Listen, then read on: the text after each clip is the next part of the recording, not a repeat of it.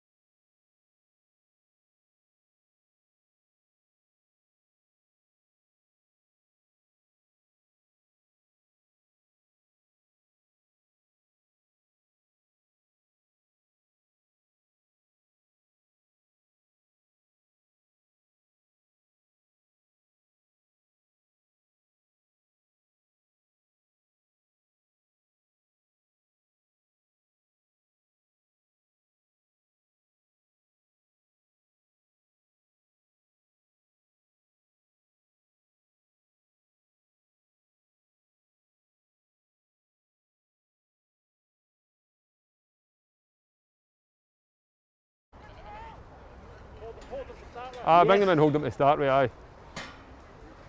Hello?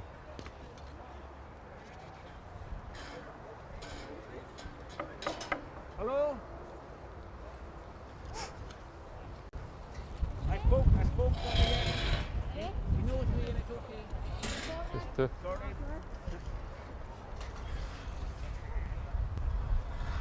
It's strange seeing the text ring, we need to run about it.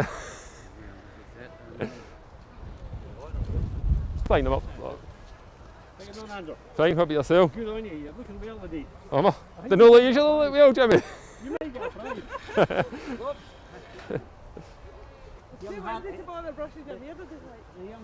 That's alright, Kate. So here we have the first of the sheep in the ring for the Royal Highland Showcase. Just the two? It's great to see the sheep in the ring. I think possibly there are three entered, but we might just have two. One yet. Young Andrew, our judge. You Scott might will give you a put full the weather had introduction to him in a yesterday. minute, but, most Was that people rain judge. yesterday? No, it's a Very sticker. exciting day for Andrew. It's alright today. Judging at the It was Royal raining all Highland night. Show, albeit a different Royal Highland Show, but a very, very Well, good he's needed near Shartee And, actually, to be honest. I'm sure he's very There's excited no open you about say the that. prospect of some outstanding stock in front of him today. That's alright. I didn't think there were that many old tups. Yep, and here comes No. the third tup. So we've got a full house, 3 entered and 3 here.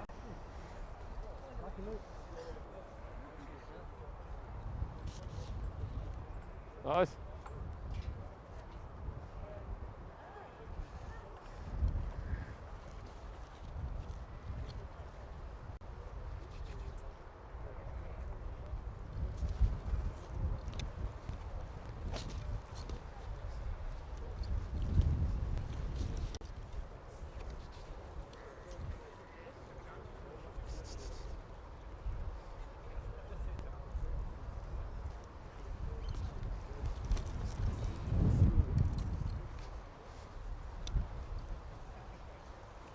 Alright, what age is he? He's a two-share. 2 share. Yeah.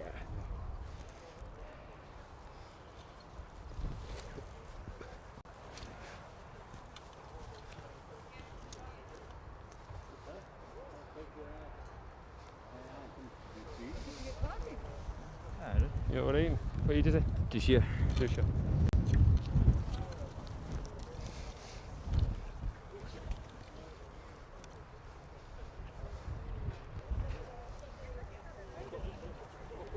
Behave yourself. What age is he? He's just a first year as an old tip. This year. Yeah, right. First year. Oh, yeah, that's a first. I know! Cameras, is it?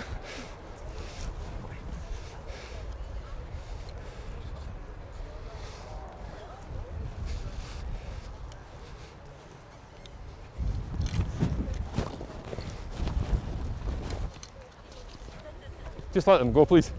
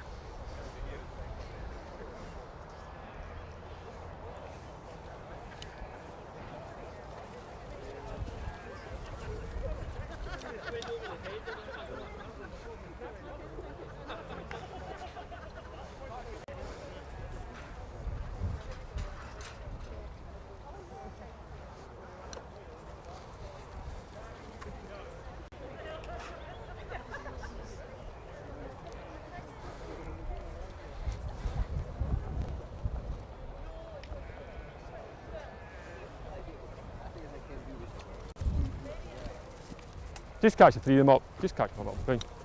Just catch the three of them up. We'll get them sorted if we can. Just take them all into the corner and we'll catch the three of them up together. Just get the three of them in. Or just catch just one at a time. Aye. Just catch the unit at a time and helps. It's easy that way. I'll sort them out. Out the gate.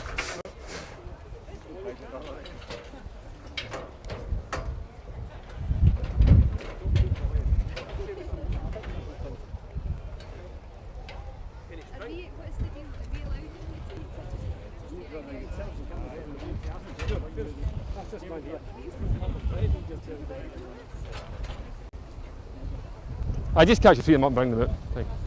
One at a time.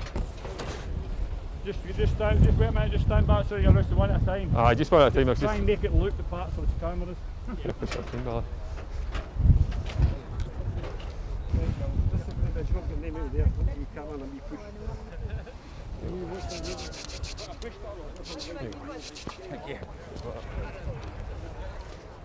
God, it's not going to be fun doing this with the mask on. No, I can't. That'll be just stop, it'll be fine.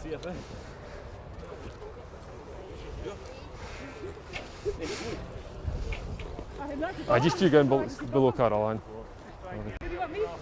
I just get in the middle there, Caroline. You're fine.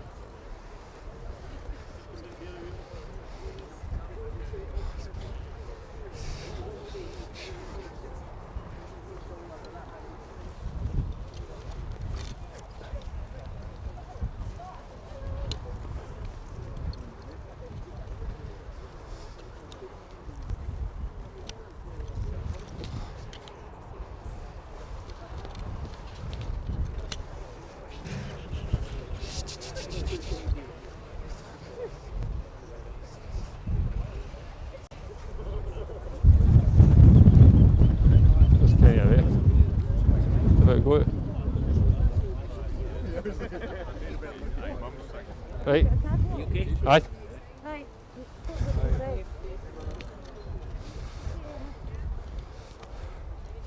I can't present it, so. Start at this end. Now you've confused us. Oh dear. That's brilliant. Thank you very much. Oh, thank you. 276. Ingram.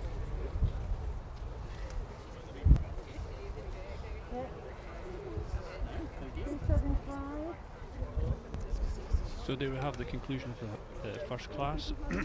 Unfortunately, the sign at this end hasn't got his number on, so we're not entirely sure who it is to let you know. But in second place is James Warnock, and again in the third place competitor at the far end doesn't have the number on, but three big, strong, stuffy tups to start with. nice class for Andrew to cut his teeth in.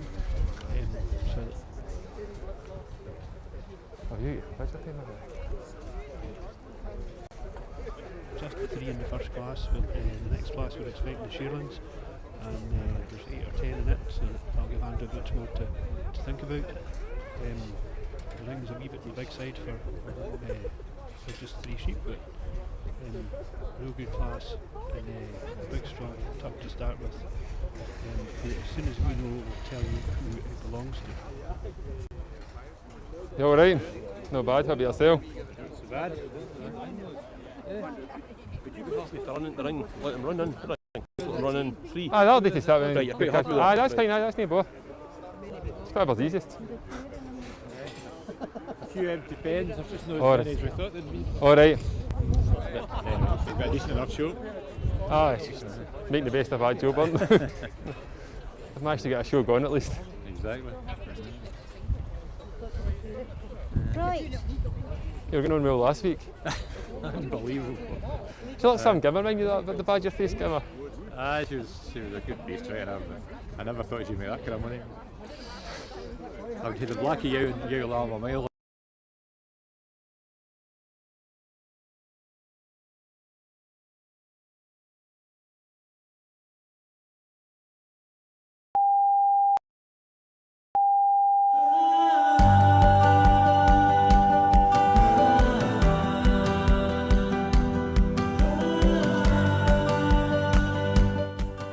Welcome back from the west coast of Scotland for another M&S Food Fresh Market update. I'm with Sarah, who's been an M&S Select Salmon farmer for 5 years.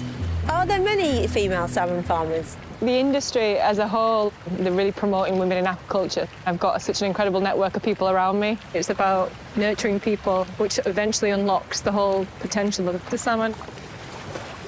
They've got so much space. It's jaw-dropping. So there's actually 98% water to 2% salmon. So it's really special. I've heard some of the M&S salmon is smoked locally. It literally is just down the road. They have a really natural method of smoking, which brings out that really great smoky flavour. This has been my passion for such a long time, and to be able to say that you're farming salmon to the highest possible standard that goes to Marks & Spencer customers is brilliant.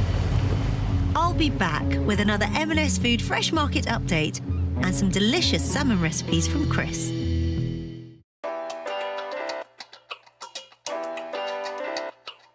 Once signed up, you'll gain access to our online community. We know that building a business can sometimes be a lonely place, so having a community of like-minded people around you is critical. Is your farm under pressure to reduce its carbon hoofprint and stay profitable? There's a good reason why. Agriculture is responsible for almost 1/10 of human greenhouse gas emissions, and almost half of that comes from cattle alone. It's a global problem that requires local solutions.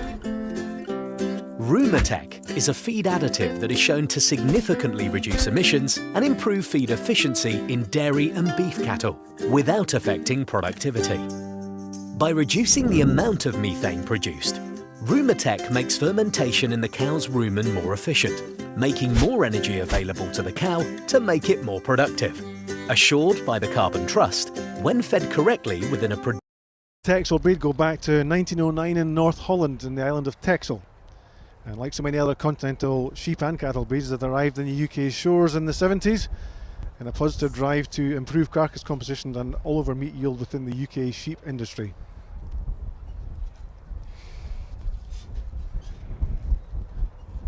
And the first of many importations of Texel sheep was in 1970. And they became an instant hit with the qualities which were to etch the breed's contributions into the UK sheep industry for years to come. They're wanting them all facing up here. Aye, they're going to be a bloody nuisance. And within a decade of the Texel breed arriving in the UK, it was beginning to dominate fat stock and prime stock shows and events, the length and breadth of the UK, and an appetite for the Texel genetics within the UK very quickly went skyward.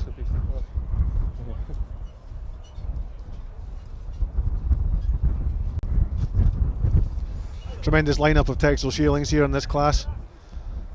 We don't have massive numbers in this year's event, but what we do have is great quality, and from the first to the sixth in this class. just There'll get one be at very a little time. in it, I should imagine. Tremendous demonstration of the Texel breed here just now. Scotland very much a home of the Texel breed in the UK. The central belt of Scotland was very much the hotbed of breeding activity, in particular Lanarkshire, where the premier Texel breed sale is still conducted today, some 4 decades later.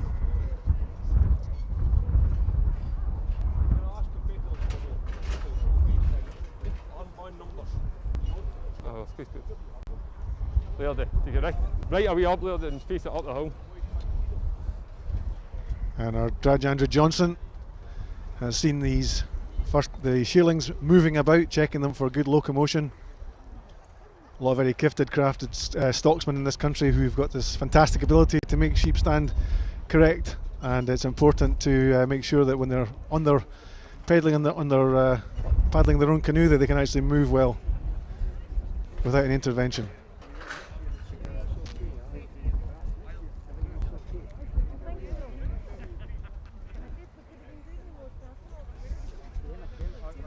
The Texel in the UK was such a great success down to its many attributes. It's hardy, versatile, efficient, and compatible with so many other breeds. I've got to handle them off first. I've obviously talked about the terminal sire side of the breed, but the Texel's very much a dual role breed. Its contribution and success as a maternal breed means that around 1.6 million crossbred ewes in the UK are sired by Texel rams.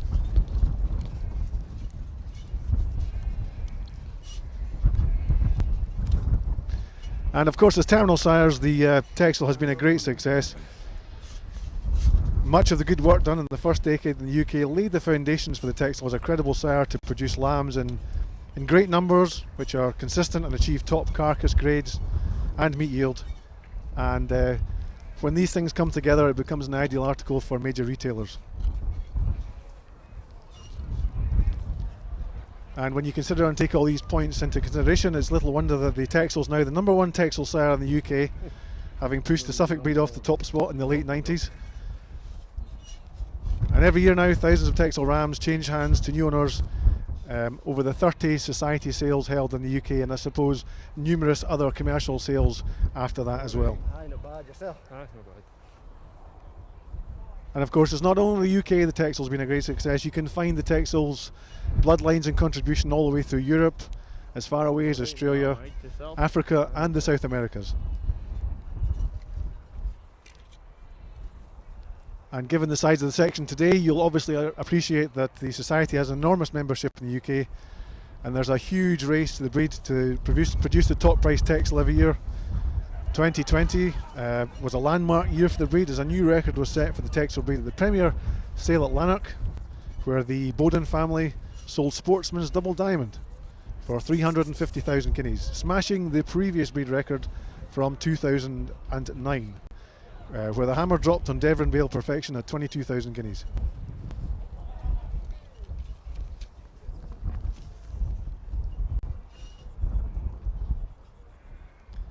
And we're indebted to our breed sponsors for the Texel breed today, no less than Lorraine Simonton themselves, the company which has basically carried the mantle for the Texel breed since its establishment in 1970.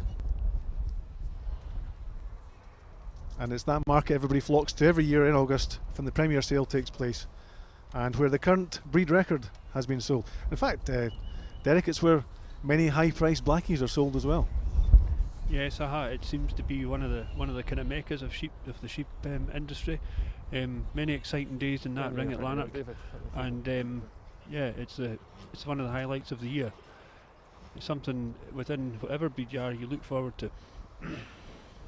Yeah, there's always a great buzz in that market, even when they move from the old site up to where the new market, as I say, new, I think it's been there about 20 or 30 years now, but that nonetheless, that atmosphere has not been lost, and very much I think if you speak to anybody in the central belt of Scotland or the Scottish borders and ask them where they're going to be in either the first Texel sale time or the premier sale of blackface sheep, most people will be at Lanark Top Sale that day.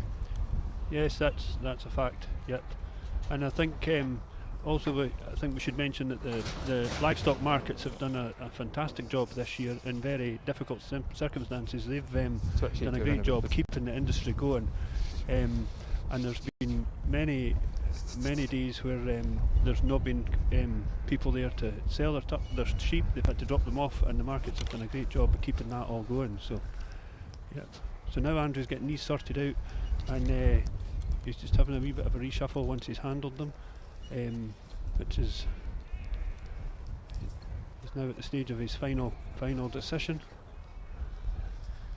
Great line up the shearlings here, Derek. Yep. There's character, there's style, there's good skins, plenty of length. Yep. As I was saying at the start, you are talking about the sheep, is that right? Yes, I am. These are the teenagers of the job. Because there's a few characters out there, I can tell you that. Yes, there are. There's one standing right in front of us. We better not mention her name. So you usually find that lady a bit further up the hill at this time of year. You do, yes. I hardly recognised her with her mask on. So, yep.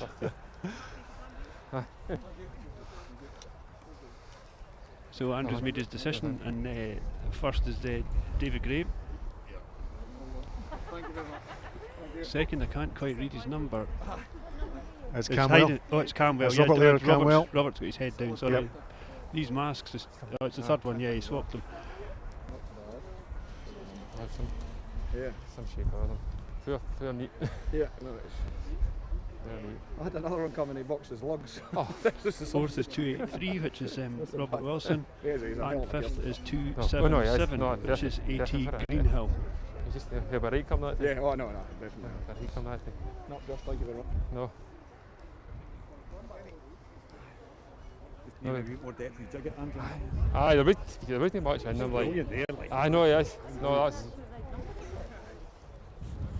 Brilliant name. No, yeah, no, it's never.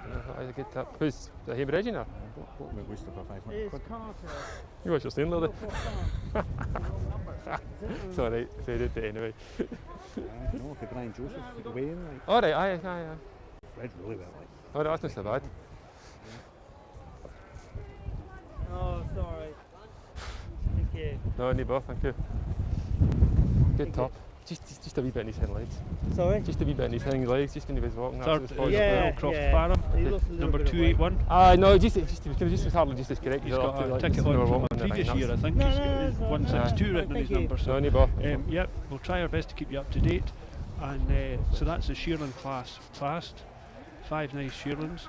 David Gray first, Camwell second.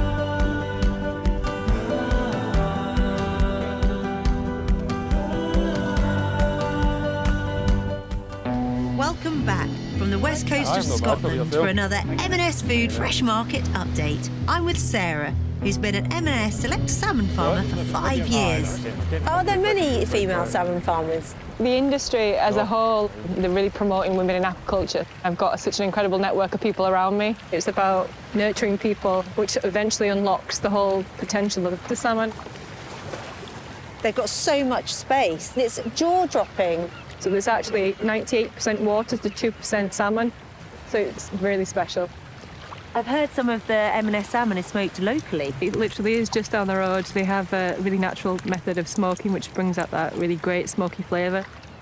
This has been my passion for such a long time, and to be able to say that you're farming salmon to the highest possible standard that goes to match the spread to customers is brilliant. It's been my passion for such a long time, and to be able to say that you're farming salmon to the highest possible standard that goes to match the spread to customers is brilliant. I'll be back with another M&S Food Fresh Market update and some delicious salmon recipes from Chris.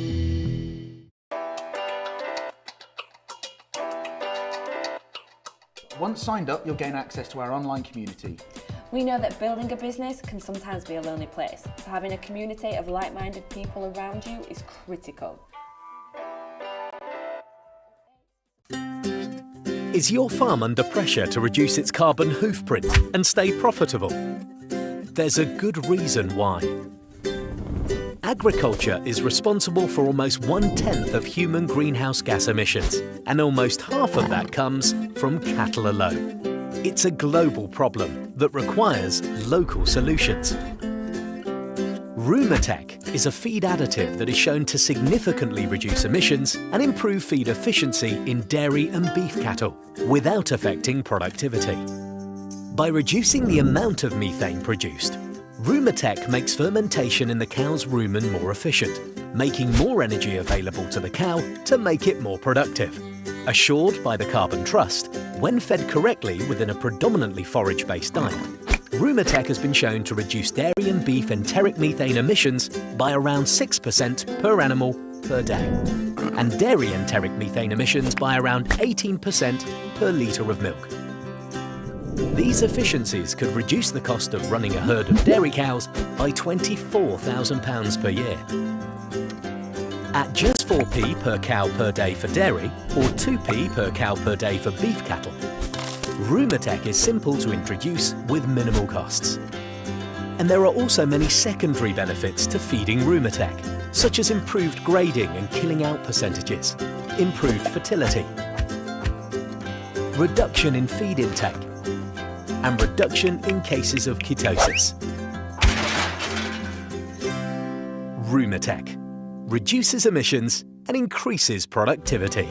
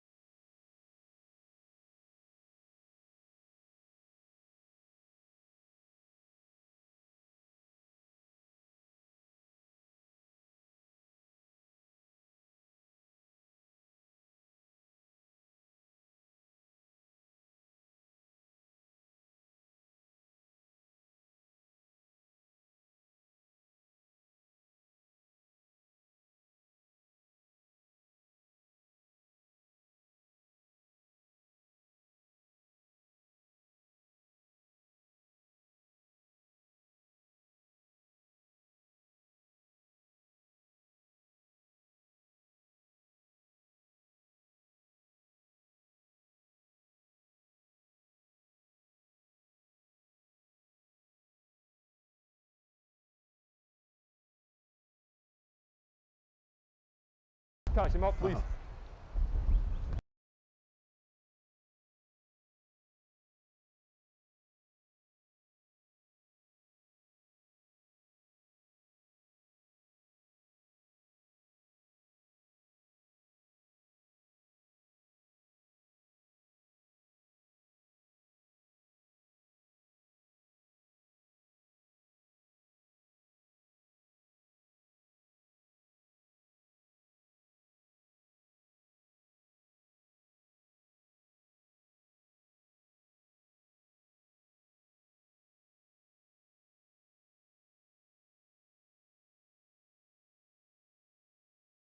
April and May were absolutely terrible months for livestock, for man and beast. So it's great credit to these guys to bring out a show of sheep like this.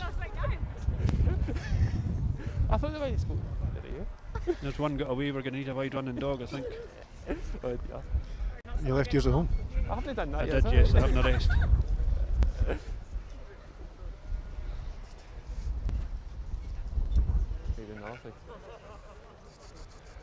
That's another show tactic, we'll let it run about and the judge gets a good look at it. That's right. Take it in the You other get side a silver if you star like. if you get the judge to catch it for you too. That's right. So we're very lucky, we're sitting here with a bird's eye view right in front of us at the Royal Highland Showcase. What more could you ask for? Yep. Usually the ring at the Highland Show in a normal year, Derek, would be 2 or 3 deep around the Texel ring, wouldn't it? Yes, even a ring this size, it would be full to the brim. Which is a great testament for the enthusiasm within the Texel breed, isn't it? Just took the words right out of my mouth, Scott. That's just exactly what I was going to say. You're right. Some of these ram lambs are standing here today will be maybe 60, 70 kilos, and some of them will be twins as well. There'll be a new lamb or a tup lamb partner back at home still. So it's a tremendous achievement that they're bringing Texels into the Highland Show at this time of year. Lambs that size, they've a bit of time to go yet before the Lanark sale too, haven't they? We have that, yeah. A lot of growing to do. And fresh looking too. Yep.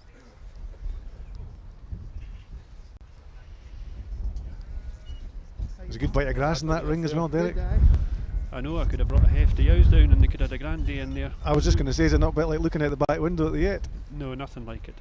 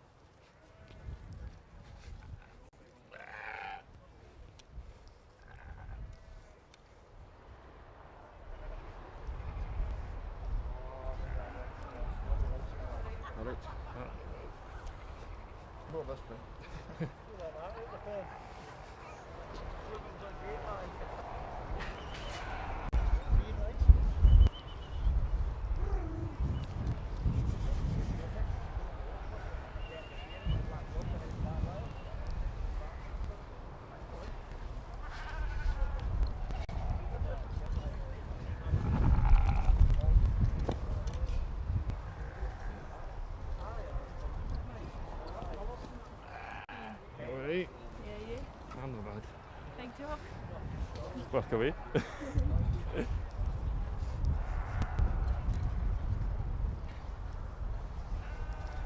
If you had a crystal ball, Derek, it'd be nice. It'd be quite interesting to think about how much money is standing in that ring right now. Oh, just a wee share of it would do me fine. It would be grand. I'd happily take the luck penny on one of them. Or the insurance, that would do. Hopefully, obviously, not required. Hopefully, just no, there you're as a right. backup plan. Just there as a backup just plan. the premium I was meaning. No, that's the excitement of breeding livestock, yeah. Scott, isn't it? Tis indeed. It's- Tis yeah, indeed. A wee bit Russian roulette. You just never know. When your chest fills up at lambing time, when you see that fantastic ram lamb or ewe lamb on the ground out of one of your better ewes, you then remind yourself of just how long you've got to go between that day and the sale day if it's a ram lamb, or the show day if it's a ewe lamb, or both. Yeah, it can be a long time. And if you're breeding shearlings and selling shearlings, then you've a year and a half to wait. Indeed, indeed. So for those of you watching today, we welcome you from whichever part of the world you're watching the live showcase from. Welcome to sunny Edinburgh. You're watching the Texel breed being judged here. The Texel breed being one of the main terminal sires in the UK, or if not the #1 terminal sire in the UK. And many of the tasty Scotch lambs that appear in the food chain in restaurants and in retails and butcher shops in Scotland and the UK, sired by Texel rams. A very progressive breed. They've changed unbelievably since they first arrived in these shores back in the 70s. And like any breed, they go through a long journey establishing their need for them within any industry or any situation. And once that need's established and you've secured your position in the role they have, I suppose with any breed, Derek, the key after that is basically keeping yourself in front of everybody else and beating the curve on anything that's coming around the corner. Yeah, and the Texels have done that very well. They've moved with the times. They're producing what us as sheepmen and sheep breeders want. They're producing what the butcher wants, and most importantly, they're producing what the housewife wants. And that really is what us as an industry is all about. We're there to produce food for the nation. Unfortunately, currently, some people seem to forget that, and that's day in, day out. Farmers are out there working hard to produce food, and these Texel lambs are just, and Texel tups are ideal for that job. Yep. Yeah, touching that earlier, they're very versatile breed and very hardy. I do remember in the Texels coming into the country in the late 70s, my first encounters with them, they were being crossed with the Scottish Blackface, and actually a very good cross. Tremendous ewes. The two breeds together, you've got the maternal ability from the Blackie obviously coming in there nicely, and the carcass from the Texel, and they made very good cross ewes. they did, Scott, and I think the modern Texel is probably even better for that, because they're now a rib longer at least than they were then, so they're really ideal for that. And that is one of the plus points about the Texel breed, is not only, as you say, on the terminal side, you can use them on just about any breed of ewe, and you'll get a female that you can use, and you've got a butcher's lamb as well. So it's a very versatile breed, really. I remember working down in Cumbria during about foot and mouth time. We were harvesting embryos from Herdwick sheep, which were under threat of being geographically disadvantaged and potentially staring down the barrel of extinction. And the breeding company I was working for at the time, we were in there harvesting embryos from ewes and collecting semen from rams. And when we're on those farms, we actually came across quite a lot of Texel rams being used on Herdwick ewes. And the Herdwick, obviously, a very colourful ewe, born jet black, goes white. Not all of them, but the Texel lambs out the Herdwick are pure white. And they're phenomenal lambs. They're tremendous shapy lambs. They're superb. Yeah. And that's a great example. That's a great example of how the Texel's actually turning in that region. In some of the parts of Cumbria, there's some great farms in Cumbria where they take milk out, where they're milking cows. But there's also some really hard, massively disadvantaged and challenging areas of Cumbria where they're turning poorer quality nutrition and grassland into very tasty kilos of lamb. Yeah, there's nothing harder than a Herdwick, really. The Herdwick grazes in some phenomenally hard ground in Cumbria, as you say, and you put a Texel or any other terminal sire really onto them, and they can produce, because they're so hardy and so motherly and produce fantastic amounts of milk, they'll produce a good lamb off, as you say, off very low quality forage, and make a real good job. So it was great testimony to the hard work that went into that in foot and mouth to keep the Herdwick going, because it would have been an absolute disaster to the sheep industry as a whole for a breed like the Herdwick, who were so old and so traditional, to be lost forever. So it's good that was held on to, really. Just touching on that, the bigger picture with the UK sheep industry is that we have around 60 different breeds in the UK, and you wonder, well, why? Do we not just need one sheep to produce the lamb we need? But there's a very good reason for that, which you've just touched on, which is from the hills of Snowdonia to the Highland Hills and down to the borders of Scotland and the coast. We have breeds that are designed and bred over hundreds of years, in some cases, to prosper and produce lamb on some of the most challenging terrain and vegetation that we have at hand, and others who are there to on the better ground to harness the potential of that ground and produce, a real quality lambs, top quality lambs in numbers as well. That's right, Scott. There's a breed for everything, and I think every breed has its place. And they're so versatile, and so many crosses and such like that we can use within our breed in Scotland and the UK to make the most of whatever ground you farm. These guys here are running, most of them are running on some of the best land there is, because they're high value, high quality pedigree stock, and they need looked after, and so they're running on better ground, but they produce the goods.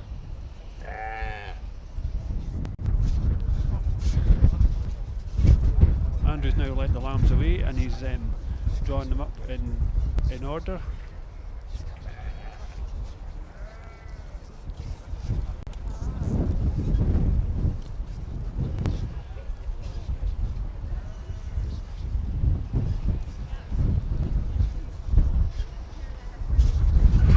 Yeah, also Derek, you touched on a minute ago there too about the hard work being done by farmers, and during the COVID pandemic, much has been made of, and quite rightly so, the frontline people, nurses, doctors, people who are right on the front line of COVID, working in hospitals tirelessly, saving lives. And I think in some ways we've probably overlooked the people that have been working away quietly, putting food on our tables every day. And it's not that long ago we can remember supermarket shelves being stripped bare, no bread, no meat on the counters, and it does bring it back to you just how much we value, and we actually really need farmers to produce food. And I think a great debt of gratitude goes to everybody who's torn themselves out of bed some mornings that you open the door and you meet the weather coming in the way and go and do a day's work and to put food. I think the statistics are something like 3% of the population in the UK do what they do in agriculture to put food on the tables of 97%. We walk into the shops and just buy it. Yeah, they're very much the unsung heroes, and farmers, they're not guilty of blowing their own trumpet at all. They just they do their day-to-day job. They enjoy it. We all do it for the love of doing it, the love of looking after our animals. And this last year, as you say, putting food on the table for everybody. And it's just.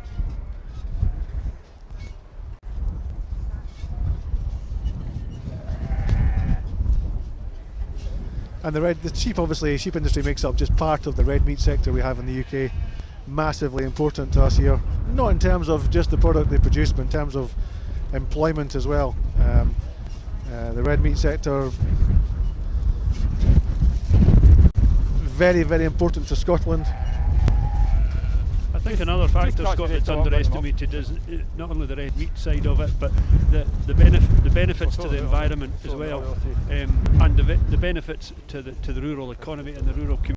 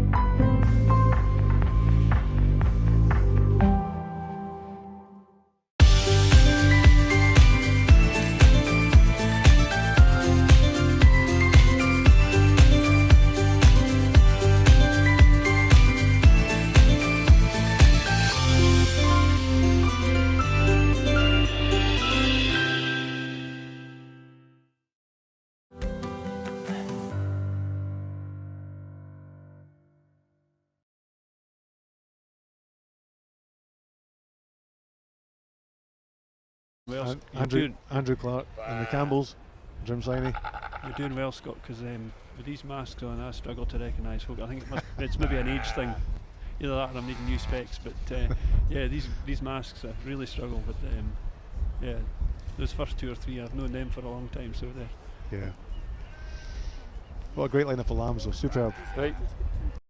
Hi. Judge Andrew Johnson's not hanging about very long. No. He's getting on with it. I don't think there'll be many arguments. So, number 289, which is the Greys. Firm of Grey from Selkirk. Then we have Charlotte James Nicholson's Ram Lamb, shown by Bryden, and Andrew Clark, Garen Gower, 287, and the Campbells of Jim Siney, 294. McGregor's of Alan Fold. After that, standing fifth. Craig McGreenall said I've got lamb for you this year. Big, massive trophy. Oh. But to be fair, I was pleased it wasn't him, but other than that. No, he just got my share, we didn't give it. Yeah, he ran across the ring. No, I didn't. Yeah, he's got it there. Well, thank you very much. Good class of lambs, Derek. Yeah, nice class of lambs, Scott. Full of quality. Yeah, one or two of those make a pound or two at Lanark. I think you're right. I think you're right. It's not. It's just. No, I totally agree. I just thought he looked wee, but he's got meat on him. No, I can't know the best. The best is There'll always be better one at home, though. Oh, of course, naturally. Yeah. The twin brother that just had a wee touch card this morning, so he couldn't have come. Or a bit of orphan his lip. That's the one. Yeah. And that's the shepherd we're talking about as well.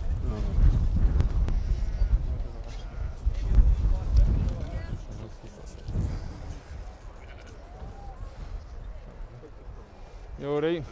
No bad. What about yourselves? Aye, fine, man. You enjoying it? Aye.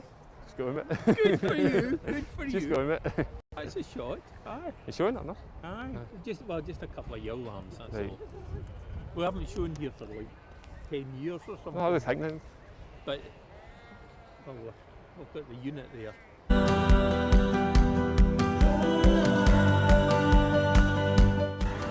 Hello, I'm Johnny Watson of Watson Seeds. Good luck to everyone taking part in the Royal Highland Showcase, especially our many grass seed customers from all across the country. As proud sponsors of the show, we look forward to following the judging online and hopefully seeing you all in person next year at our stand at Ingliston. All the very best.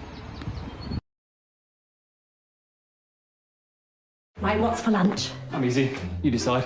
Seriously? Seriously? How about tempting cheese nuggets? Tasty cheese squares? Or original award-winning extra mature?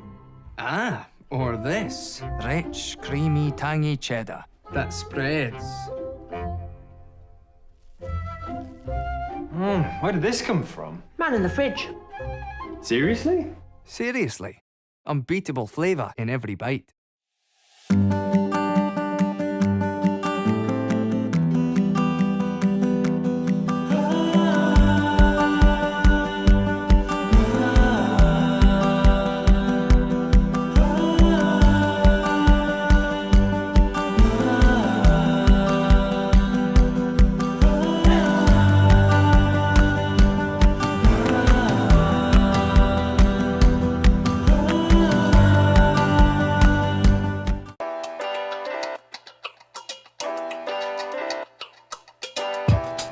The entrepreneurial mindset is what you need to propel yourself forward.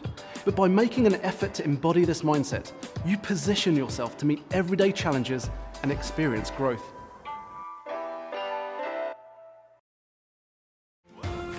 Ever notice these wee chaps? Those little logos mean an awful lot. They mean the beef and lamb you buy has field cred. What is field cred? Field cred means local, properly local, born and reared here in Scotland, for cheekier chops all round. Field cred means respectfully reared, better for the livestock for better peace of mind. Field cred means quality assured, assured with independent checks on trusted Scottish farms, meaning mindful munchies. Field cred means lush landscapes, landscapes ideal for grazing, for the animals and for you. So don't just make it with field cred. Scotland's Rural College. For the next generation. For the future of our food. For the future of our environment. For the natural economy. Take it to the next level.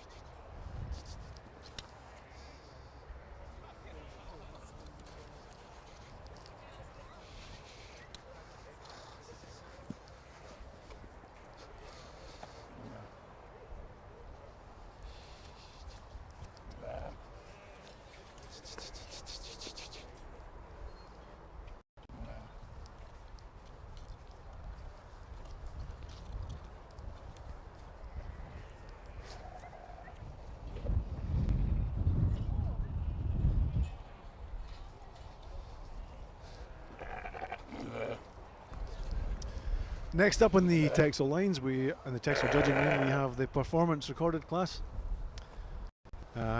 Being judged today by our judge, Andrew Johnson. Just catch him up, please. That's a name synonymous with Texels, as his grandfather Ian Boghouse Texels, one of the pioneers of the Texel breed back in the 70s, bringing in one of the first importations into the breed. So they tell me Andrew could say Texel before he could say anything else. He's very much, he's got his own bog end Texel flock.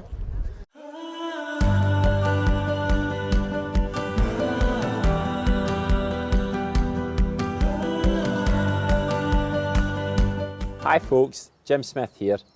Just a reminder that from June the 14th, it's RSABI's Keep Talking Week. So we're encouraging everyone to pick up the phone or chat online with an old friend that you haven't spoken to for a while. It's always a lovely surprise to get an unexpected phone call and a bit of crack from an old friend. It can make some difference to someone's day. So remember, from June the 14th, keep talking.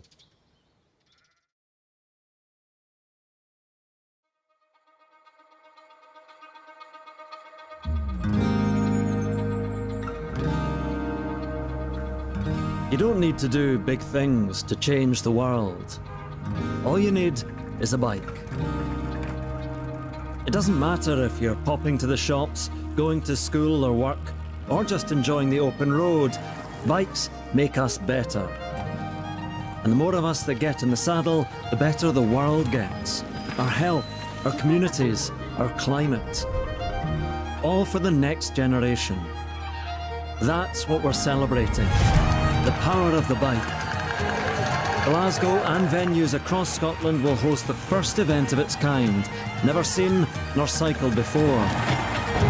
Elite and amateur riders from more than 120 countries will come together to compete across 13 disciplines.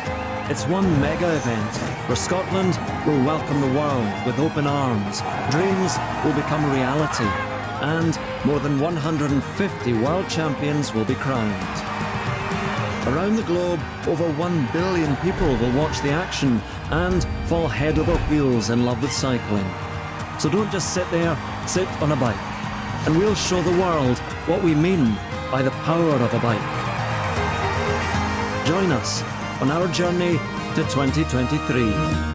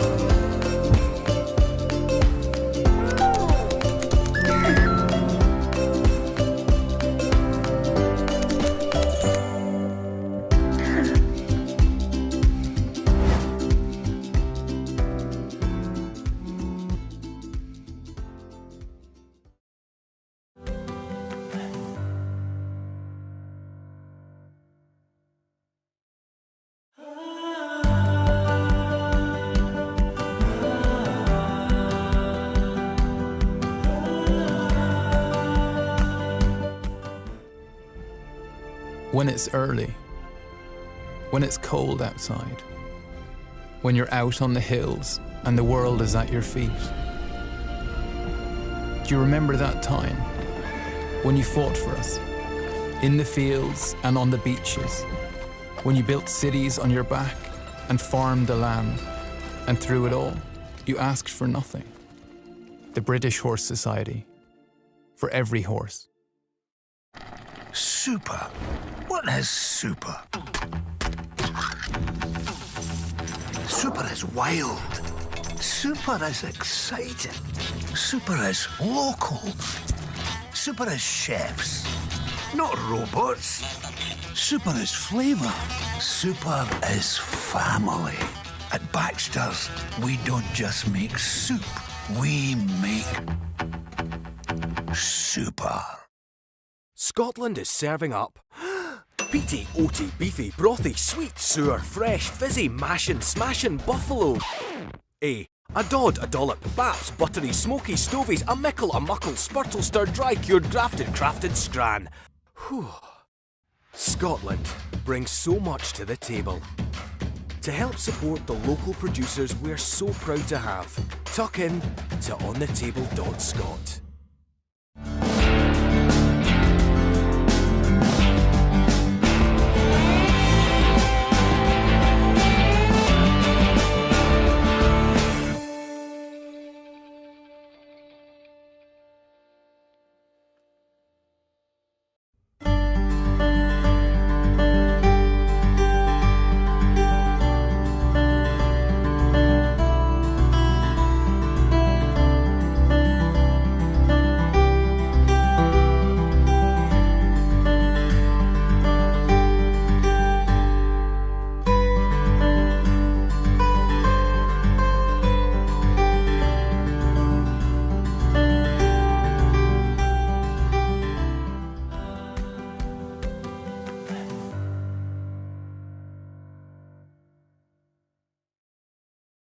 With putting human beings through to monitor them for any abnormalities, and we're now using CT scanning as a tool to scan, to do full body scans on rams. Right. So you can find some really good information there as well. Total meat yield, spinal length, lots of things that there's a high correlation to a highly heritable correlation. So there we go. Yep. While you were saying that, Scott, there was a squeaky bum moment going on here because the judge was having a bit of a hum and a haw with the first two. So, yeah. But he's decided to stay how he was.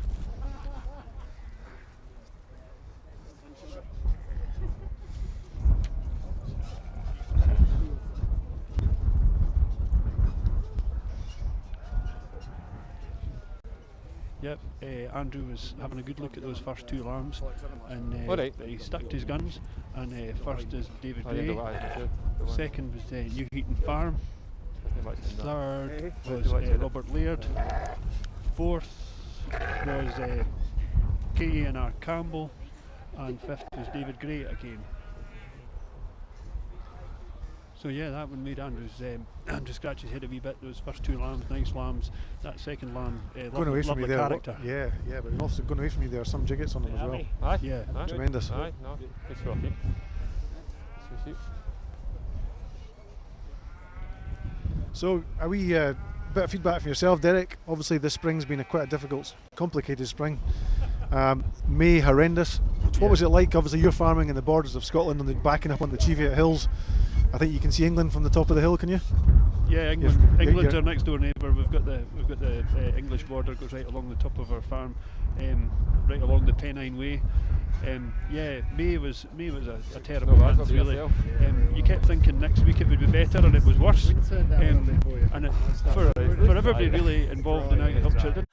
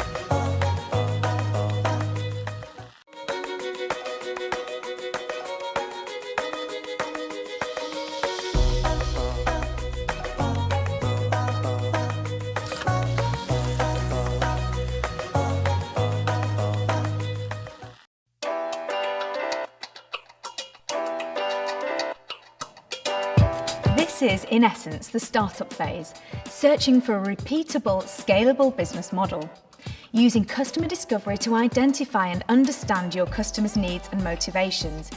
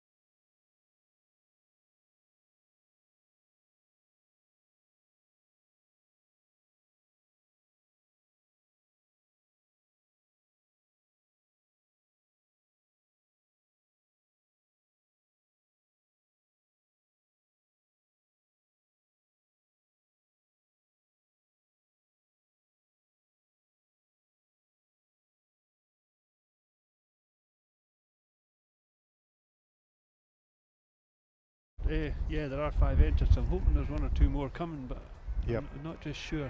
Normally, on a normal year, this class would be, there could be 30 30 in or it. 40 in it, yeah. Yep. And a great sight and a great spectacle. Absolutely. And a tremendous advert for the breed. Indeed it is. Indeed it is. Yeah, on the day, we've got 2, and that's 2 more than we would have had if there was no show. So. Yep. Absolutely.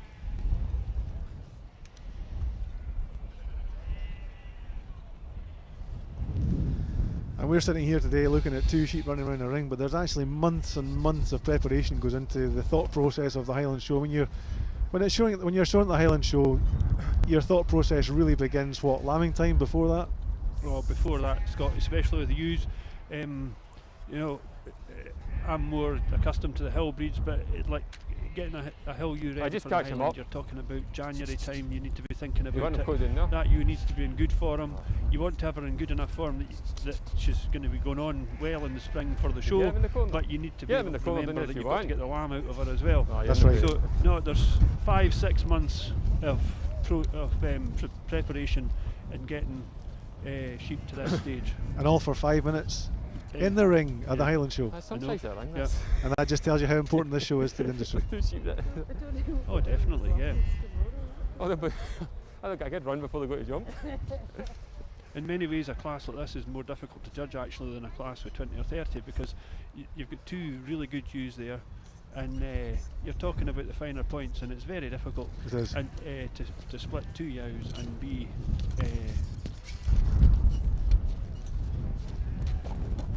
yeah, they're very close. I mean, Andrew Johnson's obviously stealing the march on us, and he's able to look at the finer points in these ewes because he's handling them, and but he's getting a closer look at them than we are. But goodness me, they're close.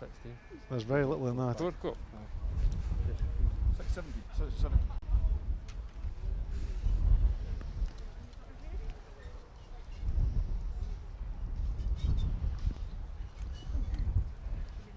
She's 17 too. Okay, what age she is? I don't know about you, Scott, but for me, there's one ewe has tremendous style and character, and then the other ewe, she's got far deeper digget on her, and she's got nicer haired legs, and she's so it's very difficult. It depends what you're going for, but absolutely.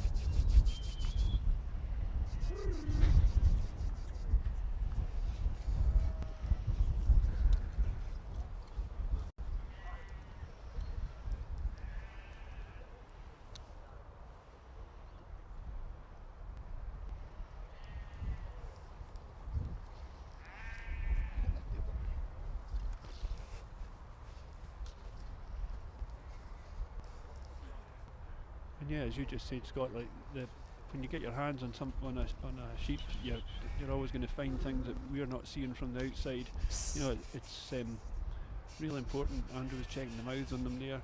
It's important for the longevity of the sheep that she's a good mouth and her teeth are right, and you know, his hand on her back, and just again for longevity and such like, they must handle right, be structurally sound, and he can feel those things that we don't see from here. So yep. Yeah, but he's made his decision. Indeed he has. First in the class, the Greys from Sunnycroft, the Ettrick Texel flock. Am I? I don't know what time that is. And second, the Lairds from Camwell. Well, I get some bigger classes now.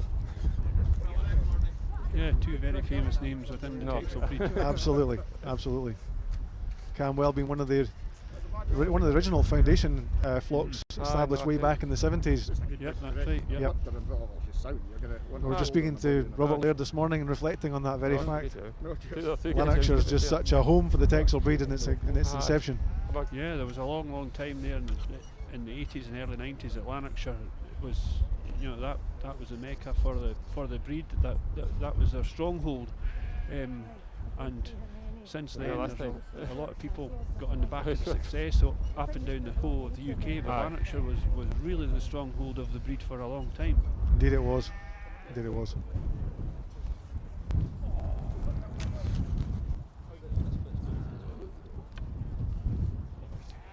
it too much money? You alright? That was an easier class. But That's all, don't worry. As long as you're not stealing, that'll be fine.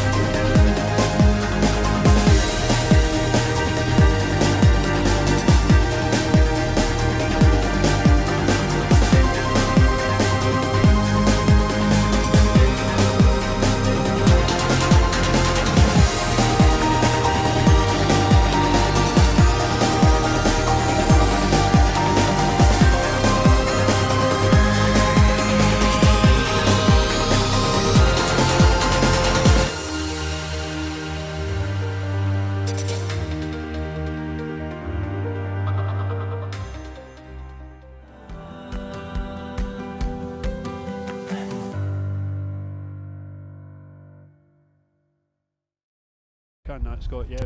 Just superb. Just bursting with character. There was a gimmer come into the ring there and just stood in the middle on her own. She sparkled. I can't quite see her just now, but she's yeah. There's one or two, and as you say, they're full of character, these gimmers. Yep, superb. Just catch him up, please. All their days in front of them, Derek. That's the future of somebody's flock standing there. It is, yeah. A lot of time and effort and investment put into getting them here and showing that. Although there's one elder statesman that showed sheep for a long time, and he always said when he was judging, and he stuck to his words, that he would never put a gimmer champion because they were lazy ladies that were doing nothing. He says so that he thought that they were just they were the future, but they weren't doing any work. So he always we'd put a yow in front of a gimmer, but they're not what you'd call holiday makers either, though, are they? They're actually doing a job. They've got a job in front of them. A holiday maker is something totally different. exactly, and they're growing and getting ready for the rest of their life to produce what we are trying to produce. So the late Robin McClyman always talked about holiday makers from Kirkstead. Oh yes. You're standing in the end of the sheep handling pens in September, and there's a blackie ewe running up the race towards you with a nose end like your lunchbox, you know, and saying, and there was a reason for that usually. Yeah, she'd been doing out all year. Correct. Yeah. Mm-hmm. Yeah.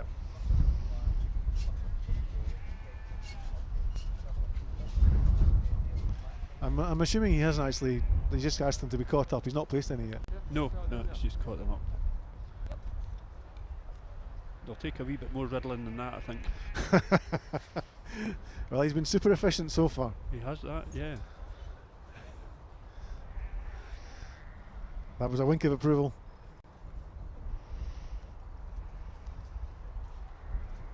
I think he's enjoying his day quite rightly. Absolutely. Absolutely. With that in mind, I think it'd be right in saying, Derek, that if you're breeding pedigree stock all your day, you're in the business of being in the show circuit, probably one of the highest accolades or honours you can get is to probably judge at either the Royal Welsh, the Royal Highland Show, or Old Balmoral. Yeah, I think you're right, Scott. Yeah, a great accolade, and it's great what the show's done this year, getting these young guys and in to judge, and yeah, for a guy like Andrew, what a tremendous privilege to judge the Highland Show at his young age. Well, if his grandfather was here today, I'm sure he'd be proud as punch. He would, definitely.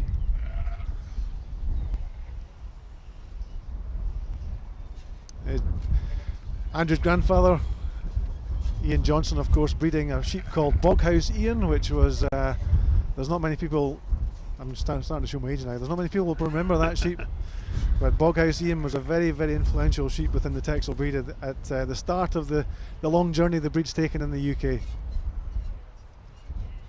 You're doing well, Scott, you've done your homework.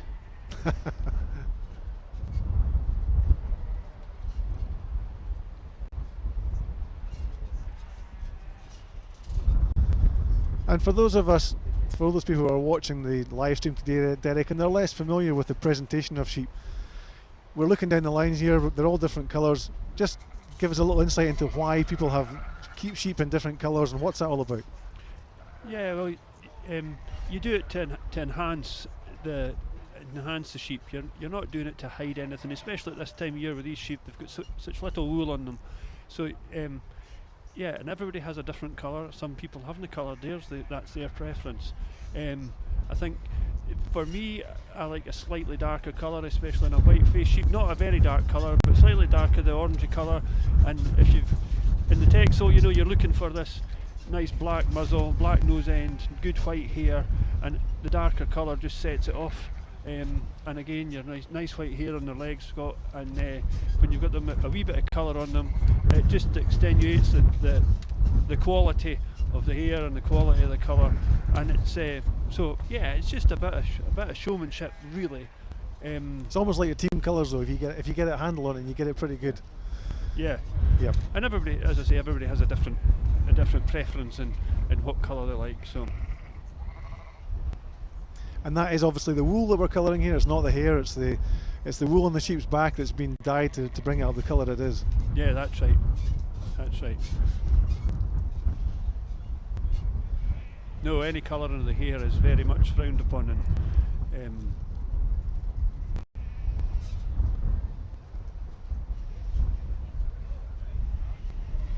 and of course the weather we've had this last 6 weeks, the wool on a sheep is just so important, isn't it? It is, yeah. The modern thing with the Texels is to have them very bare. You would see in the tup lambs, some of them, and there's a couple of gimmers here, they're all what we call peeled round the front, where the wool's coming out of them, and that's a modern fad. For me, during the kind of lambing time and such like, then it's not an awful lot of use where we live. They need to have a wee bit of wool on them. There's a happy medium, obviously.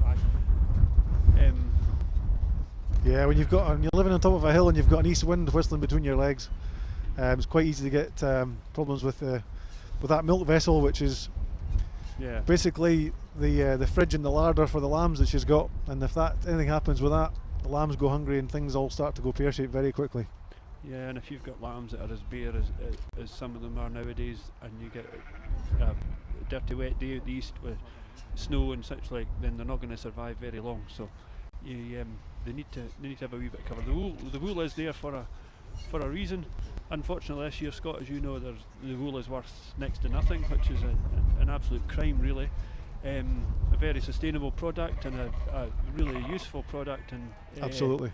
It's there to protect the sheep. It's a natural fibre. A natural fibre, and really useful, and it's a useful product. So, but yeah, the sheep gets the most use out of it. That's for sure. And quite rightly so. Mm.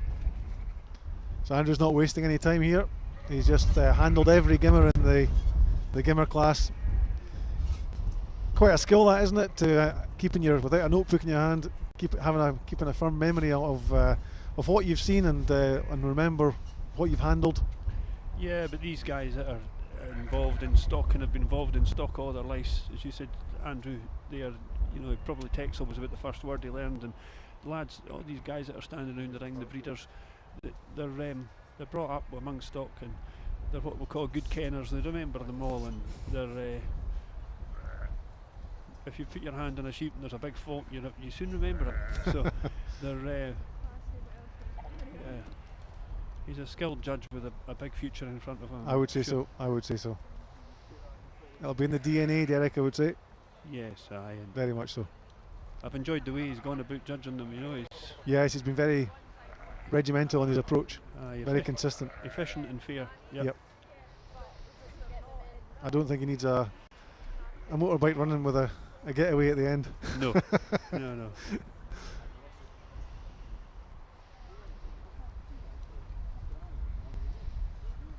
So he's making a short lead here. He's drawn forwards 1, 2, 3, 5 or 6, and the rest of them, unfortunately, will be going back to the pen, and he's going to let these ones go again and make his final decision on a really nice class of gimmers. Superb, isn't it? We don't have any local shows to go to this summer because, generally speaking, most of them have been cancelled due to the ongoing pandemic. But the real fact here is that if some of these gimmers don't get drawn up and do go back to the pen, so many of them can actually go out to a local show in the weeks to come and pick up the red, white and blue tickets, and do so well. Which is testament to the quality of the stock that comes to the Highland Show. That's right, Scott. Yeah, there's probably local show champions that will go back to the pen here today, and that's not been unfair on the local shows. It's just some of these sheep, it's a wee bit early in the season and they've got a bit of filling out to do yet, and another fortnight, a week can make a big difference to a show sheep, as you know, Scott. It does, yeah, it does. Highland Show's always a bit tricky for Hillbreeds, Derek, isn't it? It's just that little bit earlier. Yeah, I think it's difficult for all breeds, really. But the Hill Sheep event, yeah, we'll get onto them tomorrow, and they're very difficult to get ready for a show as early as this. Especially, I'm saying that a week can make a difference to a show sheep. The Highland this year we're just on the 14th of June, so the scene there's be the 21st, and it's a big difference. So. I do hope you've been doing your research for the Blackie breed tomorrow. Have you been well read? No, I'll just wing it again.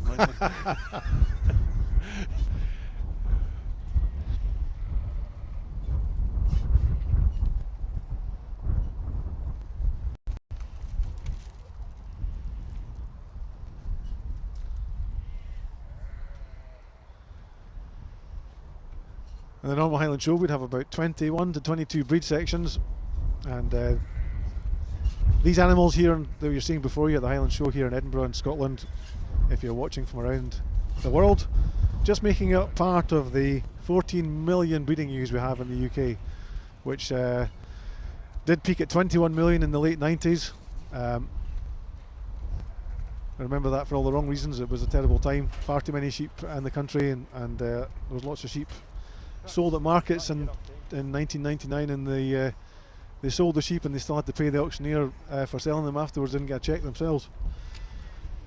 And there's around 60 different breeds in the UK. There's a rainbow nation of sheep breeds we have here, all doing their own jobs, producing lamb from the rich, challenging and very diverse landscape. So we have from Devon in the southwest to the Welsh Hills, Northumberland, Moors and the Highlands of Scotland. And of course in Scotland here the sheep industry is very important to the rural economy, as Derek's touched on earlier on, and to Hot Scotland as a whole. And in the last couple of years the output from the Scottish sheep industry generated some 270 odd million. And if you do come to Scotland, as well, so many people are having staycations at the moment because they're not going anywhere on holiday, but sheep farming in Scotland plays a central role in treating our tourists to the stunning spectacle of the scenery, which is kept that way through management of sheep practices and farming, which has been handed down through generations of people like Derek who heft ewes onto bits of the hill to keep them eating grass. They particularly sometimes don't want to eat because it's not as palatable, but it does keep that vegetation sweet and viable.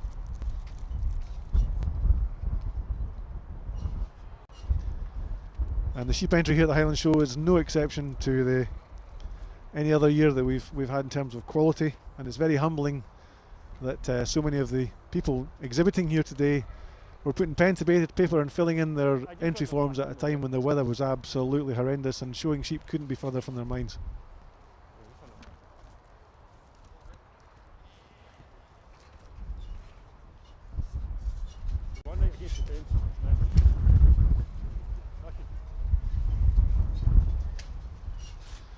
Andrew Johnson now drawing up his short lead of elite animals.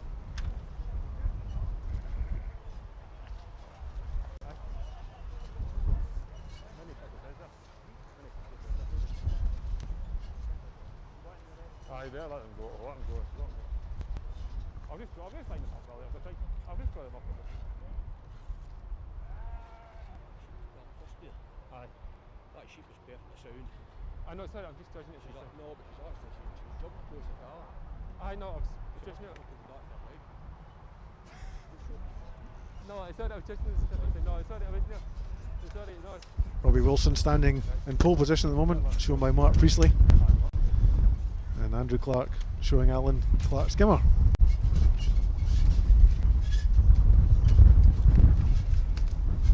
Just let the rest go, please. Milne Bank, one of the top flocks in the Texel breed. Ours is Garngower.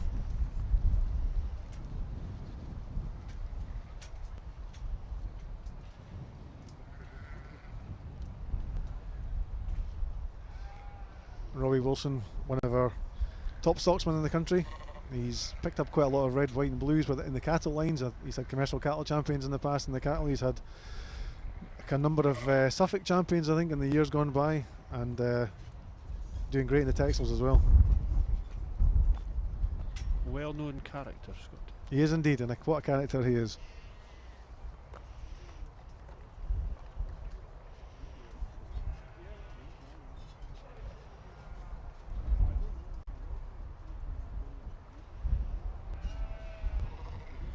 Once again, a shout out to our sponsors today, without which we couldn't hold competitions to the standard we do here at the Highland Show. All of our sponsors, for that matter, and in particular the Texel breed section. They're lifelong partners in the UK, the Laurie and Simonton market, which is very much etched into the Texel breed in the years gone by.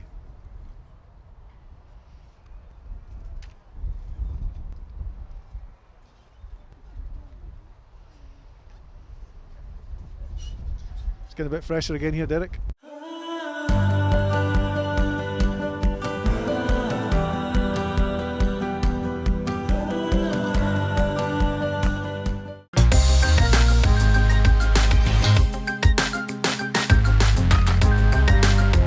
Through the online portal, you will have an access to a library of modules, giving you the practical tools and techniques to upskill, challenge and apply your new learnings to your business.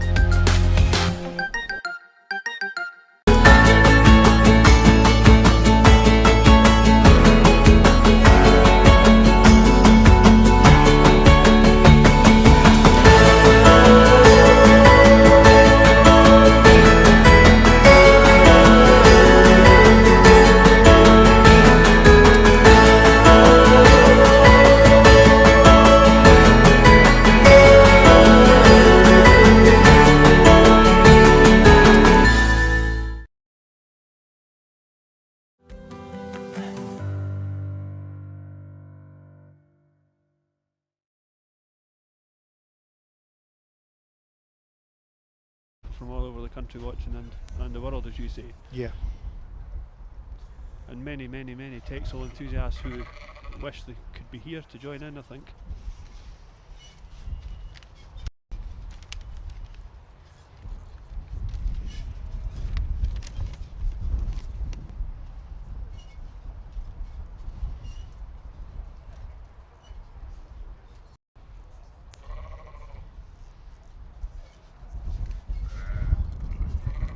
So Andrew's got this big class fairly sorted out now.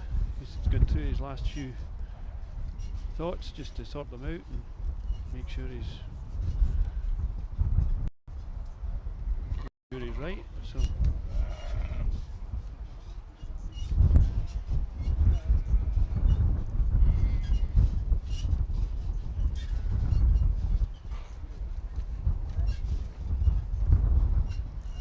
ideal conditions for showing stock this, Derek. Nice bit of breeze. yeah, not too warm for Yep. them. Yep. 2 or 3 days ago it was quite warm. Sheep on a warm day, they just want to take shade and probably a bit like ourselves, just relax a wee bit and not overdo it, so that if it's too warm then they don't like it, and it's not good for their welfare either, showing them when it's too warm. So Correct. it's ideal today, really. The sun's come out now and it's fairly Lovely.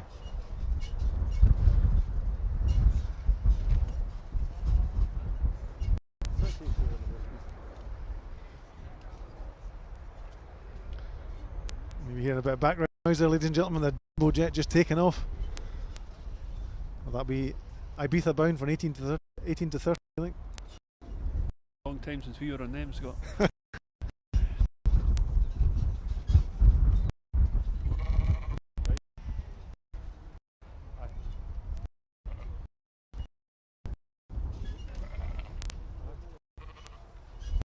Well done.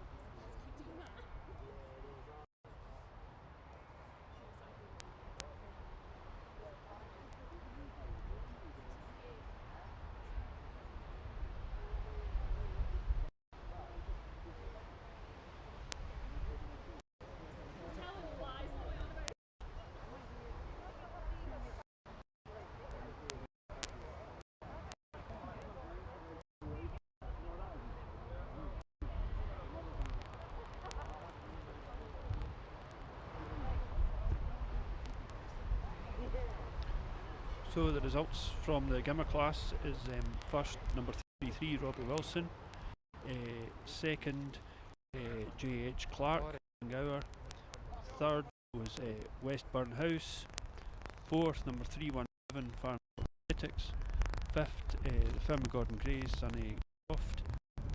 So that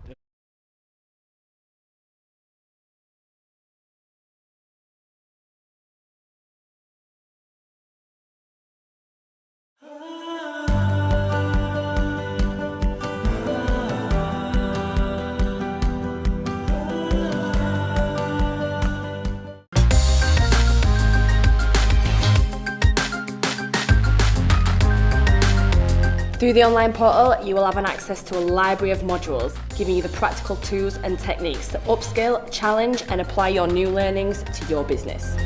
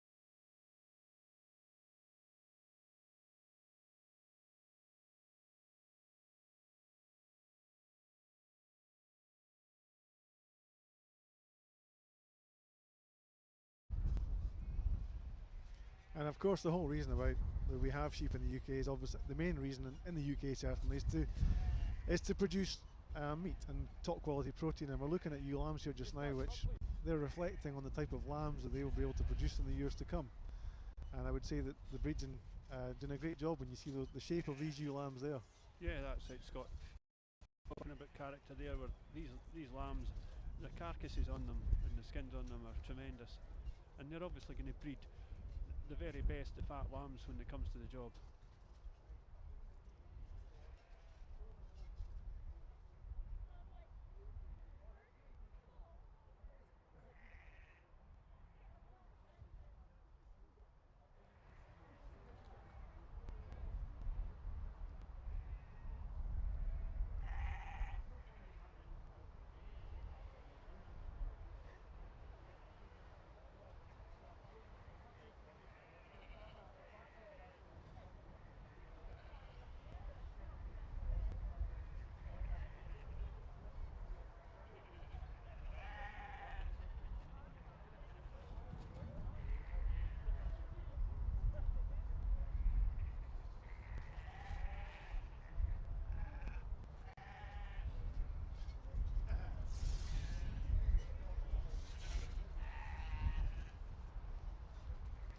Andrew's now seen all the ewe lambs walking and going about, so he lines them up, and he'll make his shortly.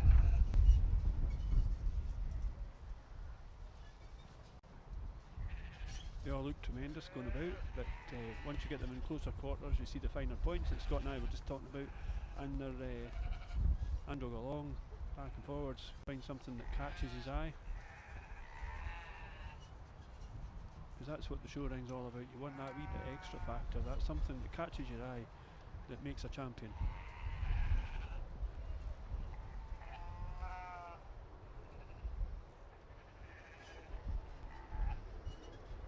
Yeah, you're right, Derek. A lesser judge could be a bit like a rabbit in the headlights out there looking at all those ewe lambs. They're superb. You wouldn't know where to start if you didn't know what you were doing. That's right, yep. He's just looking for that something a wee bit extra special that's going to take his eye and... Yep.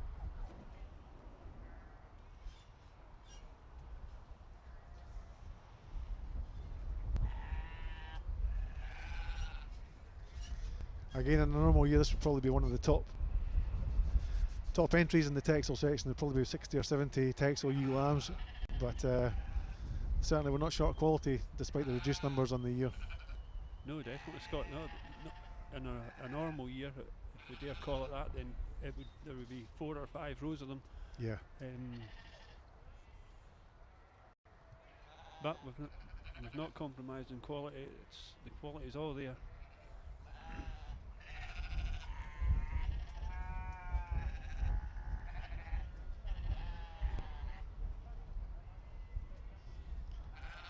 And coming up after the Texels, we've got the Beltex taking place in the same ring. For those of you looking in and watching on the live stream, the Beltex breed probably starting in around an hour's time or so. And so keep your eyes peeled to the screen, and hopefully we'll welcome you back to watch the Beltex after the Texel have concluded.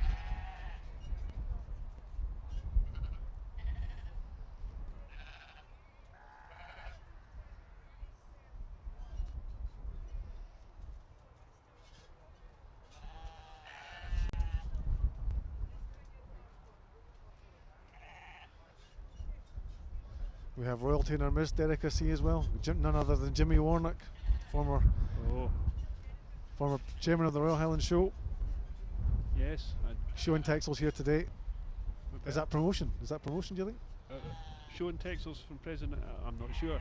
But we better mind our P's and Q's, because he was commentator extraordinaire, isn't he? So absolutely. Yeah. Absolutely. Very entertaining when Jimmy does the interbreed sheep and the young handlers, which I believe he's doing this afternoon, as he always does, the young handlers. That's right, yeah. Bringing the best out of our future stocksmen in the middle of the judging ring. Always a tremendous spectacle. It's great to see the youngsters getting involved, and it's the future of our industry. And Jimmy's been a great stalwart of that, and a great champion of getting the young handlers going. So all credit to him. He has indeed. I was fortunate enough once to be judging a young farmer's speech making competition with Jimmy. So it was a serious affair, but it was an entertaining evening or afternoon, whichever it was, as well. So I was just doing my maths here for a second. I was thinking you were about to say that I was fortunate enough to be judged in the Young Handlers by Jimmy Warnock, and I was thinking he's not been doing it that long. No, you're right. You'll run out of fingers and toes for counting that with the maths for that. So you're wasting your time. I'm sure he was quite forgiving though as a speech making judge. Yeah, well, fortunately I was on the panel with him. I wasn't being judged, so it was, but it was very educational. You always learn something if you get a bit crack with Jimmy. Absolutely, absolutely.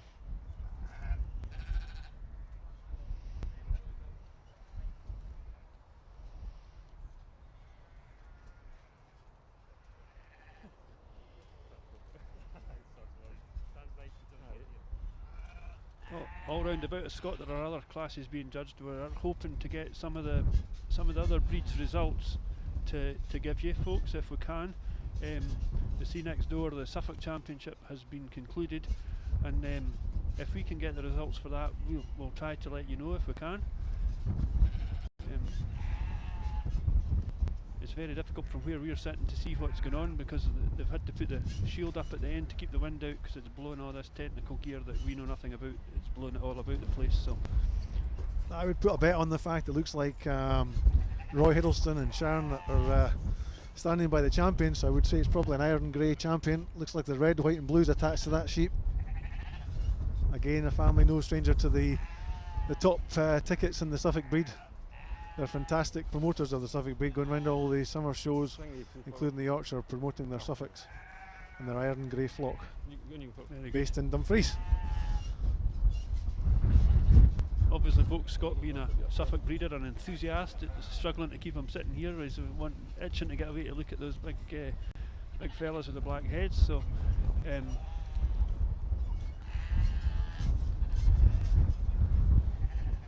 I've sworn my allegiance to the Highland Show for today, Derek. Glad to hear it, Scott.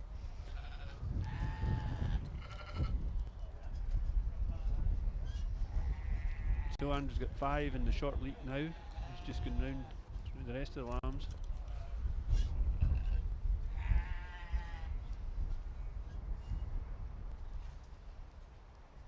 And again, a great deal of quality out there again, isn't there? There is, yeah. Fantastic show, you lambs.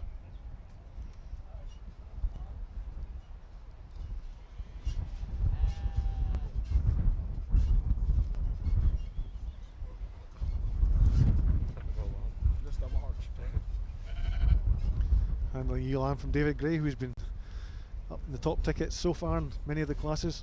Had a good day so far in the Ettrick team. And the Texel females, of course, Derek, the Texel Gimmers now, they really are the darlings of any sale female market. They command such a premium for sale Gimmers now. It's a tremendous trade that Texel Gimmers make in the winter sales. Yeah, you're always thinking that they're bound to run out eventually, but they seem to go from strength to strength every year. And in many cases, I mean, you mentioned David Gray, the Sunnycroft flock, they're maybe the epitome of it. They got on tremendously well with their females, and there's a lot of flocks that are getting on as well, if not better, with females than they are with males. But if you're an old-fashioned stooge like myself, then that believes in that your flock is founded on females, and if you get the females right, the males will follow. And these guys are trying to keep the females right, and they're making a real good job of it, and that makes a big difference to any flock. Absolutely.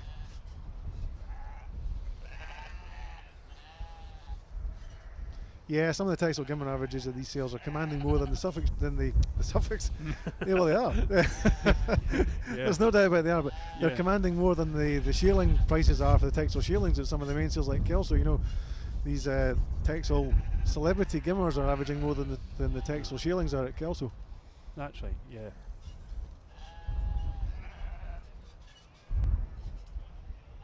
But these top breeders that are putting a lot of money into some of it, maybe not all farming money, but the top breeders, they're after the very best of genetics, and these star Gimmers, they're full of the best of genetics, and they're out there to try and try and breed a Highland Show champion, and it doesn't come cheap, unfortunately. But just on touching that, the money sometimes that's coming into these breeds from outside, we are massively privileged that people not connected directly to agriculture are happy to throw their money into the pot and invest in this industry. Yeah. You know, you can say what you like, whether it's to try and breed the golden sheep. Either way, they're investing in agriculture in this industry in the UK, and it's massively humbling. That's right. It does show that in many ways, Derek, it's almost like an endorsement that what we're doing as stocks people, stocks men and women breeding stock of any calibre, we must be doing it right when you've got people standing on the outside looking in, wanting a piece of the action. Yeah, exactly.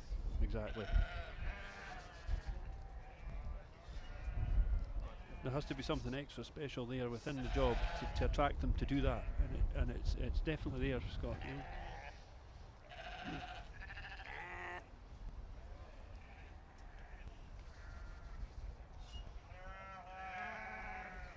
I also think the measurement of success in any breed that's been imported into a country is when you make a job of it, and a few years down the line you start selling it back to the country of the origin. That's right. That's when you know you've done it. You've done it right.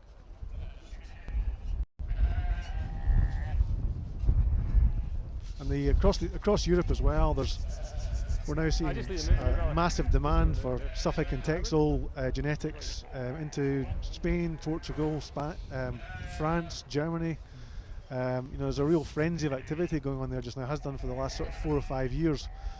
And I remember having some Portuguese guys over here a few years ago, staying with us for a couple of days, and I said, why Suffolks and Texels and why now? And they said, well, the way they eat lamb in Portugal is very different to the way we eat it here. On a Sunday afternoon or a Saturday afternoon, they'll sit down as a whole family, an extended family of 10 or 12 people, and they'll eat a whole lamb, which is over there they're slaughtering lambs at 20 kilos to get a 10 kilo carcass weight. And they said that the particular guy I was speaking to, he said why UK genetics and why now, and why Suffolks? I know we're looking at Texels, but I just said why, and he said, well, the UK genetics has a little bit more fat in it, and when we're killing lambs at a lighter weight, we're slaughtering lambs at a lighter weight, it's a much better eating experience if they've already got a little bit of intramuscular fat laid down, and which happens with these lambs at 10 kilos carcass weight, and it makes for a better eating experience when they're cooking a whole lamb on a spit, or in an oven or whatever they're doing with it. So yeah, a bit of a learning curve, and it was then at that point it was easy to understand why there's such a frenzy of activity of buying up UK genetics to head across the water to establish and found flocks in those countries. And that goes back to what we were saying earlier on, Scott, about knowing your market and making the most of a market that's there. You'll quite often see, Derek, in some of the sale reports recently, as for Summer Sizzlers, I think, was on at Carlisle. That's right. You saw some of the where these top animals were going, and yeah, there's a few Portugal bound this time, Spain bound. So Brexit doesn't appear to have had too much of an impact on the export market just yet. No, if we could just get the Irish thing sorted out, that would help. Well, that's something it does need. My heart goes out to anybody from Northern Ireland at the moment who's bought ewe lambs last year and they've got their stuck in an island in the middle of the UK at the moment. They can't get them home, and it's just bureaucracy gone mad. Yeah, but I don't think we'll go there, Scott. But it's just point scoring really, and hopefully it'll get sorted out soon. But it's a worthwhile market. The European market overall. And yes, it is. It's great testimony to the product we have in this country that they want it. So, yeah. And the most encouraging thing, Derek, I suppose, and post-Brexit is it's reassured us that the people want to deal with. We want to carry on doing business together. That's right. Despite all the stuff that goes on behind the closed doors in Brussels and has done in the negotiations on the way up to the departure of our ways, of our groups. The people themselves within those countries still want to carry on business as normal, which is fantastic. That's right. Yeah. I remember being here 4 years ago, I think it was, when the Brexit vote was taken, and I came out on the Thursday and Friday morning, and we heard what the outcome was.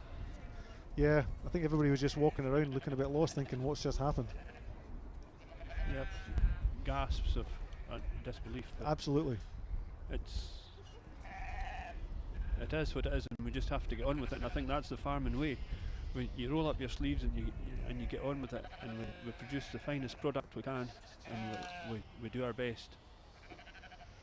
Yeah.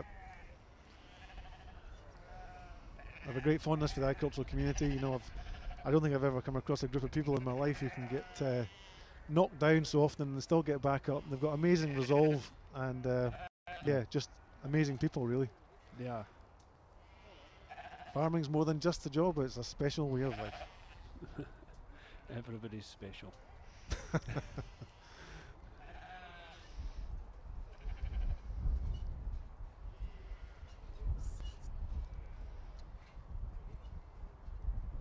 So Andrew Johnson's just having another look at these ewe lambs in the short lead. Obviously quite a big section this, and he's drawn out his short lead, but he's just asked for them to be turned out again, just so he can get a feel for these individuals again. See some of the elite ones coming through, popping up at them, jumping out at them, whatever you want to say. Yeah, he's selected a couple there, Scott. Can't quite see from this distance who we've got, but they'll be up here just in a minute.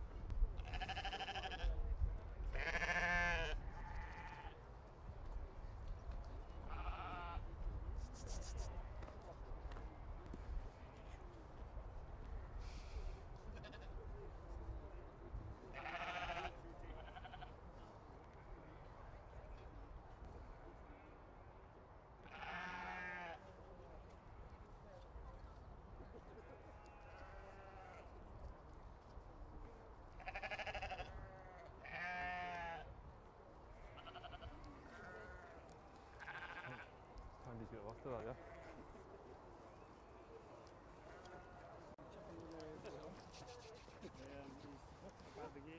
It comes to me when he's not doing all his other job.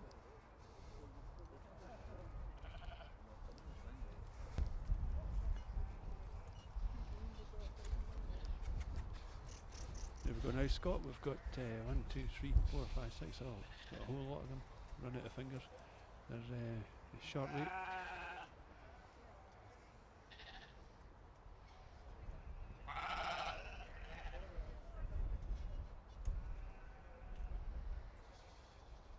Top 10, and you would take any one of them home. Wouldn't you just? Oh, and there's a one with a black foot. How often you get a Texel with a black mark on it and it's a topper, and that's a belter? She's a beauty. I like that one. That's Alan Clark's. Yeah. Very smart one. Very smart. Is he starting at that end this time? That's us guaranteed a beer from the Clarks later on. Yeah, I'll make a change.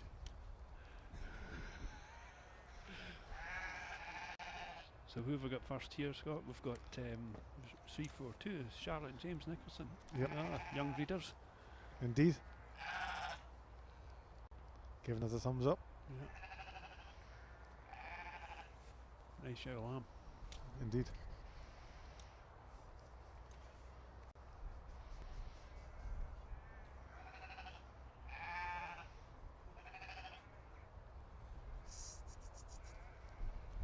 Tense moments. Tense moments indeed.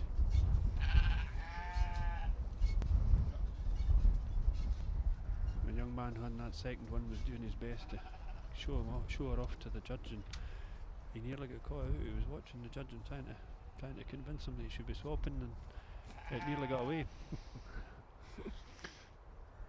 But he's doing a good job of showing it. Yeah, he's been at Jimmy Warnock Academy of Young Handlers. He has. Obviously graduated well. Do it right, son.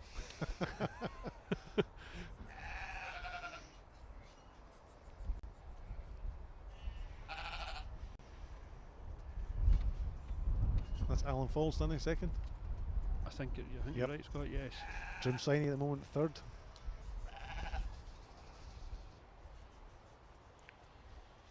Fourth's Donald McPherson. I saw Donald standing out there somewhere earlier on. He had a hat on, he must have been feeling the cold. Yeah, he's a bit like me these days, he's getting a bit thin on top. Oh, aren't we all?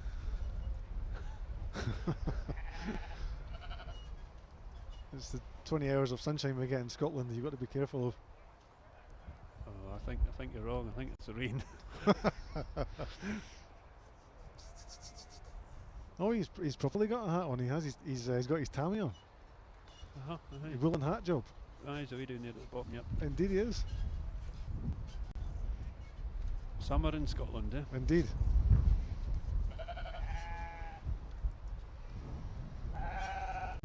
And the big with that in mind, a big shout out to the Australian Royal Highland Show Club who are watching in tonight.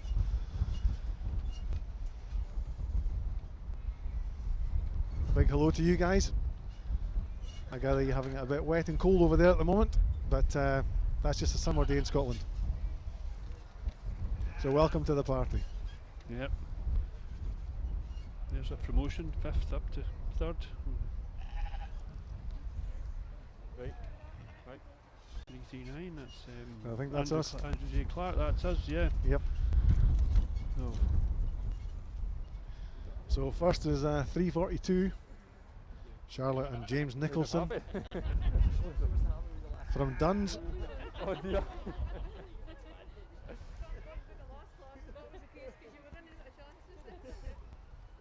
Second is the McGregors of Alan Fald. Third is Andrew Clark. Fourth is the Campbells of Drumsiny. Oh, sorry. And fifth, Donald McPherson.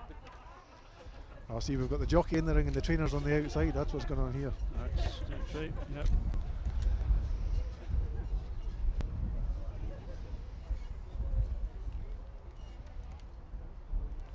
And the Lairs of Camwell standing sixth.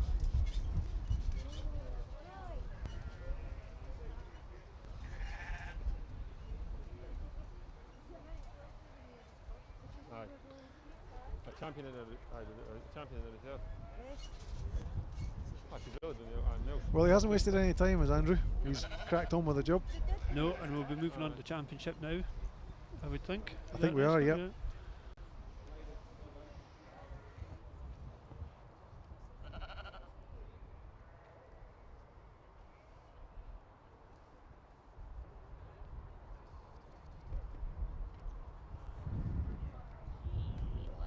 It's windy.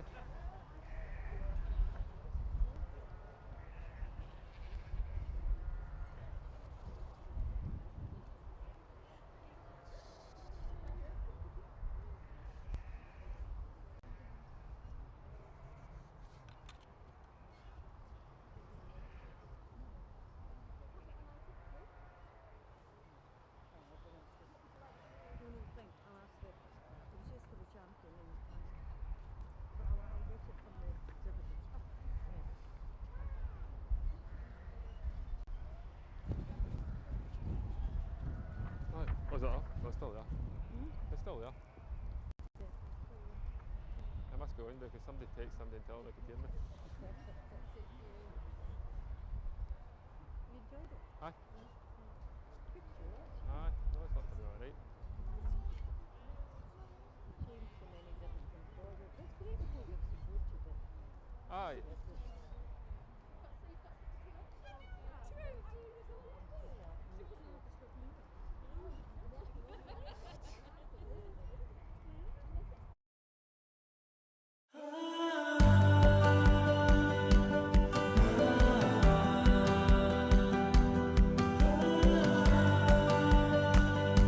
Hi folks, Jim Smith here.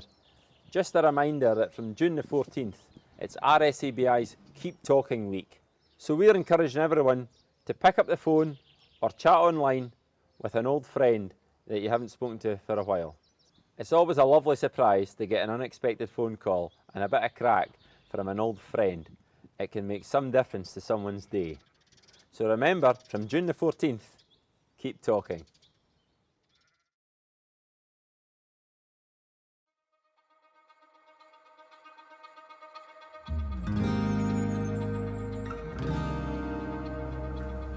You don't need to do big things to change the world. All you need is a bike. It doesn't matter if you're popping to the shops, going to school or work, or just enjoying the open road. Bikes make us better. And the more of us that get in the saddle, the better the world gets. Our health, our communities, our climate. All for the next generation. That's what we're celebrating. The power of the bike. Glasgow and venues across Scotland will host the first event of its kind, never seen nor cycled before. Elite and amateur riders from more than 120 countries will come together to compete across 13 disciplines. It's one mega event where Scotland will welcome the world with open arms, dreams will become reality, and more than 150 world champions will be crowned. Around the globe, over 1 billion people will watch the action and fall head over heels in love with cycling. So don't just sit there, sit on a bike, and we'll show the world what we mean by the power of a bike. Join us on our journey to 2023.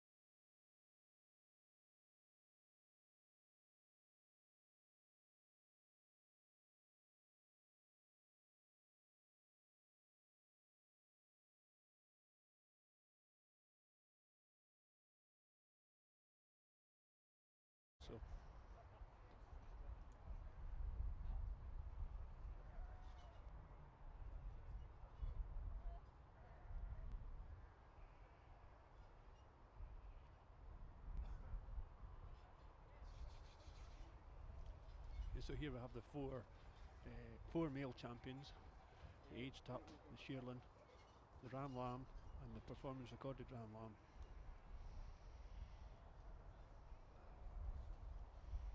Just catch him up, please. Catch him up. The aged ram from the Ingrams of Logie Durno. The shearlings from the shearling rams from the Greys of Sunnycroft. And the ram lamb is from the Greys as well. And the performance one. God, what a good day they've had. Yeah. So my goodness. The Greys have got 3 out of 4.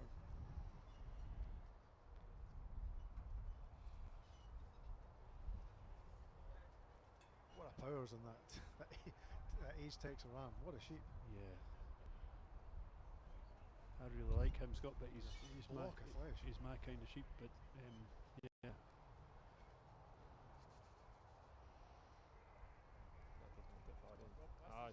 Take him up, send him in a place over.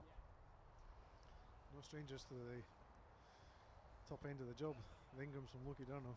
Quite an operation they've got up there. Yeah, making a good job. Yeah, around 4,000 breeding ewes, I gather, and selling around 700 rams a year now. That's a big operation. Isn't it just? Takes a lot of keeping right. If they're producing rams like that, they'll be laughing all the way to the bank. I need a wheelbarrow. They will. What a sheep. He's a unit. Now looking at the ram lamb from David Gray, one of the two. He's a smart lamb, Scott. Isn't he just? Big muzzle on him. Nice lamb. Big deep snout on him. Yep. Typical Texel head, isn't it really? Yeah, full of character. Come on, lady, hang on.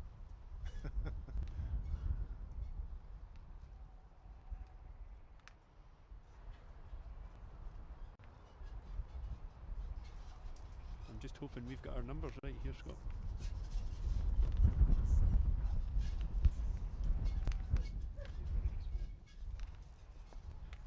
Oh, I've got my names mixed up. It's Ian Murray that's holding on, hiding underneath the Peaky Blinders bonnet and the mask. Lairdy's cap's green, he's hiding somewhere.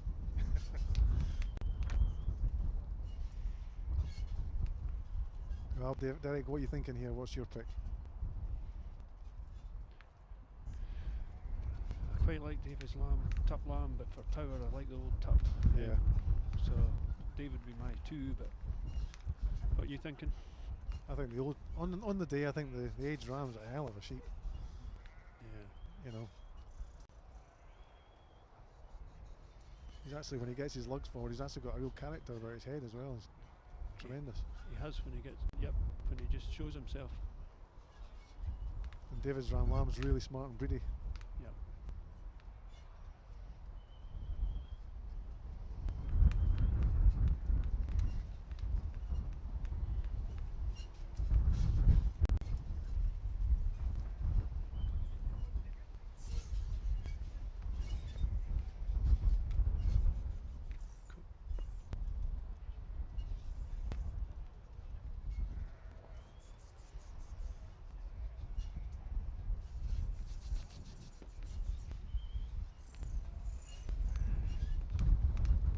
A good day for showing a big powerful sheep like that, isn't it? It's not too hot.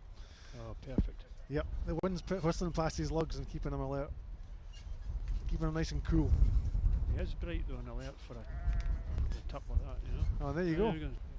Male there champion. You go. Male champion, the Greys from Sunnycroft with the open class in the ram lamb. And he just asked for the second price ram lamb to come into play. Still giving that the aged ram a good look. Yeah. You must think an awful lot of the ram lamb, because and you know yourself, Derek, in any situation, it takes a fair young sheep to beat a senior Tup if the aged rams can up to the job. That's right, Scott. You know, they're still a wee bit immature, the lambs, and they've got a lot of time in front of them. And as a judge, you're always thinking forwards to the interbreed and such like, and power always shows well in an interbreed up against other breeds. And but he's a stylish lamb, that, you know, he's... Yeah, full of character. Aye.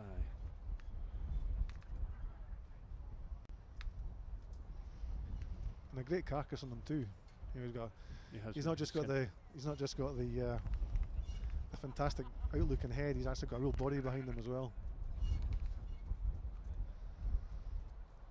And the second place Ram Lamb from the Nicholson's coming in. Yep. The knock at Duns.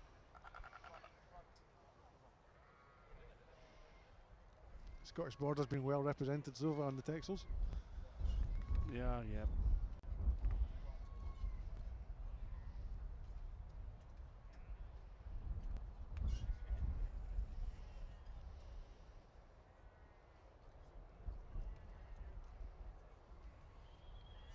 I think it was always going to be the case this year, Scott, that it was more local. You know, the Border's not far from here, so. Indeed.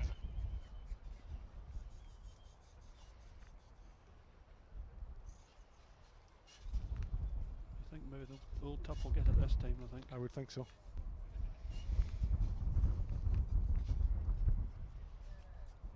Yeah, there we go. I think so. Aye. We must know something, Derek. We must know something. Well, Well done. A wee bit, yeah. Well done. So reserve male champion goes to the Ingrams of Logie Durno with their aged ram.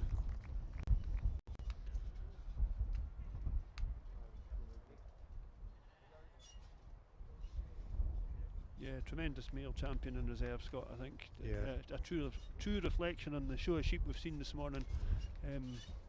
Yeah.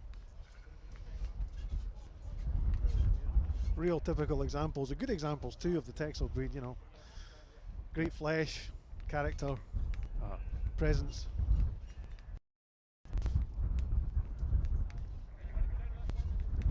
Incredible carcass on these rams. Serious. Nice quality of bone on him as well for a big heavy tup, and he has good hair and great in his legs.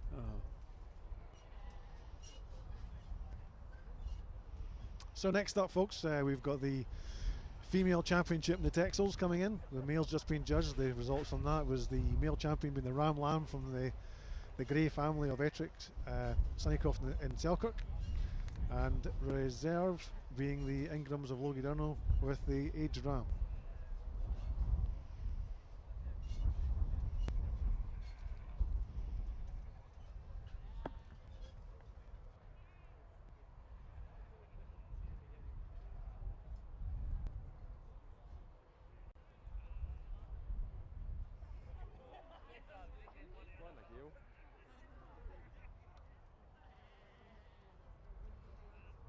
There's usually 3 times a boat when about the ring, but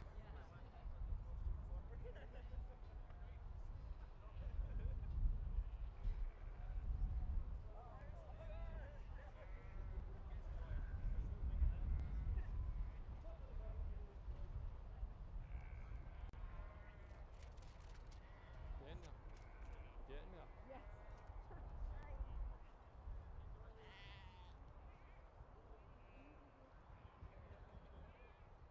You got a lot of blackies tomorrow?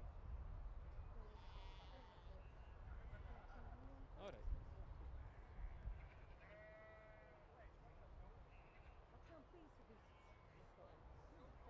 I know, that's true.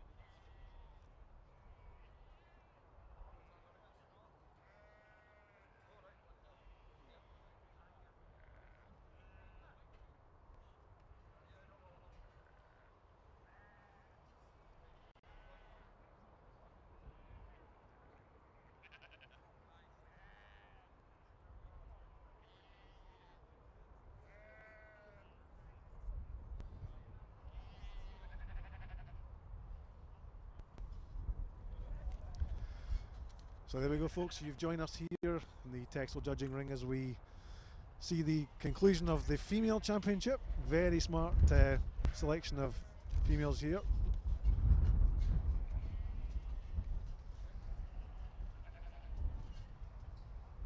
Only two ewes in the class this morning, Derek, but it doesn't show looking at the first prize ewe, does it? No.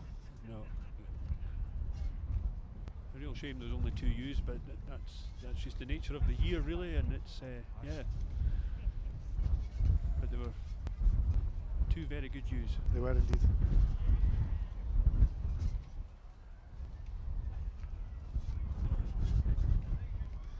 So the Texel breed today being the most numerous, the biggest entry of the sheep in the Highland Live Showcase today. And what a section of sheep we've been privileged to be sitting here watching the sheep being judged in front of us. Great sight, great advert for the breed. Just a great advert for Scottish farming overall. I think you're probably right. So, I think you're probably right. But yeah, a great advert to the breed. And credit to them. We said at the start, Scott. You know, in a year like this, with difficult weather conditions and difficult conditions for everything, really, it's a great testimony to the breeders to have a show like this and put a show like this on for us. So yeah, spoilt for choice we were. Indeed.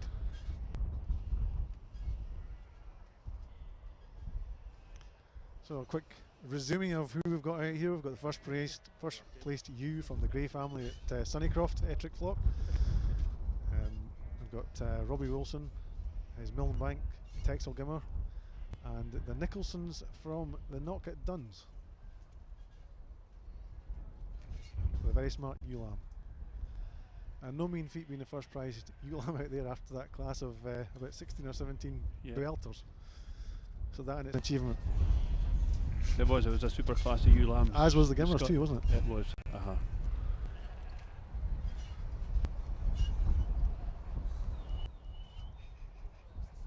Well, you got the last one right, Derek. What are you thinking this time? I'm going to mind my P's and Q's because the judge is in earshot, but they'll not be listening to me anyway. So it's. But I think the Gimmer. I think you're right. She's very smart. Yeah, there you go.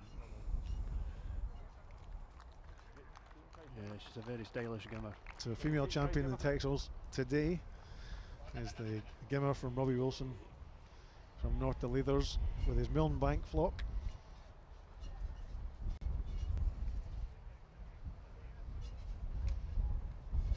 And the judge has just asked for the second place Gimmer to be brought out, which you can relate to because it was such a good class of Gimmers. Yeah.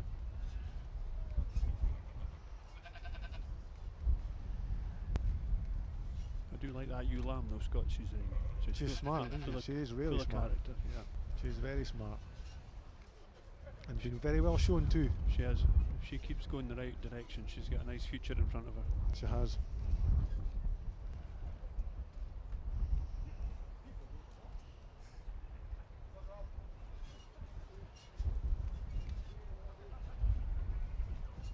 Another great thing to see today, Scott, I think, without sounding like an old fogey, is the class of young guys and girls that are handling these sheep and making a good job.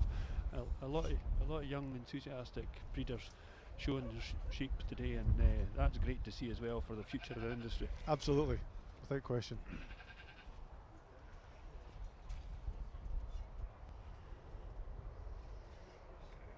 Yeah, I would say we're in good hands, Derek. I think we are. Young guys like David Gray from Ettrick. He's the old guy in that ring.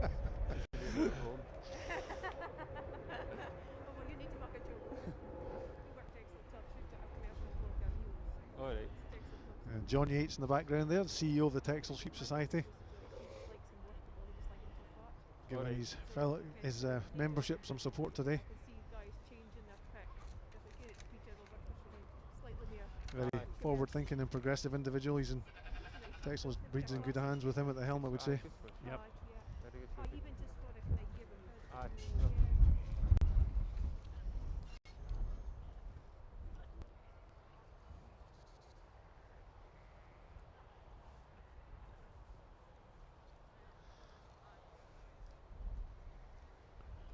Yep, so we've got the second prize Gimmer from the Clarks of Gangower out now in the lineup, and our judge Andrew will make his choice of reserve champion. It's nice to bring the second prize Gimmer out when she's been in a stronger class than her classmates champion, so she gets a crack at the reserve. She does, but I would say the ewe lamb's looking pretty good. I think you're right, Scott. She's a topper. Yeah. She looks very correct, doesn't she? She has, yeah. Some set of lugs on her too. But the Sky Telly reception's pretty good down at the Knock when you've got a set of lugs like that. Yeah.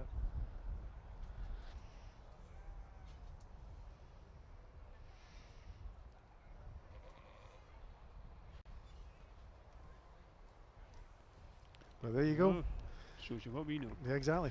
Yep. So reserve champion female is Clark's Gingower with the Gimmer. So we now move into the championship stage. Yep. Champion male against champion female. Champion male being the Ram Lamb from the Greys of the Ettrick flock, coming up against the Gimmer from Robbie Wilson of the Millenbank Texel flock at North Dillylers in Turriff.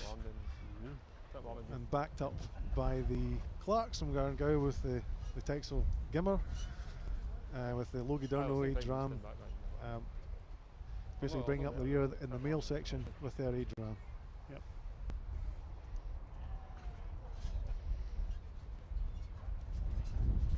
Okay, so we've got good representation from all over the country really in the last 4. So. Pretty much. It's a pity that as a result of the male and female championships we haven't had all the first prize winners from the Texels lined up together, because it'd be quite a spectacle. It would, yeah.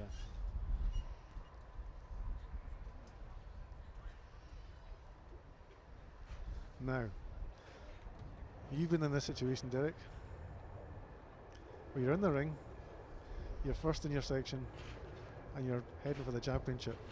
Yep. What does that do to your BPS? Puts it through the roof. Yep. Yeah.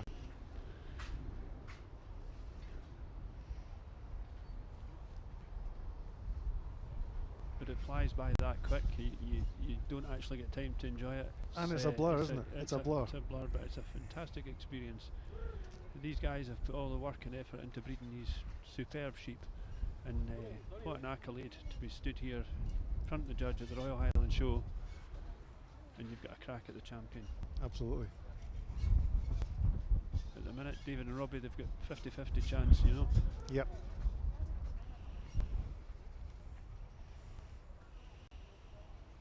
Both guys have been here before, you know. They're no. They're not new to the job. Seasoned professionals at showing Texels at this level. That's right. Yeah.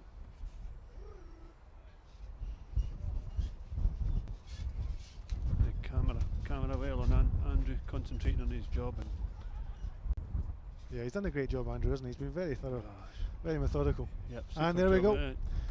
The showcase champion Texel sheep for 2021 is the Texel Gimmer from Robbie Wilson with the Millenbank flock North Dillylers in Turriff. And the Garngower Gimmer comes into play now for the reserve overall honours. Andrew just reminding himself again of how the Gimmer handles.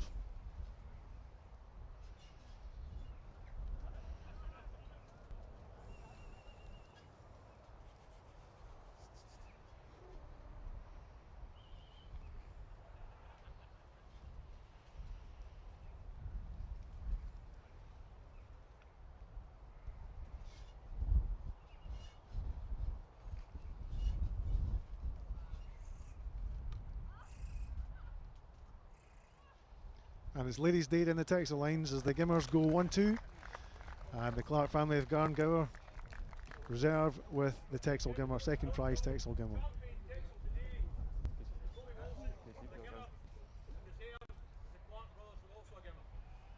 Well done, boys. And well done all the Texel exhibitors. What a tremendous show of sheep. Yep.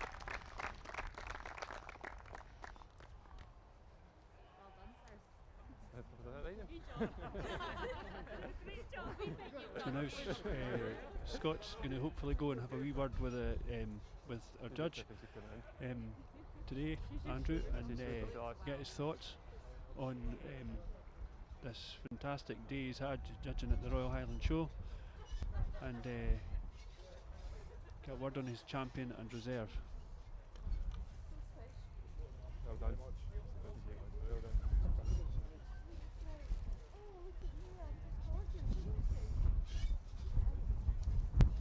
And then it'll be off for a quick lunch for Scott and I, and hopefully if we've not bored you too much this morning, you'll be back for a wee while this afternoon and watch the Beltexes, which we're looking forward to. But there we have the champion and reserve, the two gimmers in the Texel breed.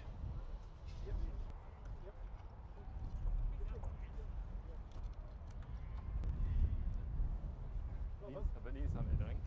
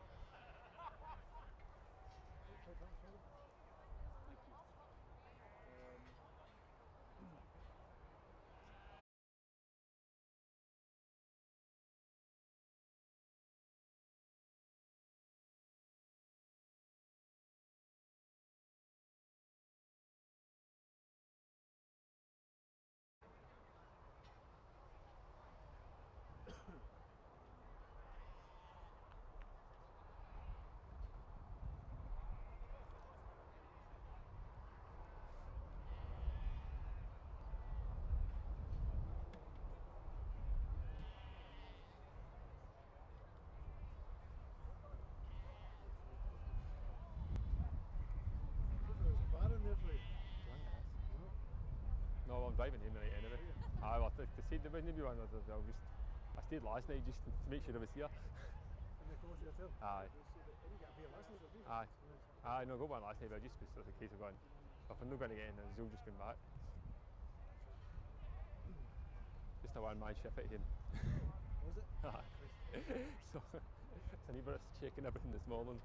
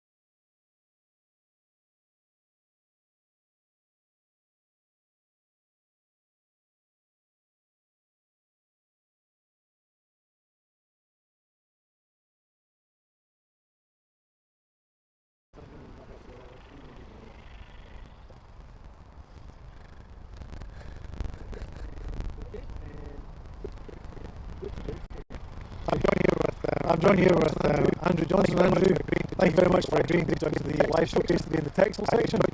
Have you enjoyed your day? Very much so. It's been a great honour to have to do this. It's been all credit to the stewards, the exhibitors, and all the folk that took organising this event. He's all for such a good event, trying after such a difficult 15 months. I mean, the textiles today are the biggest sheep section in the live showcase, so no mean feat by any standards, but can you just talk us through some of the highlights of judging today? I mean, for example, the female section seems to be really, really strong. Oh, aye, the section was tremendous, right out through. The Gimmer Foot champion went into the ring and lifted her head up and showed herself off the well.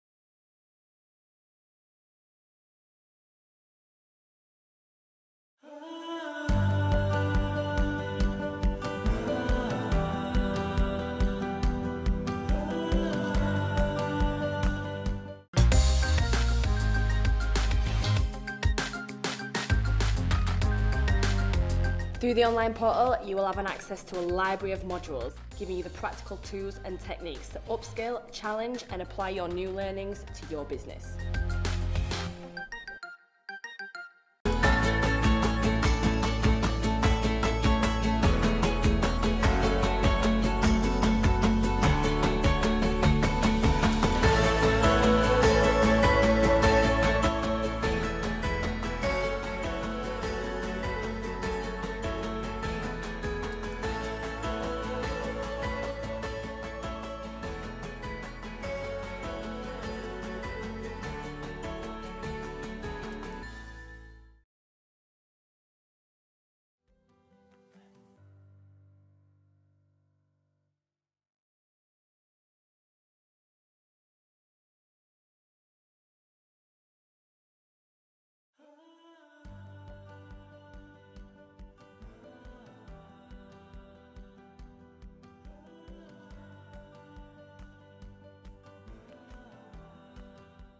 Hi, I'm Neil Forbes and welcome to my kitchen here at Café St Honoré here in Edinburgh.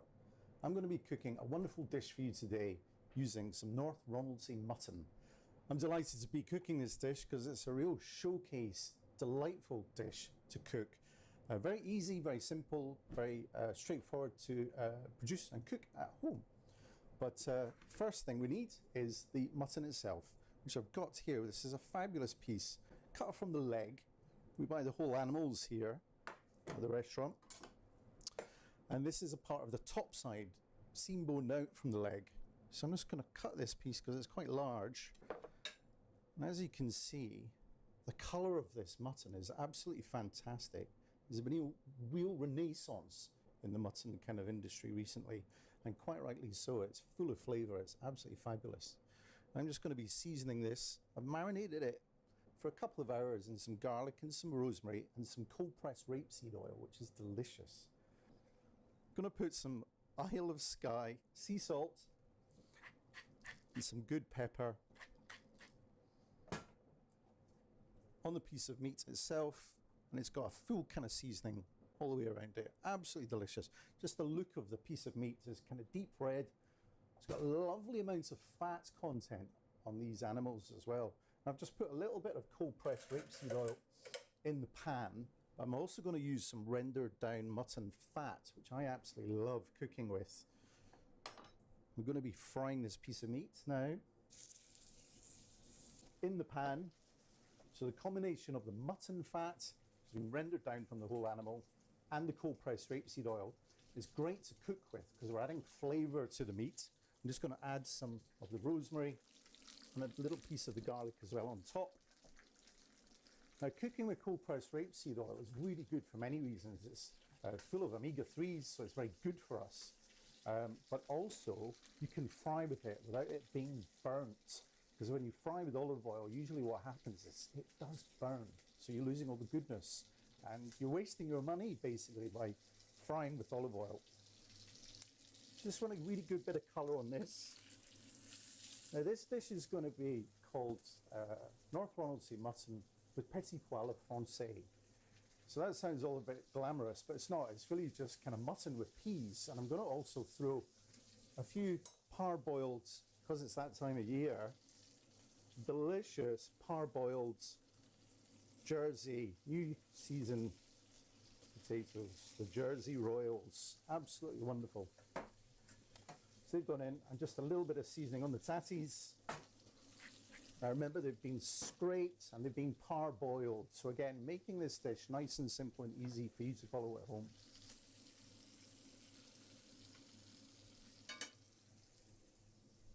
Okay, so this piece of mutton is looking absolutely wonderful in the pan. It's not burning at all. We've not got it on too high a temperature. I can smell the aromas of the garlic and the rosemary, and that mutton fat with the cold pressed rapeseed oil is just really so good. I'm going to add a little bit of butter in a minute. So there's 3 types of fat going through this. Bit of a good baste as you go is always a good idea. And to add a little bit extra colour, the caramelisation of the butter is going to help. That's going to enrich in it as well. There's probably enough here for a good 1 portion, possibly 2, depends how hungry you are. Absolutely great. And the sound of it in the pan is just incredible. We love buying whole animals here at the restaurant. It's great. It's so important that we carry on these wonderful traditions that we've been doing for hundreds, if not thousands of years. When something's in season, it's so important to use it. And when it's good and it's in season, we should be using more of it. Again, back to baste.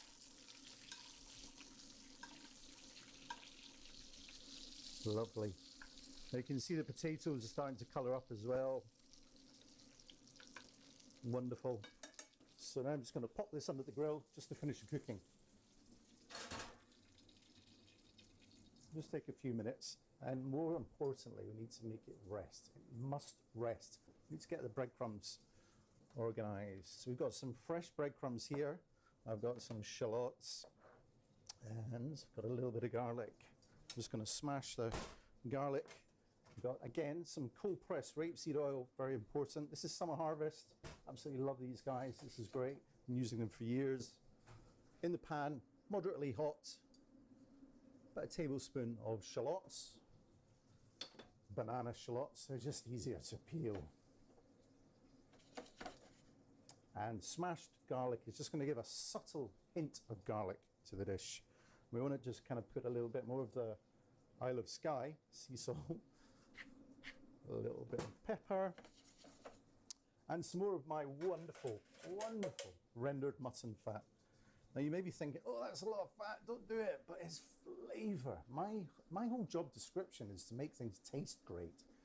And I think we sometimes forget about that. Let's remember, chaps, that we're here to feed you and make things taste great on a plate. That's really, really something we must never forget. That is wonderful. Let's just cook it. Don't burn this because it's quite easy to burn the shallots when they're so small. We're just wanting to soften them gently with the flavour of the mutton fat. And we're going to add the fresh breadcrumbs as well to that. It's just going to be great. This is about a tablespoon or two of the fresh breadcrumbs. I'm just going to rip a little bit of rosemary from my garden, of course. It's great to use your own homegrown produce. It's so great to be so sustainable as well. I'm just going to chop the rosemary up nice and small. Sustainability is something that we should all be aware of. It's something that we should all be knowledgeable of and care about as well. This is smelling absolutely great. You can just, I'm just going to turn that off now because I think that's hot enough. Got a little bit of parsley. I'm aware that my mutton's under the salamander. I'm going to chop this parsley on my yellow board, just roughly chopped. Proper British, this stuff. Quite easy to grow as well. So it's got a nice colour to it. So the breadcrumbs have done their duty and soaking up all that wonderful kind of fat in the mutton. I'm just going to set that to one side. I'm going to get another pan on. We can start thinking about our petit pois à la française. Let's check the mutton first. Ooh. Oh, no, that's good. Now you can just see it's got a bit of a bounce on it. But also, and of course by basting, the wonderful flavours that come out of the garlic and the rosemary are getting basted on top. Remember, we've added butter to that as well, so that's going to help coloration. I'm just going to set that to one side. I think that's really good. Very important to let it rest. I'm going to let it rest with a little bit of rosemary and a little bit of garlic on the top. And the tatties, I'm just going to leave, like you would when you've roasted your potatoes at home on a Sunday. Just going to leave them in the pan just to soak up that lovely moisture, all that delicious mutton fat and butter. So that'll just take a few minutes just to rest there.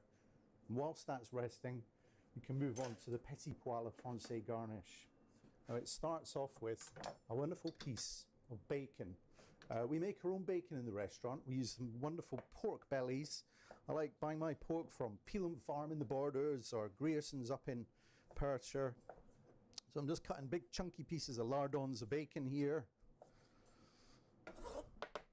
I'm going to go in again with my cold pressed rapeseed oil. Just going to add those big chunky pieces of lardons in there. I want these lardons to get some colour on them, but we don't want them to be too overcooked. We just want to cook them nicely, so a little bit golden brown. I'm going to get a little bit of my dear friend, the mutton fat. And again, it's good for us. It's been proven now. About a tablespoon of shallots going in here. Mutton.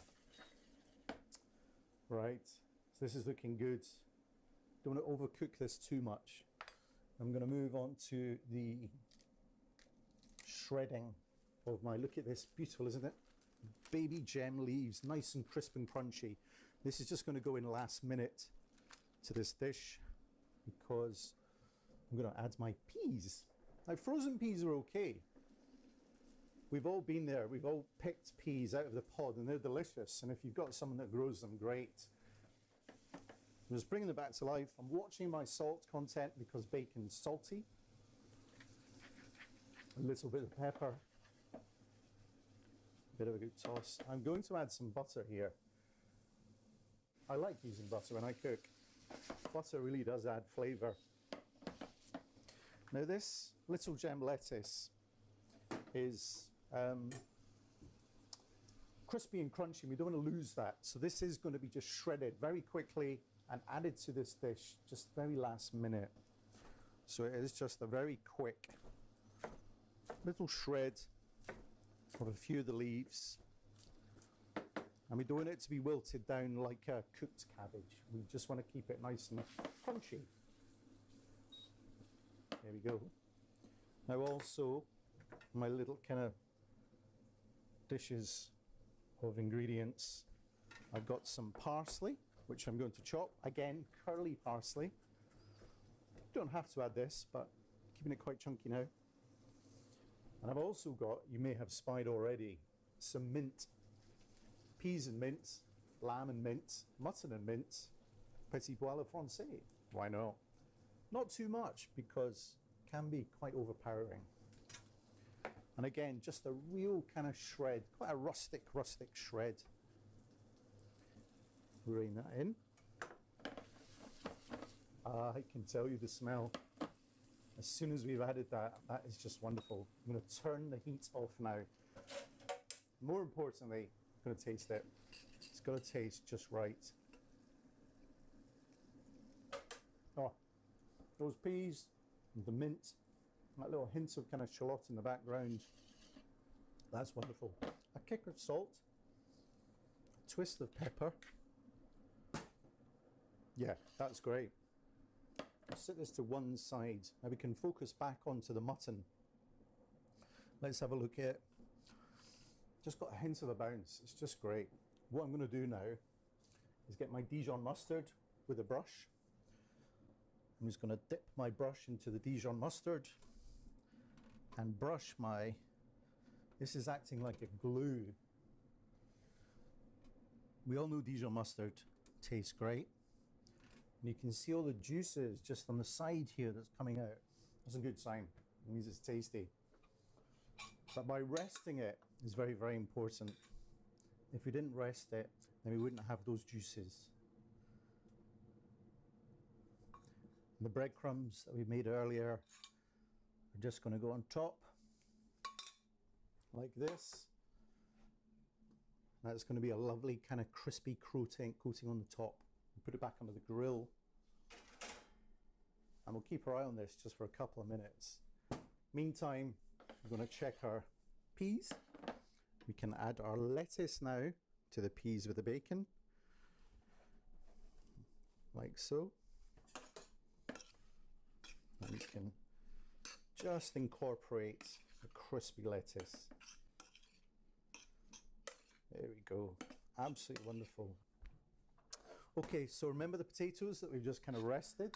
So we've got these potatoes, rolling them around in that kind of lovely, lovely, delicious mutton fat and butter, giving them all nice glossy. We can start plating up our dish now. So I don't think there's any particular way to plate this up. Whatever way you want to make it. That potato I'm going to leave for me. Okay, they're looking good. That's really good. Okay. Nice and simple. The lardons, there's enough here for probably two. Or one very hungry person. There we go. All those lovely kind of bits of lardon. The crispiness of the piece here. You can just see it's nice and golden brown. Absolutely wonderful. Bring this over. Just going to give it a little cut. So remember, it's had its resting time. It should be absolutely lovely inside here. Look at that, absolutely glorious. One piece of mutton. Oh, go on then. 2 pieces of mutton. I think it needs just a final kick of Isle of Skye sea salt on the top. And because we've used it all the way through, we're not going to put mutton fat on it. We're going to put a little trickle of cold press rapeseed oil, just to bring everything together. It's like molten gold on a plate. I think that's a great dish to represent my part of the world, Scotland. And everything on this dish has a story, as I keep saying, it's so important. Delicious, tasty, representative of what's around just now, and what I love to cook, and ultimately, a but I love to eat.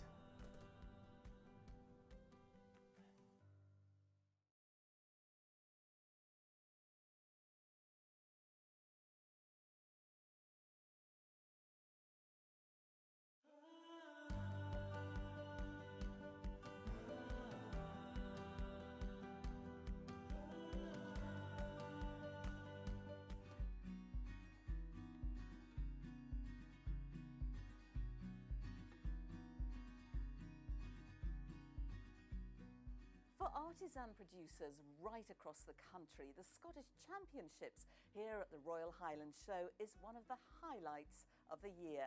The impact on business after winning a gold award cannot be underestimated.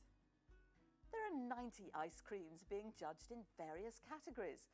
The judges will need a healthy appetite before they announce the overall champion.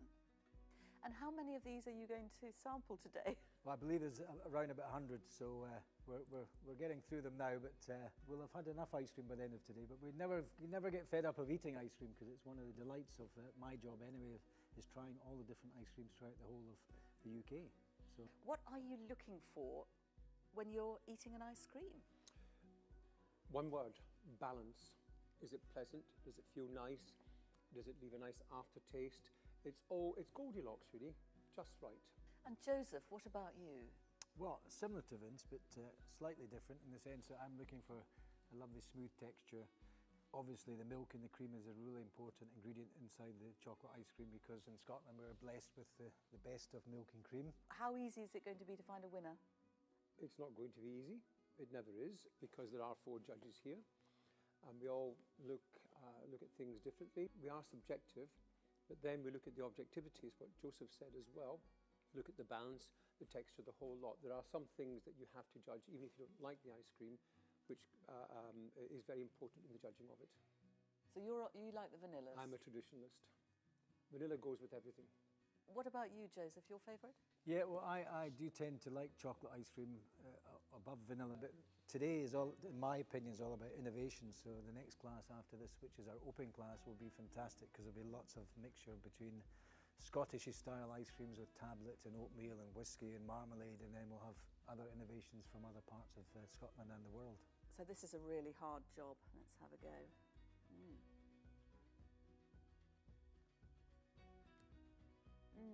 That was absolutely divine. And this is a $100 million question. Yeah. Both of you have Italian roots. So who does make the best ice cream? Scots or the Italians? Aha, that is a very good question. The Scottish Italians make the best ice cream. That's exactly it.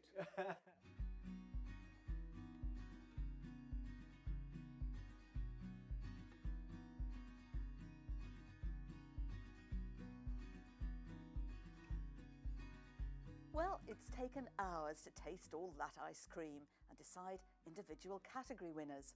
It won't be long now before the overall champion is crowned. The RAS director responsible for the Scottish Championships is Jackie McCreary.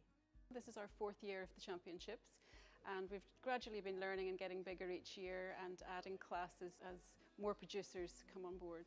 Well, we want to put a spotlight on really good homegrown local food. We are open to the whole of the UK, but we get some great entries from our Scottish producers, and we want to give a platform, especially for the smaller producers who may find it tough to compete in other large competitions against some of the big multinationals.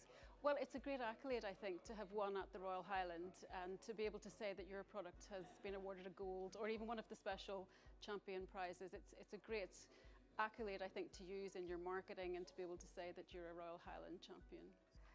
This is one of the most exciting parts of the ice cream competition. It's the open section where the judges have to try and decipher what's actually in the ice cream. There's a reserve champion. The vanilla's a reserve.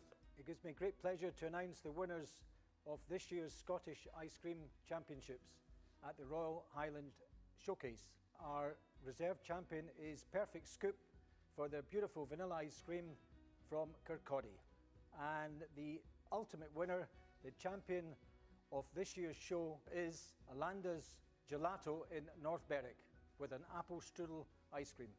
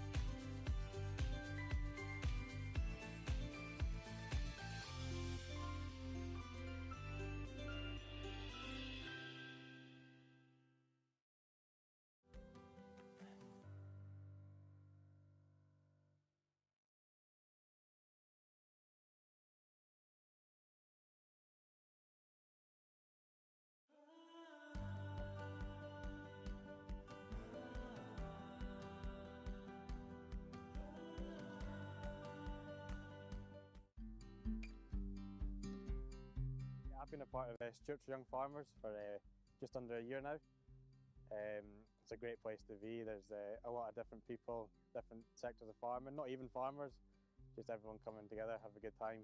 Passions and what you see behind me here, the lambs, everything you push on to produce that best lamb, and that's where your passion's in your flock or your herd. Yeah, these are blue Texels, so they're a Texel gene with kind of a blue tinge to them, so they're a different colour. Normal Texel's white, and these are the bright marley blue colour, a nicer colour. Started off, my dad bought me my first one 8 years ago, one in Lamgimmer, and the flock just kind of grew from there. There's probably 40 ewes now. Oh, this flock's everything to me. It's a lot of work goes into these. Royal Highland Show, I've been there a number of years. Since I was young, my mum and dad have always shown, so I've been going there since I was in nappies. But now it's my time to be showing and things, hopefully going this year. With the coronavirus and things, it's just a day, but very exciting. It's like a holiday for a farmer, isn't it? People go abroad, but we got the Highland Show. We love it.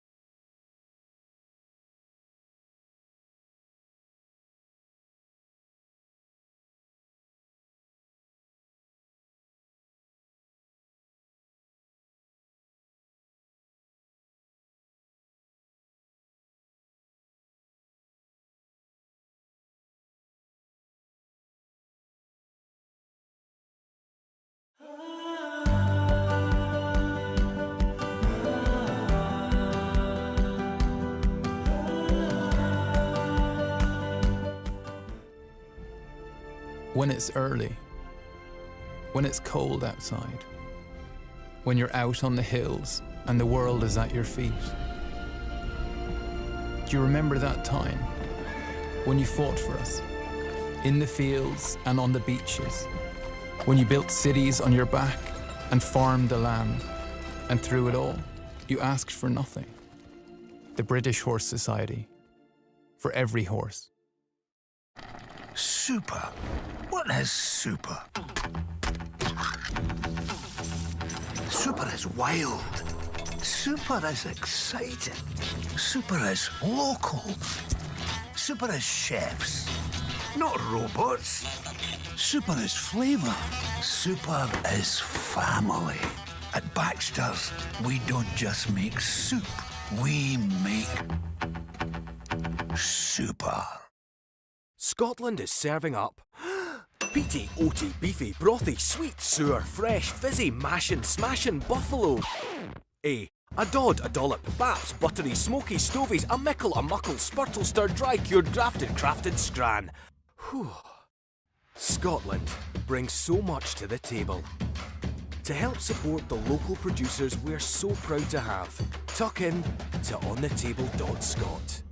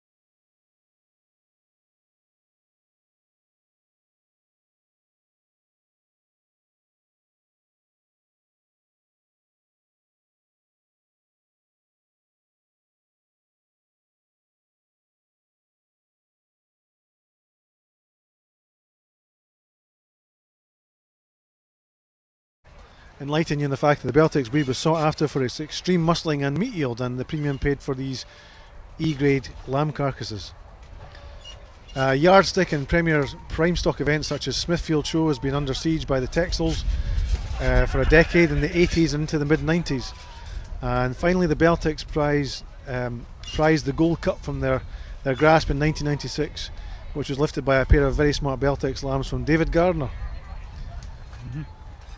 And this was to be far from a flash in the pan for the Beltex breed, as this result, like so many others which were to follow, secured the demand for Beltex sheep in the UK, and today prime sale results all over the country are very often topped with Beltex lambs week in, week out.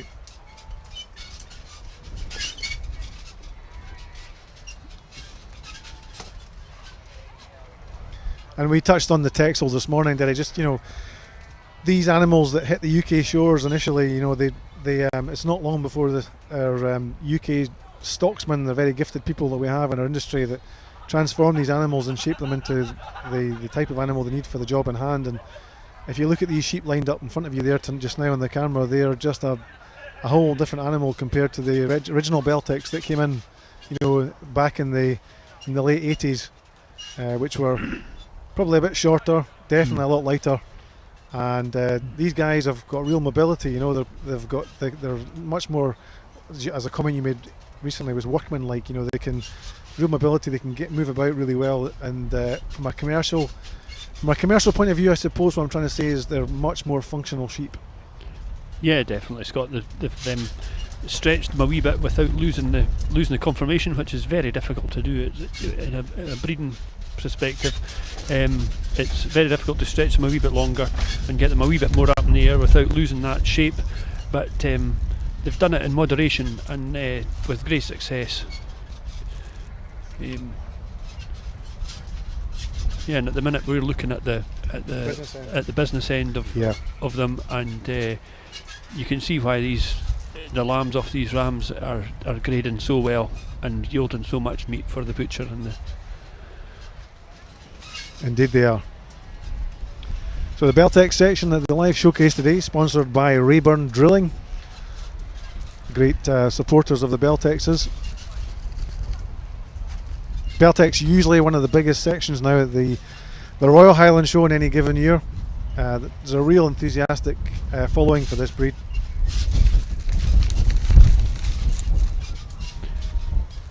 Yeah, and like the Texels this morning, there's a lot of young breeders in the Beltexes, enthusiastic about the.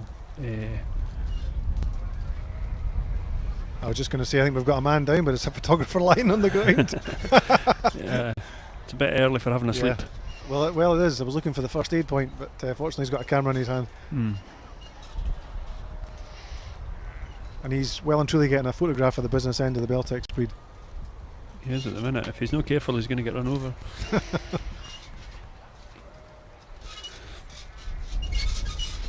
So Alistair's seen the Beltex shearlings moving around just to make sure they've got good movement. We're in the hands of so many gifted stocksmen these days that they can make any animal dance to a tune when they're held up and hide a lot of faults, but when they're let away and nobody's holding on to them, you can't hide anything. No.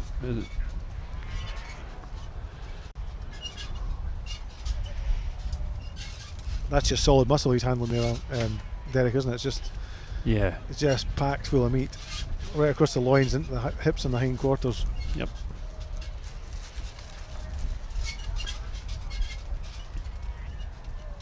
And the Beltex, you know, just a very versatile breed too. We touched on that in the Texels this morning, but you see so many Beltex combinations popping up in the markets now, you know, from being crossed with hill ewes down to lowland ewes. You know, they're very, and they're very easy lambs, a breed to lamb to in a commercial situation as well, you know.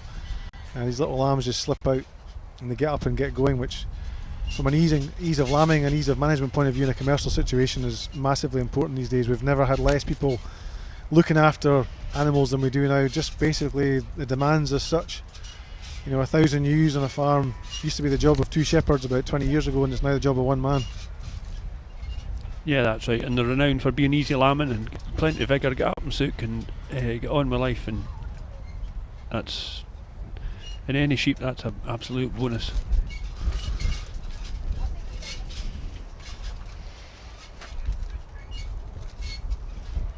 We have an escapee. Very difficult to hold on to these sheep when they've got absolutely no wool on them. They're really bare. I think tomorrow we'll bring your dog in, Derek. You can get a few cash jobs. I think there's opportunity there. Yeah, I think he's a wee bit strong for these boys.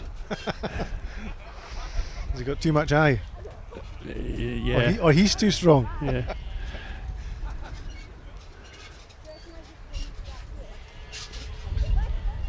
So a lovely day here at the Royal Highland Showfield. Nice breeze, perfect for showing stock. Maybe not so good when you're sitting in a wind tunnel commentating. But you'll have to apologise, folks, for any of the background squeaking noises you hear. It's our tent doing its best to sit around about us and keep us sheltered from the breeze. Yeah, the gazebo's a bit like that tuppence for off. It's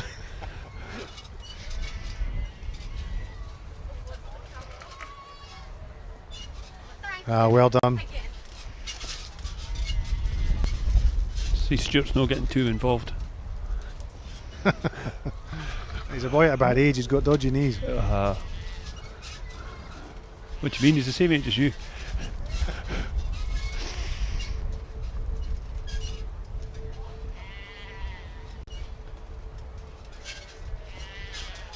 Our Beltex steward today, Gordon Gray. Gordon and his family have enjoyed a fantastic morning this morning in the Texels, scooping about 3 or 4 first prize rosettes out of the 7 classes that were judged this morning, so they've had an event to remember, that's for sure. You really are quite keen that Gordon buys you a pint, aren't you? Well, he wasn't too forthcoming when I mentioned it, so I thought I'd better hammer the message home.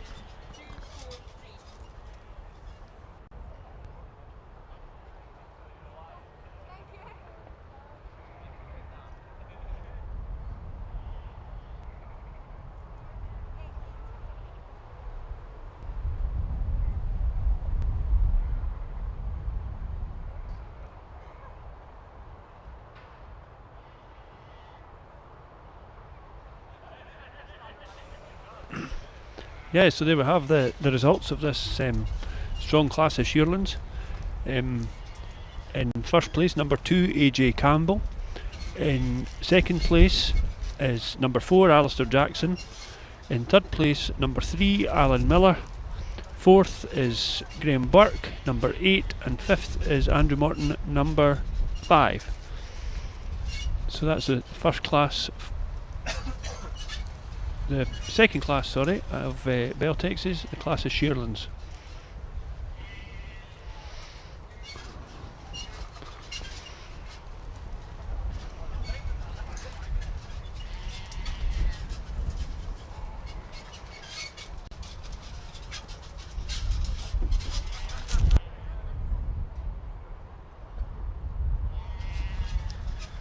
It's great to be back here in the Highland Showground. Really did miss it last year like so many others, and it's so nice to be around the folk and the stock and back where we usually should be at this time of year, which is in the Highland Showground.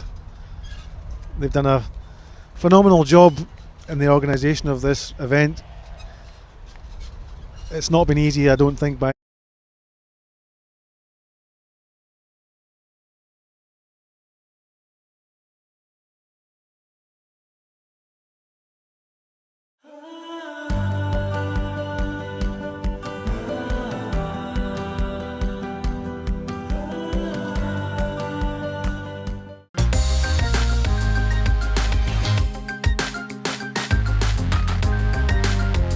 Through the online portal, you will have an access to a library of modules, giving you the practical tools and techniques to upskill, challenge, and apply your new learnings to your business.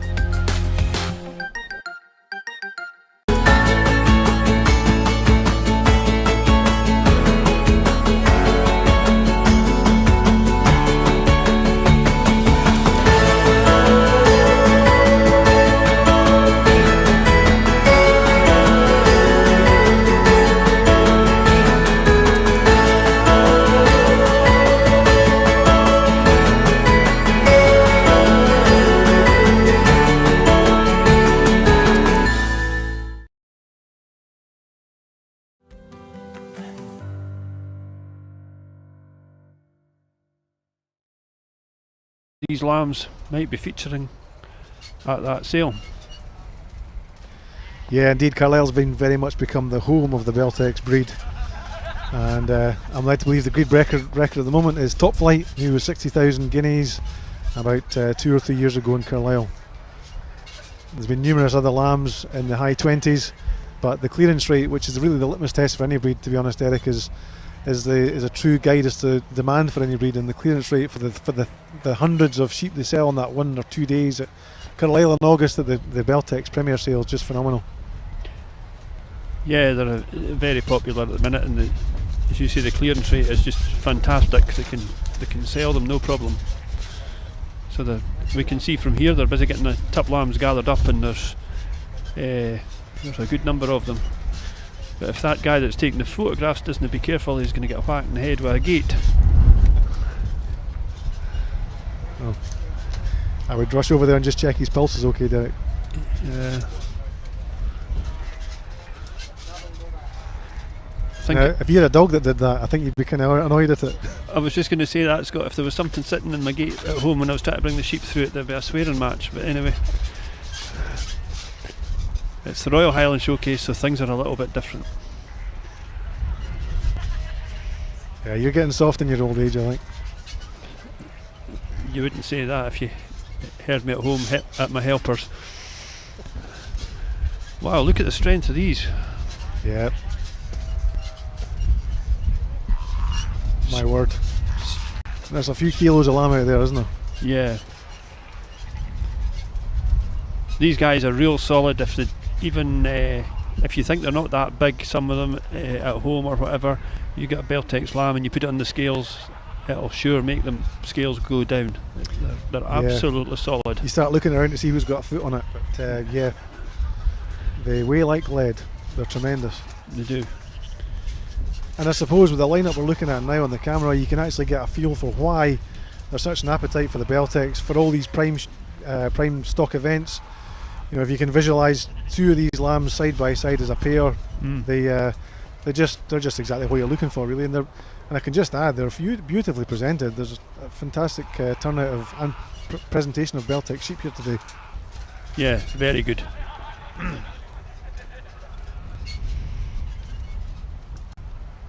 That's also something I suppose that's evolved in recent years too, the presentation of these sheep.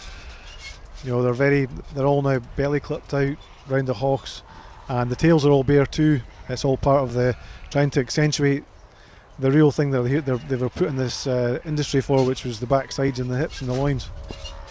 Yeah, dressing them as they talk about, Scott. You don't hide anything. It's more about exaggerating the good points, and because you can't really hide things. It's just making the good points stick out more, and that's probably the only way you can hide another fault, is if it takes the judge's eye off it and it makes it look as if it's got a better point. So yeah, they're beautifully presented.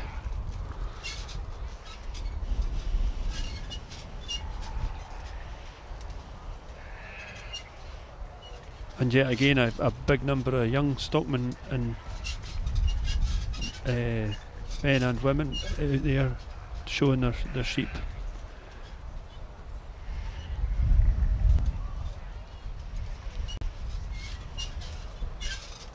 I wonder how many are students from the Jimmy Warnock School of Young Handlers. Oh, a fair number, I would think. So they saw the master himself in the ring this morning showing Texels. We did, yep. And he was beaten by all his prodigies. So the student had become the master. They made history today in the Highland Show. That's right. Yep.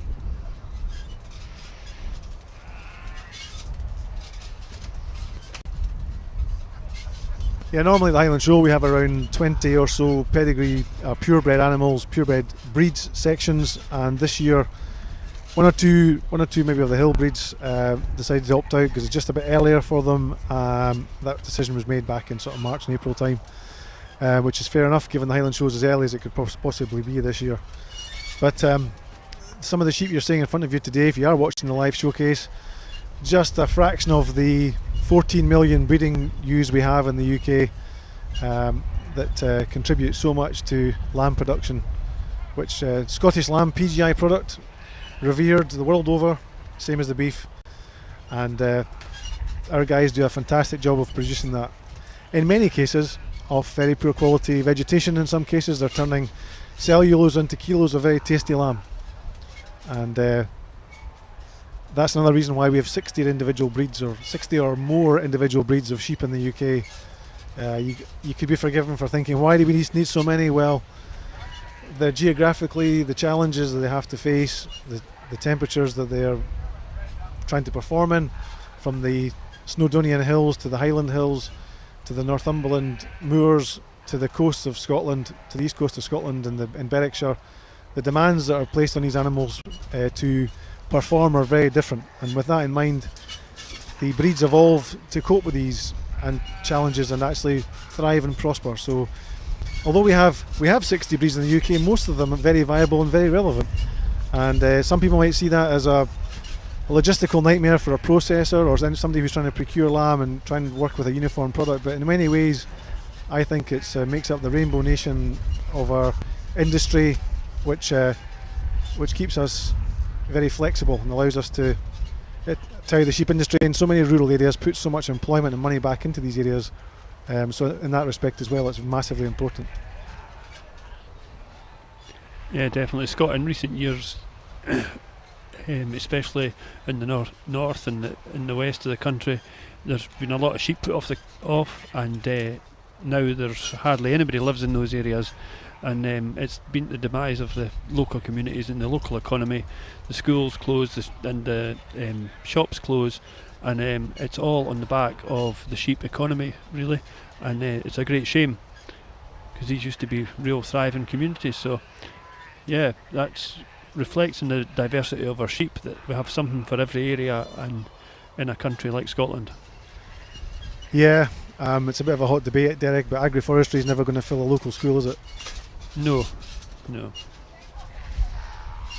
And there's a bigger picture too. I mean, from a carbon sequestration point of view, our beef and sheep industry here in Scotland is massively relevant and plays a huge contribution towards that. I mean, so many of the upland farms and marginal farms which have good levels of beef and sheep animals and on these farms, the grass that these animals are produced on is sequestrating so much carbon down into the soil that their carbon footprint on those particular farms is, well, it's probably negative, I would imagine, on most of them.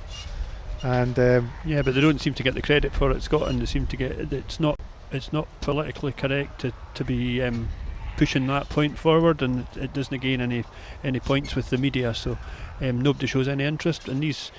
There's not enough figures and research done yet to counteract the kind of publicity that there is at the minute. So yeah, there's not enough credit there for what they're doing, really. Well, if you look at a drawing or a map of carbon sequestration in Europe and Scandinavia, from Inverness to the top of Sutherland, that is the biggest carbon sink in the whole of that area. So that says something. So yeah, our sheep industry really is key to us taking massive steps in towards being carbon neutral in the years to come. Yeah, definitely, and it's about time some of the powers that be realised that, but they don't seem to. So I think we just need to keep banging the drum. But these guys, these Beltex guys, they'll be enjoying a great trade. I mean, prime lamb prices have never been as buoyant as they are at the moment, and they're getting a tremendous return for their product. So more power to them, and I'm sure they'll probably have some very progressive sales towards the late summer, early autumn, on the back of that as well. Yeah, you would think so.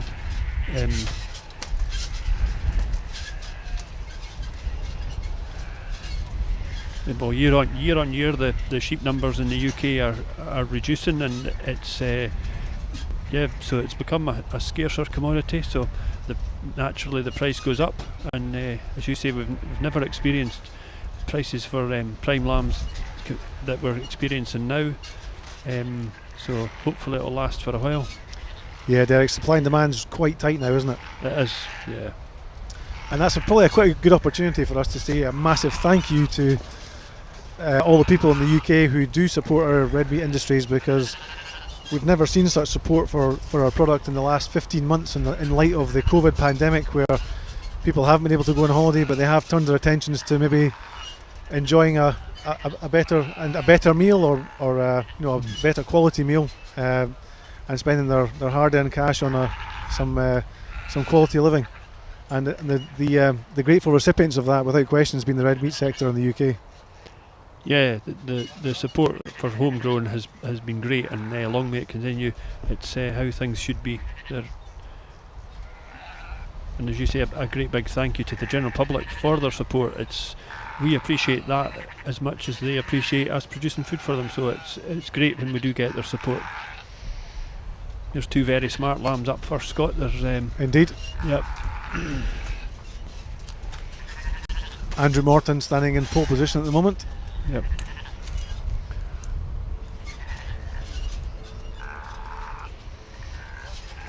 And a big strong lamb that's in second.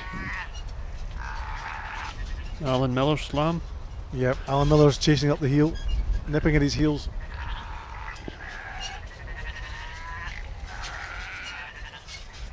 And Andrew Dunlop pulled into third. Yep. Andrew Hislop, sorry. I think it's Fiona Burke.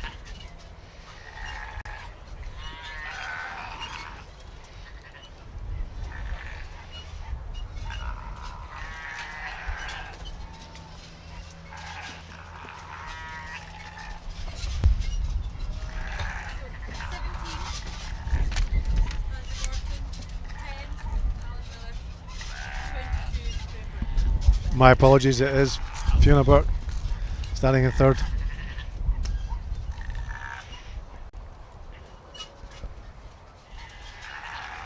My days of 20/20 vision have gone, Derek. I don't know about yours. Well, I've worn specs for about 30 years, so I can't see anything.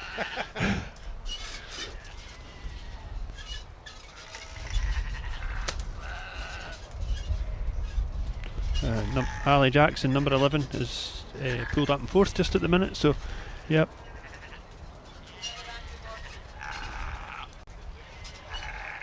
Can really see where Alistair's going for here. He's just power and meat. Power, absolute power. Plenty of meat. So. It's a big old ring, this, Derek, isn't it? Yeah, it is. Yep. It fairly shows the stock off. Yeah, one or two of the exhibitors from this morning were saying that it's a big ring, makes it difficult for catching them and such like, but it's great for the judge to be able to see them. It would be even better if it was surrounded by spectators, 2 or 3 deep. They would be able to see really well. They're really great rings, but unfortunately we're not allowed that. So we'll take what we can, though. Yeah. We'll take what we can.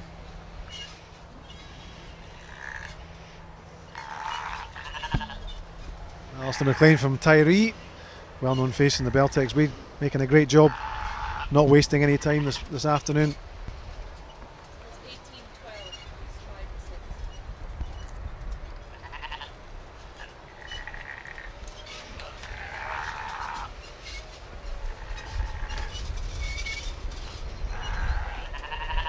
Young Alistair taking another look up the line just to confirm his choice.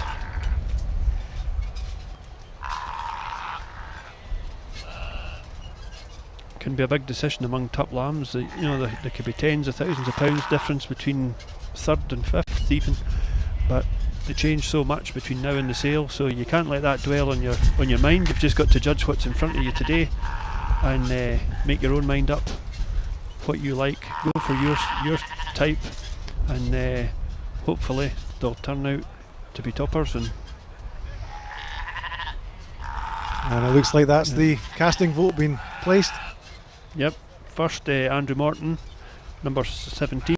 Second, number 10, Alan Miller. Third, number 22, Graham Burke. Fourth, Alistair Jackson, number 11. Fifth, Andrew Morton again. And sixth is number 12, Andrew Hislop. So a really nice show of Beltex lambs. Yeah, pretty uniform, Derek. Obviously Alistair's got the advantage of he's had his hands on these sheep and he can handle them, whereas we're obviously going on visually what we can see, but Yeah, I think you're right. I think we can see what he looks for in a Beltec sheep. Pretty consistent so far. Yeah, even more so from this end, sort of thing. And, yeah. Alistair Morton's got a sort of glint of, looks like a GP in that, doesn't he? He does, yeah. I'm not sure what his bedside manner will be like though. No, I don't fancy it much. I don't think I'll be going to see him with my sore toe anyway.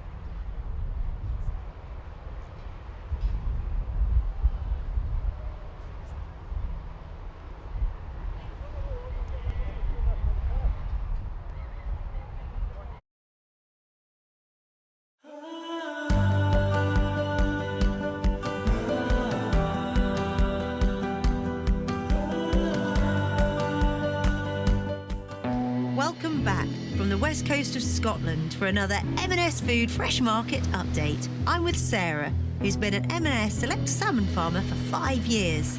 Are there many female salmon farmers? The industry as a whole, they're really promoting women in aquaculture. I've got such an incredible network of people around me. It's about nurturing people, which eventually unlocks the whole potential of the salmon. They've got so much space. It's jaw-dropping. So there's actually 98% water to 2% salmon. So it's really special. I've heard some of the M&S salmon is smoked locally. It literally is just down the road. They have a really natural method of smoking, which brings out that really great smoky flavour. This has been my passion for such a long time, and to be able to say that you're farming salmon to the highest possible standard that goes to max respect to customers is brilliant. I'll be back with another M&S Food Fresh Market update and some delicious salmon recipes from Chris.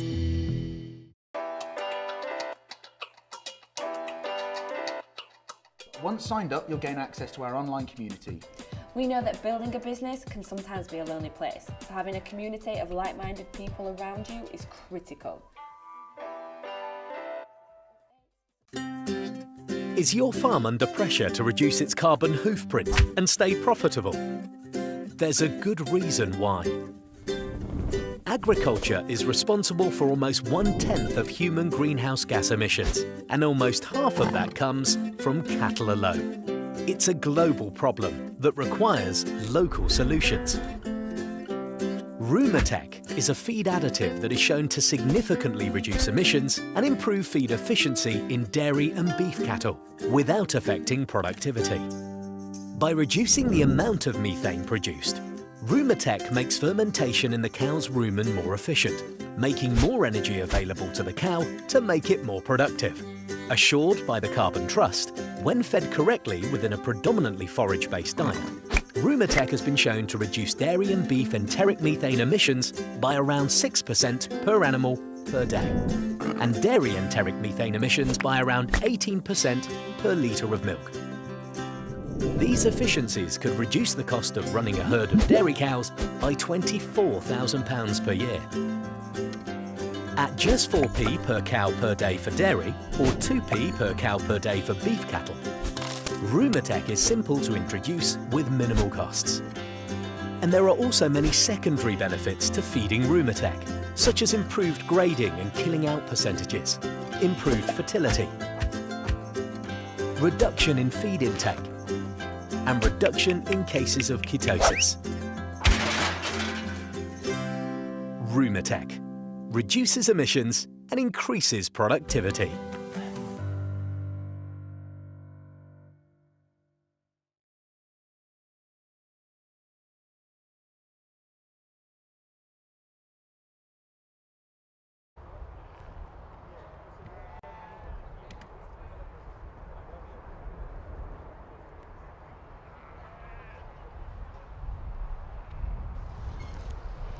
Hi folks, welcome back. I believe we've had a wee short break, so we're cracking straight on with the rest of the Beltexes. Excuse me, and unfortunately there's only one new of the two entered for the showcase, so Alistair has seen her going about, and she's a super ewe, really well balanced, and she's got first prize ticket obviously. So a nice ewe from Ali Jackson takes the first prize. So we'll look forward to seeing her in the championship. But the next class will be the Gimmers, and there's a good lot more to turn out for it. So a super balanced ewe. She's obviously nursing a big pair of lambs or something, because she's got a bag of milk. But so she's working and performing at the same time. So good for her.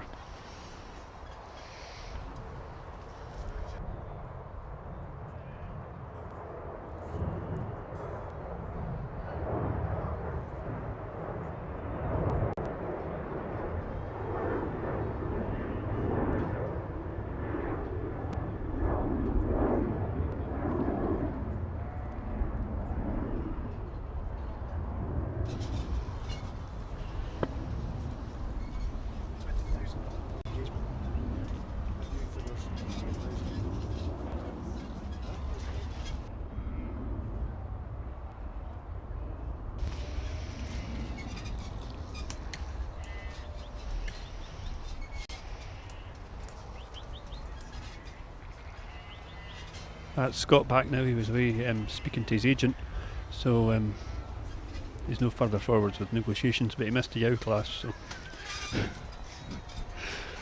I've got a new agent though.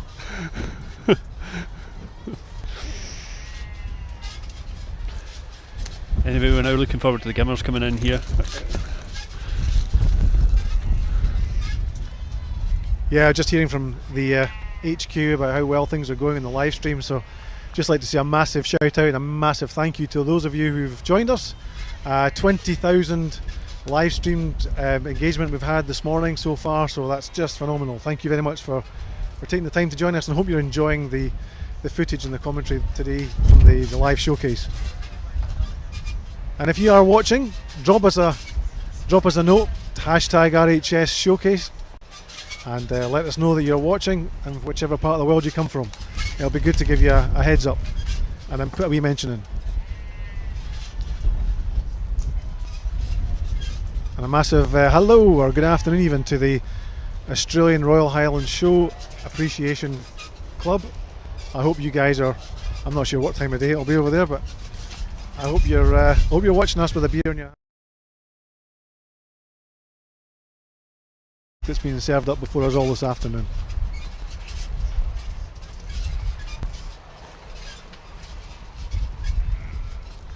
This looks like a useful class as well, Derek. Yeah, they seem to be going to catch them up quite quick, so I didn't really get much of a look at them, but they look very, very level, so I'm sure young Alistair from Tyree will get them sorted out. So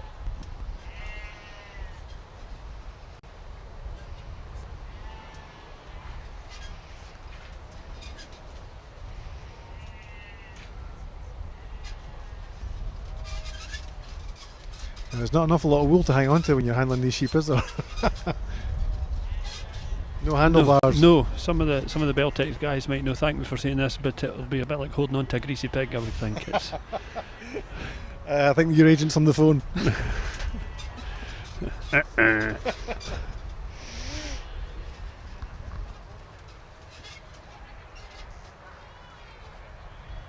No, really difficult to hold on to them. And, these Gimmers, some of them maybe not been shown much before, and especially this year when there's no shows. And they do get used to it if they've been out. Some of them will have been, well, they won't be out as Yow lambs last year because there were no shows whatsoever. So, yeah, they just take a wee bit getting used to. But yeah, by tradition we would have had air show by now, and some of these sheep would have had a day out already, so they'd be a little less fresh than some of them are today. Yeah. Nevertheless, everybody's doing a pretty good job, to be honest. Yep, as you would expect, Scott, really. Another nice class, 10 gimmers. Yeah, very smart indeed. Yeah.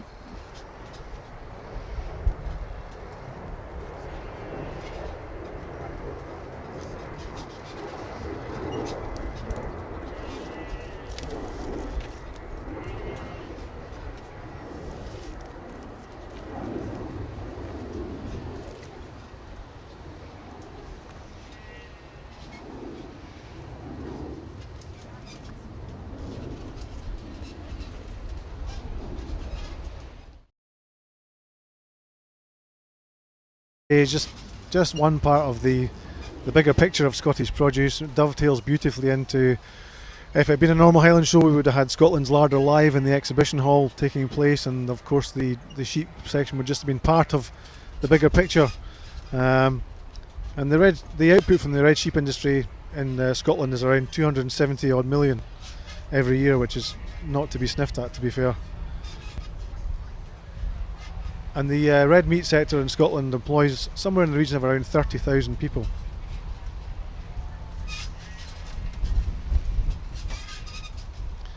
And again, the Scottish food and drink part of the equation contributes around 5.25 billion to the GDP in Scotland last year. They're quite phenomenal figures, Scott. You know, they're a large part of the Scottish economy, and from quite a small percentage of the population. Yeah. So it's quite amazing what we do as an industry. Yeah, not just rural employment either, Derek. You know, we've over 80,000 food and drink outlets in Scotland that employ somewhere around 120,000 people as well. So yeah. When you look at the bigger picture, it grows arms and legs. You know. That's right. It's all attached on, isn't it? Yep. And not just our breed societies, but Quality Meat Scotland, they do a fantastic job of promoting and upholding the PGI status of our beef and lamb in this country.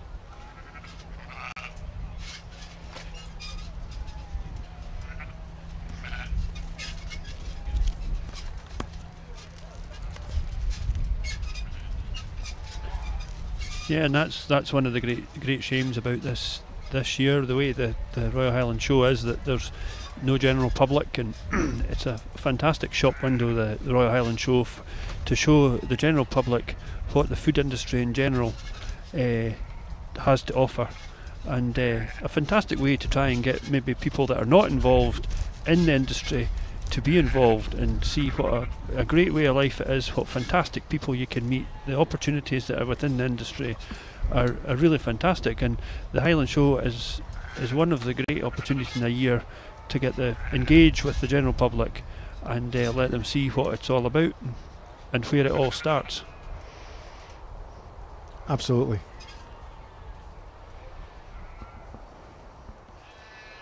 And Alistair's been very methodical in his approach, as always. Just asked for the first 4 to be turned away and run together, just to refresh his memory of what they were actually like when they're running as individuals. Sometimes quite nice when you've got maybe 10 like this, just to see half of them away together. You get a wee bit better a look at them. I think you're right, especially in a ring this size as well, Derek. Yeah, and you've handled them, so you've got a better idea of what. There's a good view coming along on the screen now. Yep. Yeah, you really won't get a better view than that. So. Nah, you won't. You'll get a better view today than you get 3 deep in our normal Highland Show year, so we have to be thankful for small verses. Yeah, sure. We're getting the same view as the judge is getting, so. The camera guys are doing really well. They're doing a great job. Yep. More of the same, please, guys.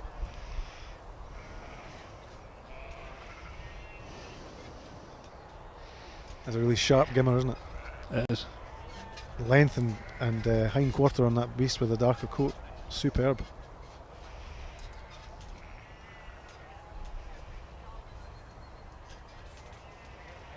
Great uniformity within this breed, isn't there? Because there was a while when the Beltecs were evolving. It's a stage any breed goes through in its establishment. there was quite a difference in the types of Beltex sheep that were around in the market. You had the really muscly, finer ones, not as great on their legs, and you had the rangier, longer ones, perhaps more appealing to the eye to look at, but definitely didn't have the flesh contribution that these smaller, thicker ones have. And I suppose what everybody's been trying to achieve, and I'm not saying that because I know anything about the Beltex breed, but just looking from the outside in, we've got about 10 or 11 gimmers in this class, and they're pretty much like peas in a pod. You know, they're all fairly uniform in type and form. Yeah.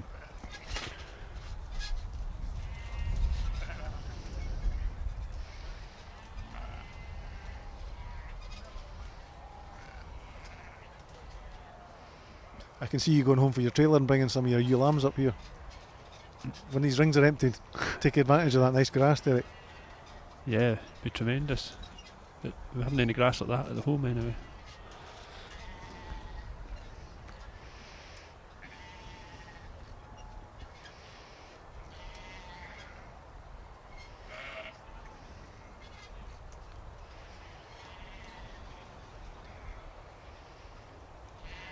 And just an honourable mention while we're watching the gimmers being judged in the Beltex section, a massive thank you goes to the sponsors of the showcase, the Royal Bank of Scotland, main sponsors, and an association as well with a contribution from the Scottish Government, who've been instrumental and central to the event today actually happening.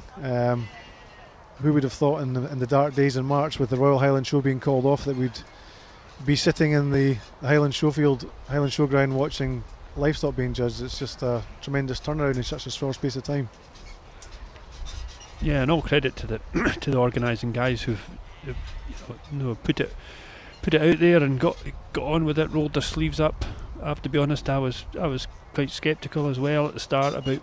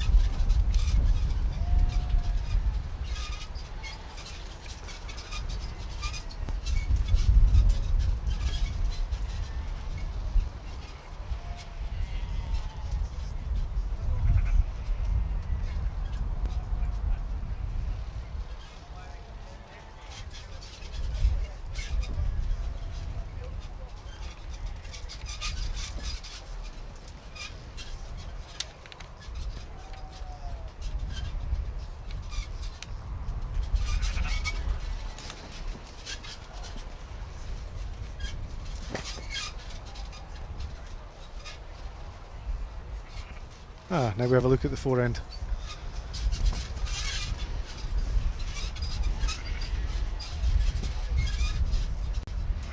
There's some big bold snouts there, Derek.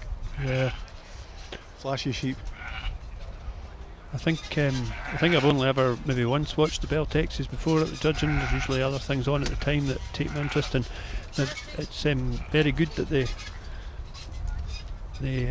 seem to turn them round, and you get everybody in the round the show ring gets a look.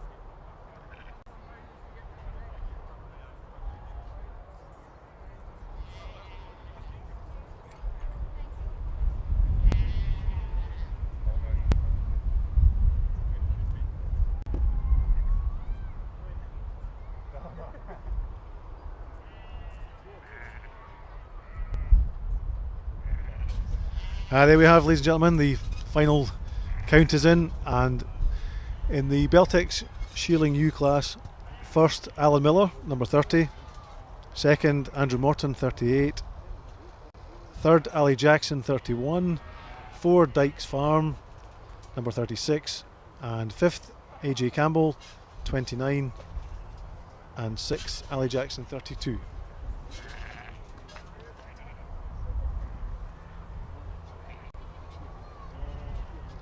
Pretty strong classes, Derek, eh? Yeah, it's like we've been saying all day, Scott, really. What we're lacking in numbers, we're making up for in quality, and it's real nice to see. I think a lot of it, perhaps, maybe is the novelty factor. It's just great to be here, and great to get away off the place and at home, to be honest, and great to have a day out among sheep folk and see such great classes of sheep. They really are good. What we're lacking in numbers, we've got plenty of depth of quality. Indeed we have. Aye, it's good. So today's the Mighty Visna accredited breeds. They're on today, and then tomorrow we're back in here again for day 2 of the sheep section, with the non-Mighty Visna accredited breeds taking centre stage. This afternoon's interbreed being judged by Blair Coburn from about 3 o'clock, I think it is, and tomorrow's interbreed being judged by Jim Robertson. Jim Robertson from the Becks, yep. The legend himself.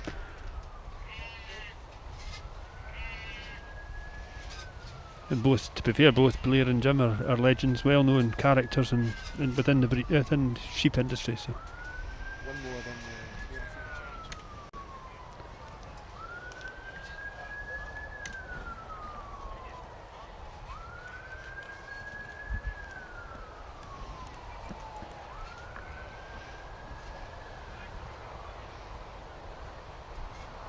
It's both Blair and Jim are characters and well-known characters within the breed, and deservedly so. Like they're tremendous stocksmen, and they deserve the accolade of judging interbreed at the Highland.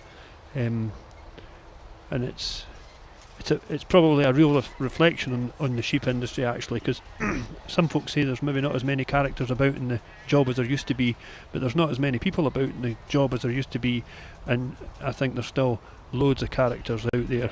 You just need to go to the tap sale at Lanark on a Friday afternoon and you'll see plenty of characters. So there's always a lot of great guys and girls, a lot of really great guys and girls within the sheep job, and quite a lot of them are here this week, so that's great. That's what makes the Highland Show so special, Derek, in a normal year, doesn't it? It's when it's not just about coming to the show and exhibiting your finest that you have based at home and on a public platform. It's as much of it, if not more, in many ways. It's about the people you meet and bump into once a year. And I know for a fact, in my capacity, in my full-time employment, when I was back out on farm in the middle of the second lockdown, by appointment or by arrangement, whatever way you want to look at it, the mood on farm in the end of January, beginning of February was very, very different to what it was the first time around. In many ways, when we were in the pandemic and the first lockdown, the farming sector were already in their own natural lockdown with lambing and calving, and coped admirably with the situation, just got on with doing what we do every day in life. And the second lockdown definitely had a detrimental effect. People were really missing contact with others, missing that kinship and the coming together of people for a common cause and to share a laugh or tell a story. Yeah, I think days like today are really important, whether you're sitting at home watching this on the screen or whether you're in the show field exhibiting and enjoying the day out, a rare day away from home and amongst friends and livestock again. It's really special. Yeah, I mean, the Highland Show has always been time of year you look forward to. It's not long after lambing and calving and everybody's ready for a good day out, and maybe you've been at silage or such like, and you meet up with friends from all over the country, people that perhaps you only see once a year, and but you never forget a face and you never forget a friend, and you always have a good bit of crack, and it's it's great. It really helps everybody's morale a day out at the Highland Show. So yeah, the sooner we get back to that, the better, sort of thing. Yep. Which is very relevant to the links in beautifully with the RSABI's Keep Talking campaign. Pick up the phone and speak to 5 people you haven't spoken to for a while.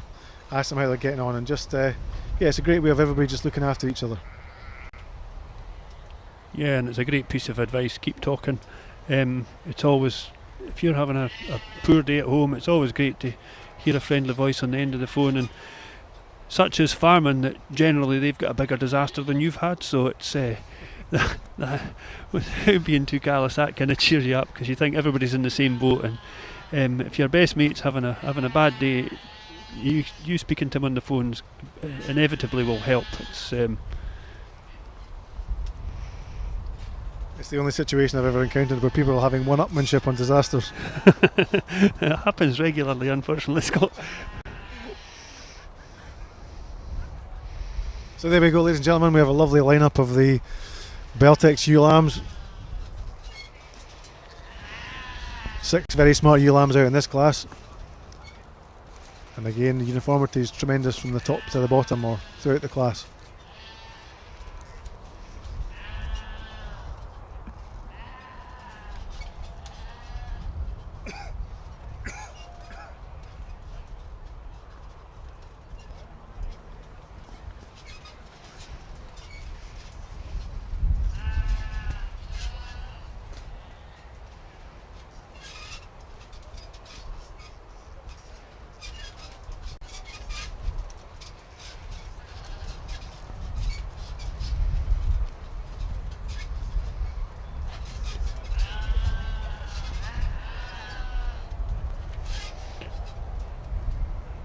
Yeah, so this is Alistair's final class before the championship, male and female championships, and all the way through when you're judging, Scott, are you thinking about where you're going to find your champion? And quite often maybe you get 1 or 2 classes through and you think, oh, we've not seen a champion yet, and you're hoping in the back of your mind that something special is going to come out that catches your eye, and once Alistair gets this class done, he'll be thinking in his mind where he's going with his championship. Well, I think like you, Derek, you've been encountered by various scenarios in your judging capacity when you're faced with a job in hand, and I always liken a piece of advice I got from the late Michael Dunn, which I've never forgot, and it was along the lines of, Scott, when you're judging and you don't like anything that's put in front of you, then cut to the chase and pick the one that'll walk home.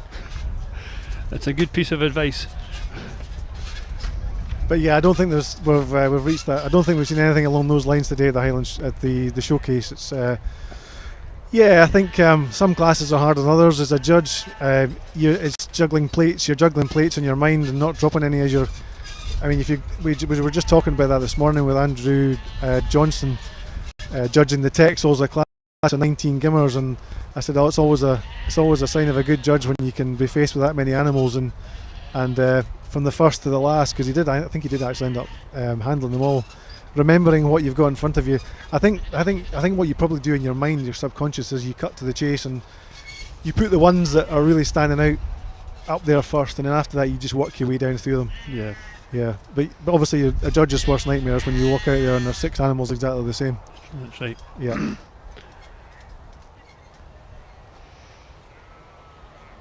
I think you just touched on the championship. I think you also have to, when it comes to the championship, and you're doing interbreed pairs as well, you're probably looking to see how best you can put your breed forward for the interbreed based on putting a pair of animals up there. You know, your champion male and champion female, if possible at all, should be 2 very well matched animals to stand your breed in good stead. But then again, having said that, if your champion's a gimmer and your reserve champion's is a ram lamb, and the ram lamb's outstanding, there's not a thing you can do about it. You just have to put what's there in front of you on the day.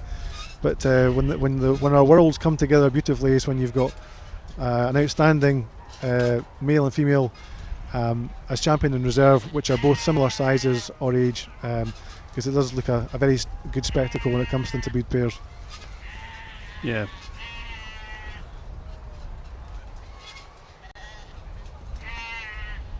I actually just love the pairs competition because it's such a hard thing to present for and also to judge, and you really need somebody like the guys we just mentioned, like a Blair Coburn or a Jim Robertson, who've got really good knowledge across the board of all the breeds that are going to be presented to them in front of them on that day, and guys as well that I'm not suggesting for a minute there's any favouritism or dishonesty at all in our industry, but these guys are pretty fair, honest people who would, if you've got the right article in front of them on the day, they'll put it up and they'll stand behind their decision. That's right. Yep.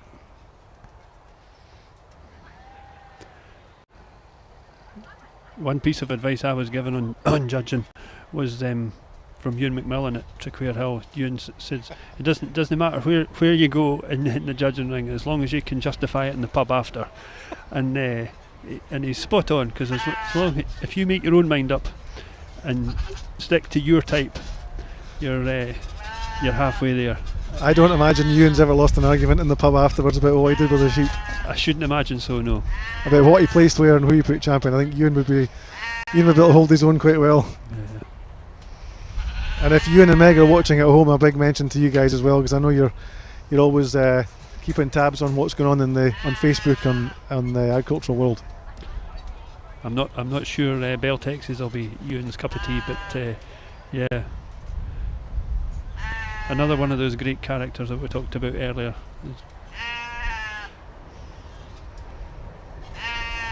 Anyway, now Alistair's getting these ewe lambs sorted out, and as you pointed out, when they come into class, got their close class, and it's taken them a wee while to sort them out. And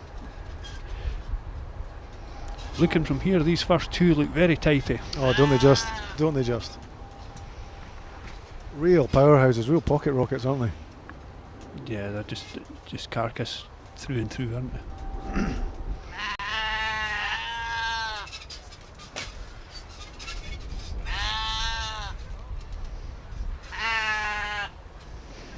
Another assessment too, just on how the Beltex breed have evolved in the last 20 odd years, or 30 years even. Looking at those ewe lambs out there just now, Derek, that was the size of some of the imported gimmers that came in the early 90s. They've really taken them to another level in terms of size. Yeah, that's right. And the traditional ones, they had the carcass, and there was no doubt about it when they came in, but they generally went round with their heads down and sort of thing. Look at the top on that lamb there, and the width between its front and back legs. It's just a carcass on legs. It's just really true to breed type and what they want within the breed. Absolutely. And there we go.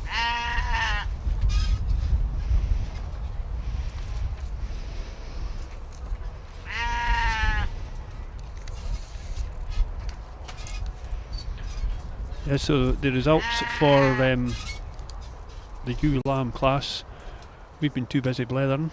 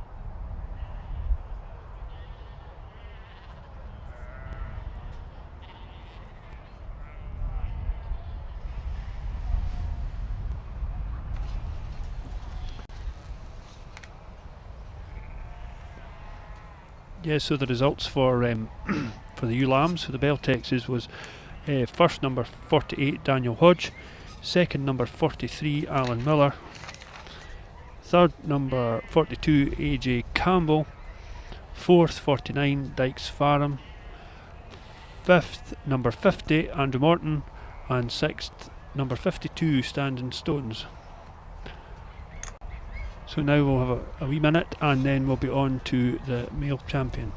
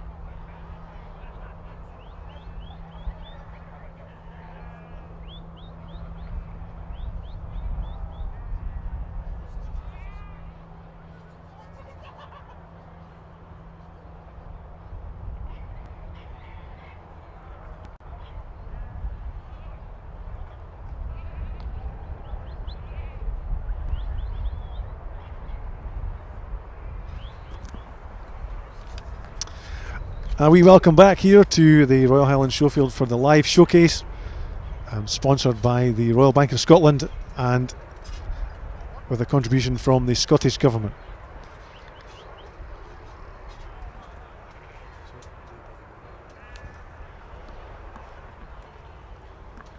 You join us here in the Beltex judging ring, sponsored by Rayburn Drilling. The Beltex breed sponsored by Rayburn Drilling this year.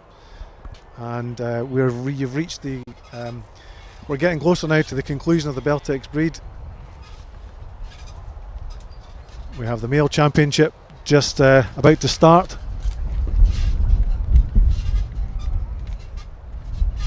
Age Ram and Shearling and Ram Lamb from the earlier classes, first places all coming forward.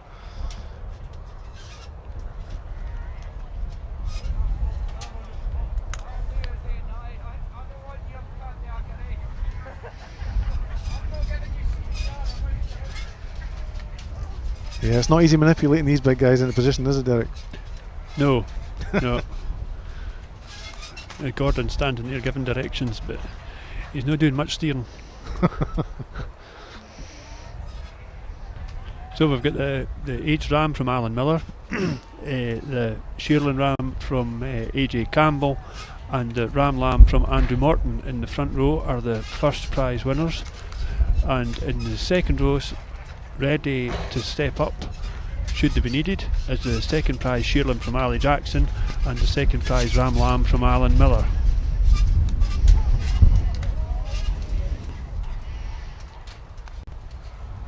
So a strong lineup of males there. Yeah, isn't it just? See, Alistair's been sticking to his type. They're very, very typey. They're all much the same kind and blocky and powerful. Yep. Good skins, square in their legs. Just boys meaning business, really. Mm-hmm. Absolutely.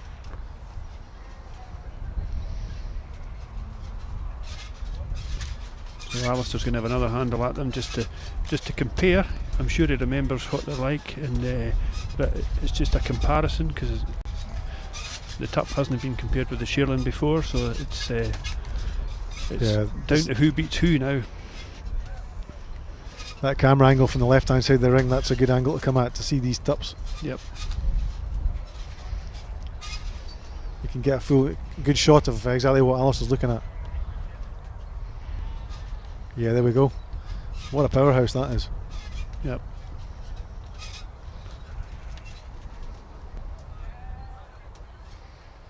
That's the Shearling ram we're looking at from AJ Campbell.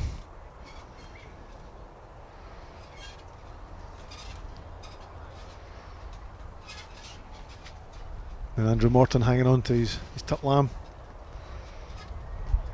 Yep, he's got a good grip there. Yeah. God, he's the thumper, isn't he? Mm-hmm.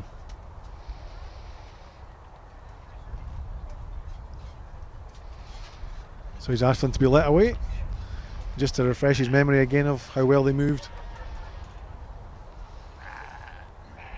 And you get a better idea of them in proportion and stuff as they're walking about together. And yep. This is the difference between going all the way and actually just making up the numbers in terms of winning your class and not going any further, because it just takes that sheep to look back at you on a certain angle with a bit of character and it catches your eye, and that's it, you're all the way. That Tup lamb has a phenomenal doesn't he have a great outlook? Back end on him and top. He's got a tremendous outlook as well. Yeah. We could run a sweep on what weight you think he is. Oh. Well, I think if you had a guess, Scott, and then added about 15 kilos on, you might be nearer.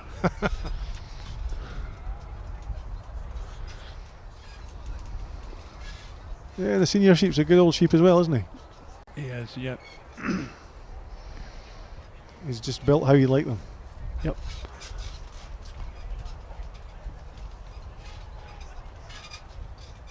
I do like that Tup lamb though. Oh, he's smart. He's smart. He's got a future in front of him, hasn't he? Yeah.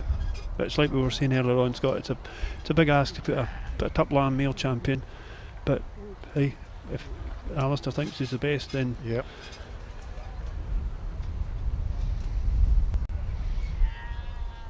Three good sheep and a great representation of the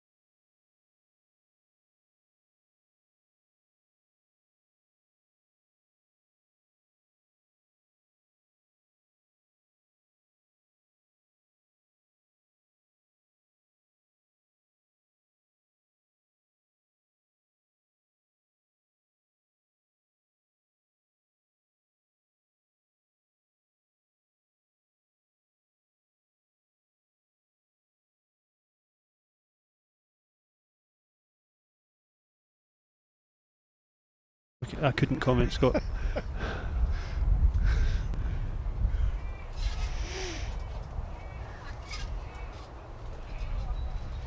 It must be close, Derek. It's very close, yep.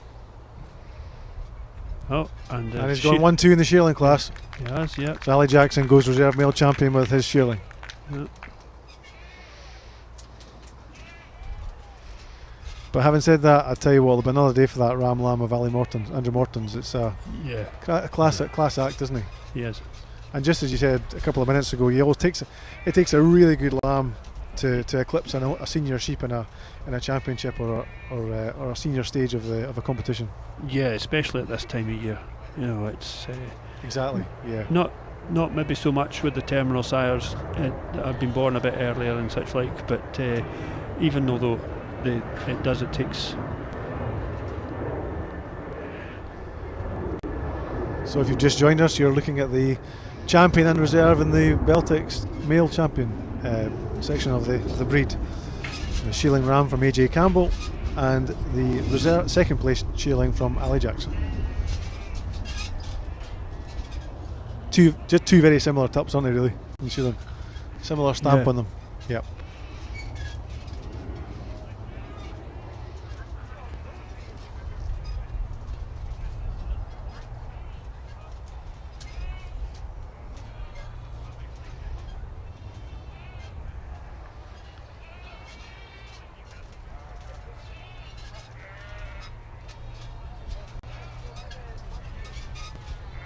Well done, boys.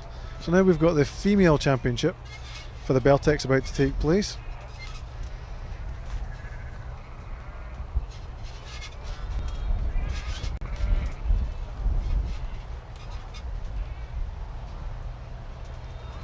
When they go, they go. You're not going to stop them. No. A good job there's a fence here, they've been in the runway. Well, I'm wondering if Beltex can read, because the first thing he did was he headed straight for M&S food. He's maybe not had his lunch yet. He's obviously got impeccable taste in food, I'll give him that much. Yeah. Not just any food, eh?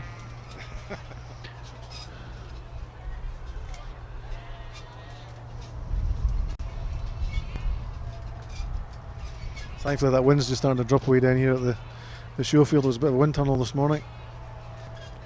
Yeah, it's not just quite as blustery, Scott, but there are a few folk going about quite well wrapped up for the time of year. But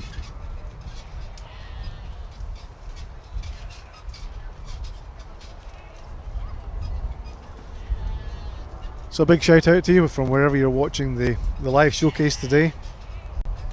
Let us know you're watching, drop us a line, hashtag RHS Showcase, and we'll give you a mention. I gather we've passed the 20,000 viewings limit, not limit, because there is no limit in this job, but we've passed the 20,000 viewings this morning, so very eternally grateful for that, and what a yardstick that is for the show in its first live showcase. yeah, I think you've hit the nail on the head there, Scott. Like the first time it's been done, so there's always going to be a lot of teething problems, and yeah, it's a very difficult thing to organise.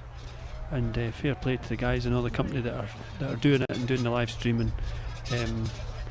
When it's the first time doing it, there's always going to be a wee glitch here and there, one or two wee mistakes made, but they've been ironed out, and it's easy to say sitting here in a tent in the middle of the field, but it's going really well, and great credit to them. Yeah, absolutely. Here. So now we've got the females lined up.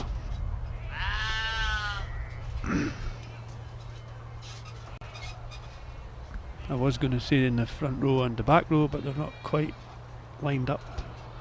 Anyway, there's only one ewe, isn't there? Yeah, the ewe first. Here she comes forward now. The first prize ewe was Ali Jackson's. The first prize gimmer is Alan Miller. Yep. The first prize ewe lamb is Daniel Hodge, and the second prize in the second row is Andrew Morton's gimmer and Alan Miller's ewe lamb.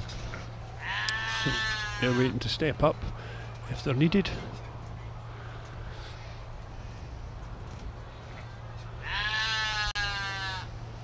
That's a thumping gimmer, isn't it? Superb. Yeah, there's no waste in her, there's no much wool in her covering anything, so It's all sheep, Derek, isn't it? yeah, what you see is what you get.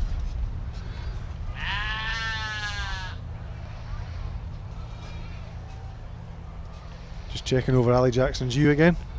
Yeah, just taking the mouth for correctness and making sure both quarters are okay. She looks quite workmanlike if she's got a vessel on her like that as well. yeah, I said that earlier on, Scott. She did. I was thinking exactly the same. She's obviously working as well as showing, so that's a good sign.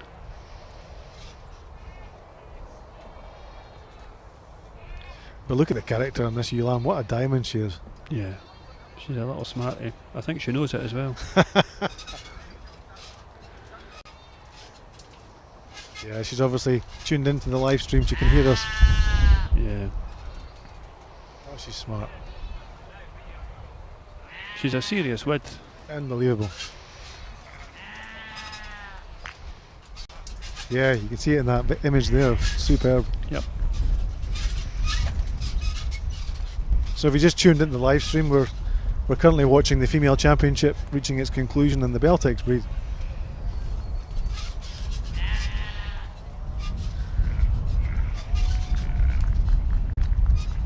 The ewe lamb's obviously missing its mammy or its sister just at the minute, and yeah, she's not settling just the same. But no, but she's showing herself off. She is very well. But 3 nice first prize winners.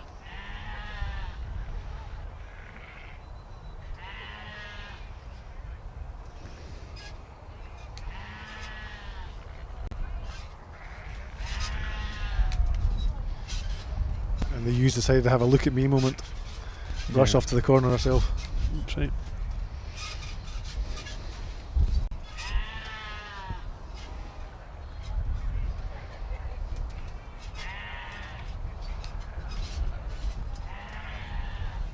I think the gimmer's only been clipped about a week because she's not got much wool in her, but it certainly wasn't me that clipped her because she's not got any shear marks.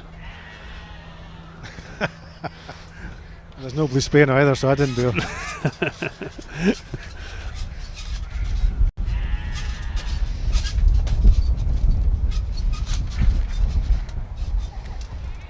It's going to be an interesting interbreed this afternoon, Derek, isn't it? You know, when we see the sections we've seen already and some of the other champions is going around the ring, it's going to be a tremendous lineup of stock, actually. Yep, there's some strong champions from what we hear. The Beltex, obviously no stranger to the interbreed championship honours, with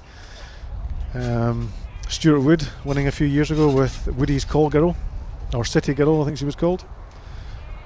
She won the interbreed championship about 3 years ago. So the Beltex have been right to the top of the sheep lines here at the Highland Show.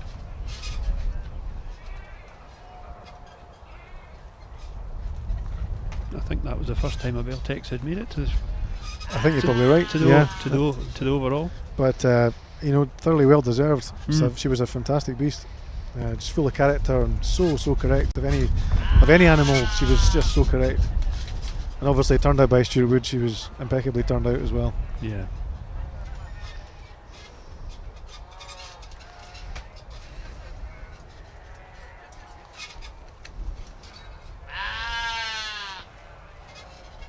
The presentation of the stock this morning and this afternoon has been first class as well, hasn't it? Yeah, it has. And there we go. The gimmer. Female champions, the gimmer from Alan Miller.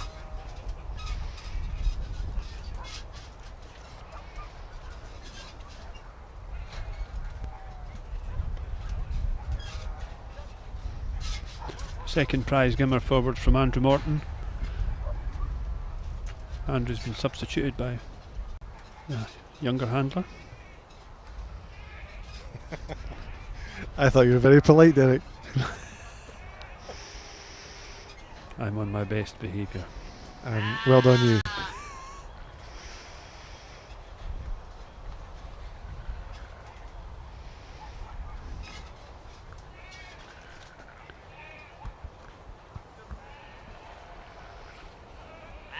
I think Gordon's getting a lot of pleasure out of this, isn't he? Yes, Getting these boys to manhandle these Beltex sheep for another 50 yards up the ring. Can you just take that up there, please? No worries. You're left looking around for help and he's gone. Just over the horizon and far away.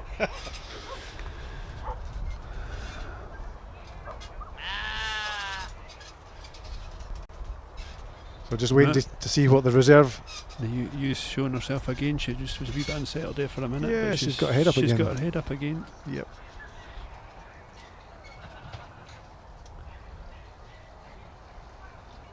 He's given the Gimmer reserve, I think. And the Gimmers go all the way. 1-2. 1-2. So we've got Andrew Morton's Gimmer reserve female champion.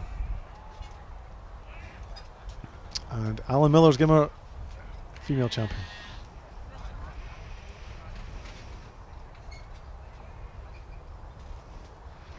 So this is it. We're into the big time, championship time. the Gimmer versus Shearlan. Yes. Yep.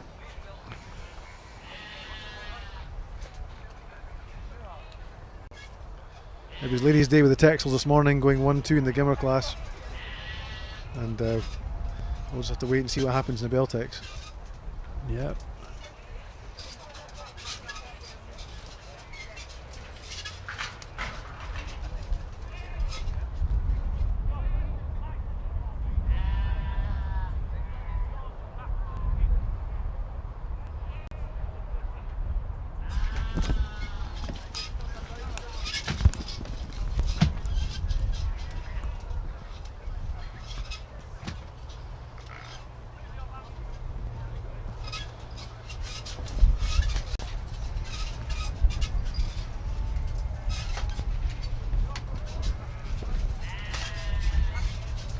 So we've just reached the championship stage here in the Beltex section, the Royal Highland Show, the live showcase, and we're just waiting on the male champion to come out and compete for make his case for the Beltex champion for the live showcase 2021.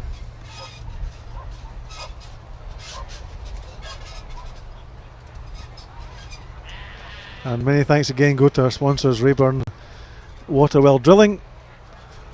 Without the sponsors we have at these events, it wouldn't be possible to show the sections to the standard or to put on the show that we have to the standard that the Highland Show do year on year. We're entirely grateful again for your support.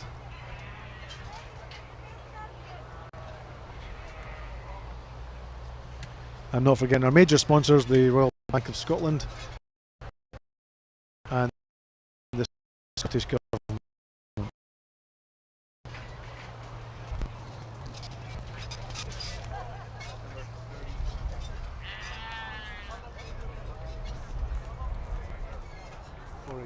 And the Gimmers. 31, is it? Alan Miller's showing you that's 30. Yes. That's it. Well done.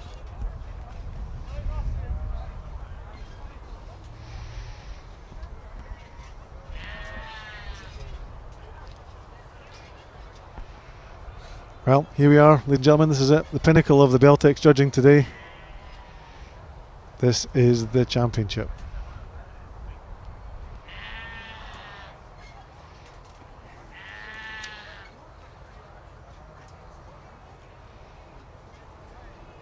Alistair McLean's been a great job so far.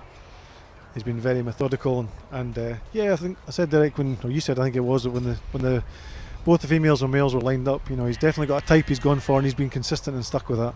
Yeah, definitely, Scott. He's, yep.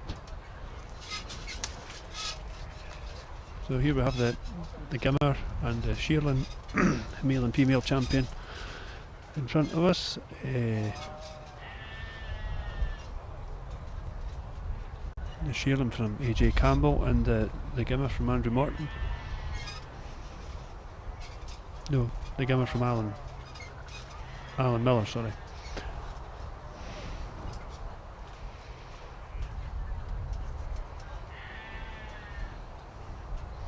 This one's too close to call, Scott, I think. I'm going to sit in the fence here. Yeah, I'm happy to sit out this one. Yeah, could get some splinters. Ali doesn't need any help from us on this occasion. No.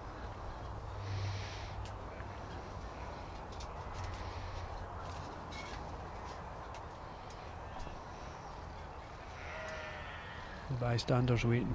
Yep. Hoping that they're going to get a shot.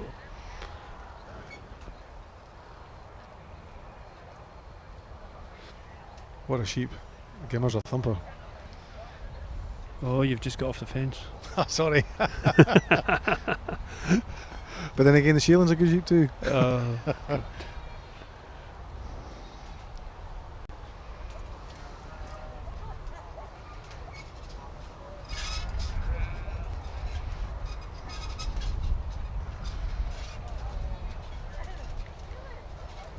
In the drum row. There we go. Yep. Beltex beat champion is the Gimmer from Alan Miller. Andrew Morton's Gimmer coming in, second place Gimmer, and reserve female champion coming in to play for the reserve overall honours now.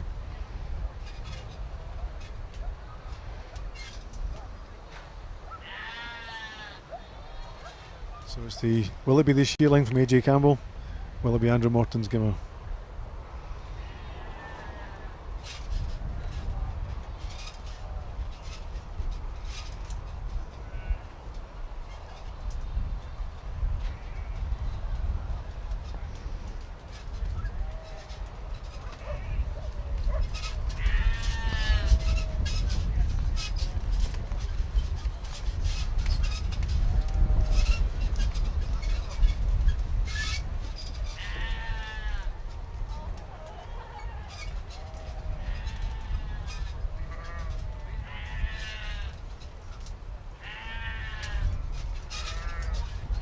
There you go.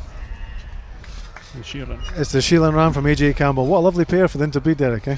Yeah, very typey. Very typey, very similarly matched. They'll do well, I would think. Yep.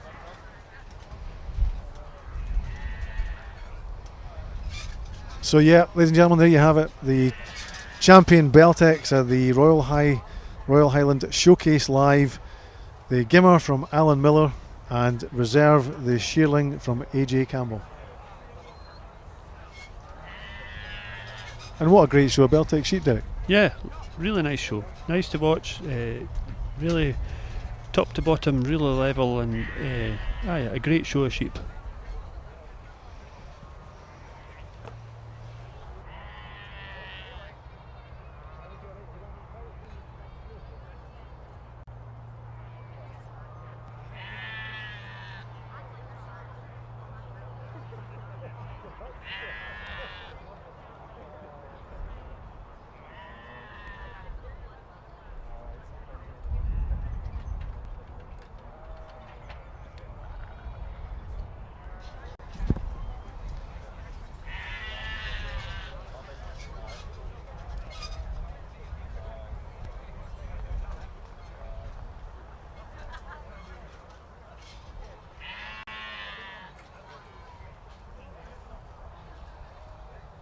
So well done Alan Miller and well done AJ Campbell, sorry, for coming champion and reserve respectively today in the Beltex section.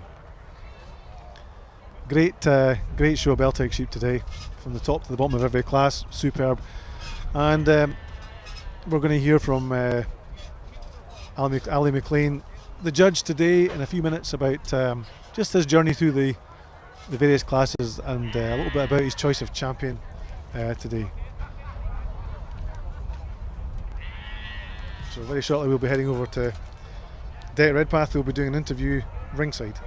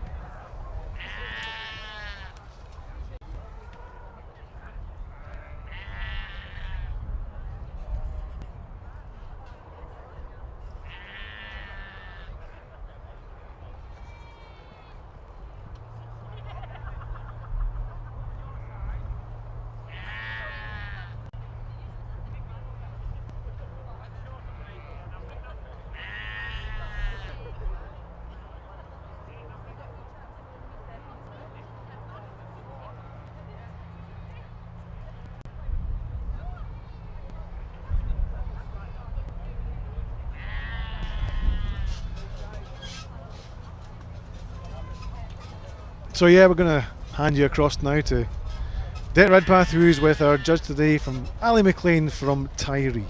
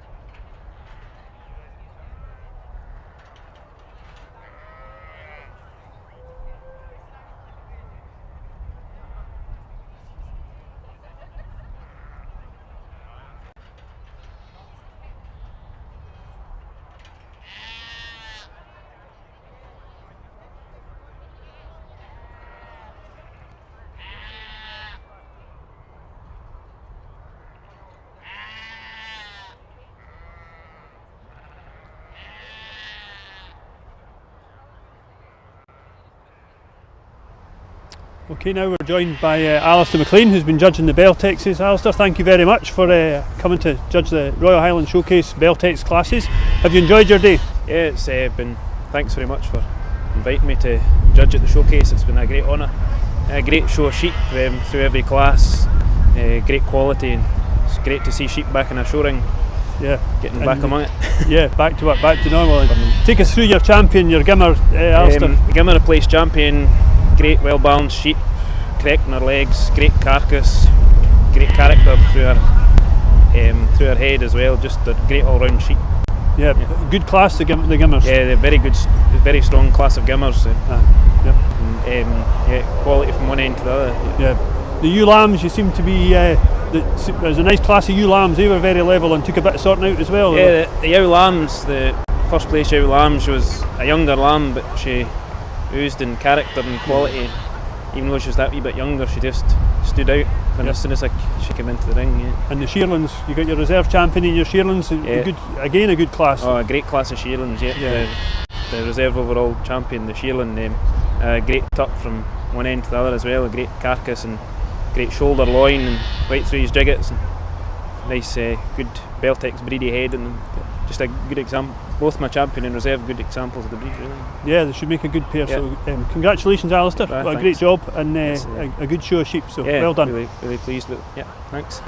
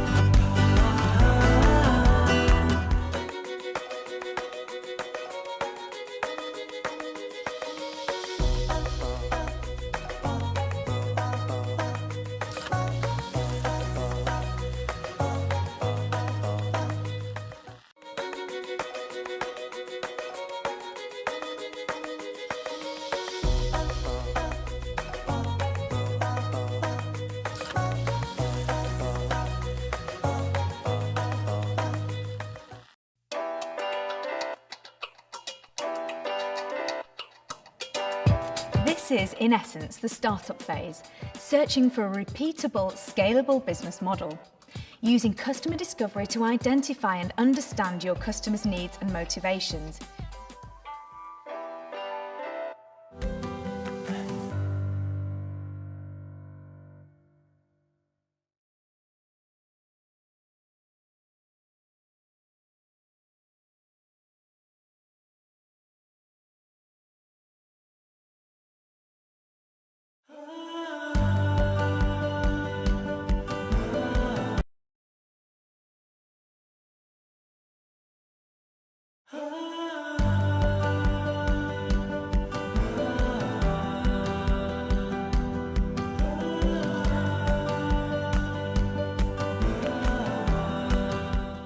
My name's Craig Wilson and I am the Kilted Chef from Aberdeenshire here in Bonnie, Scotland.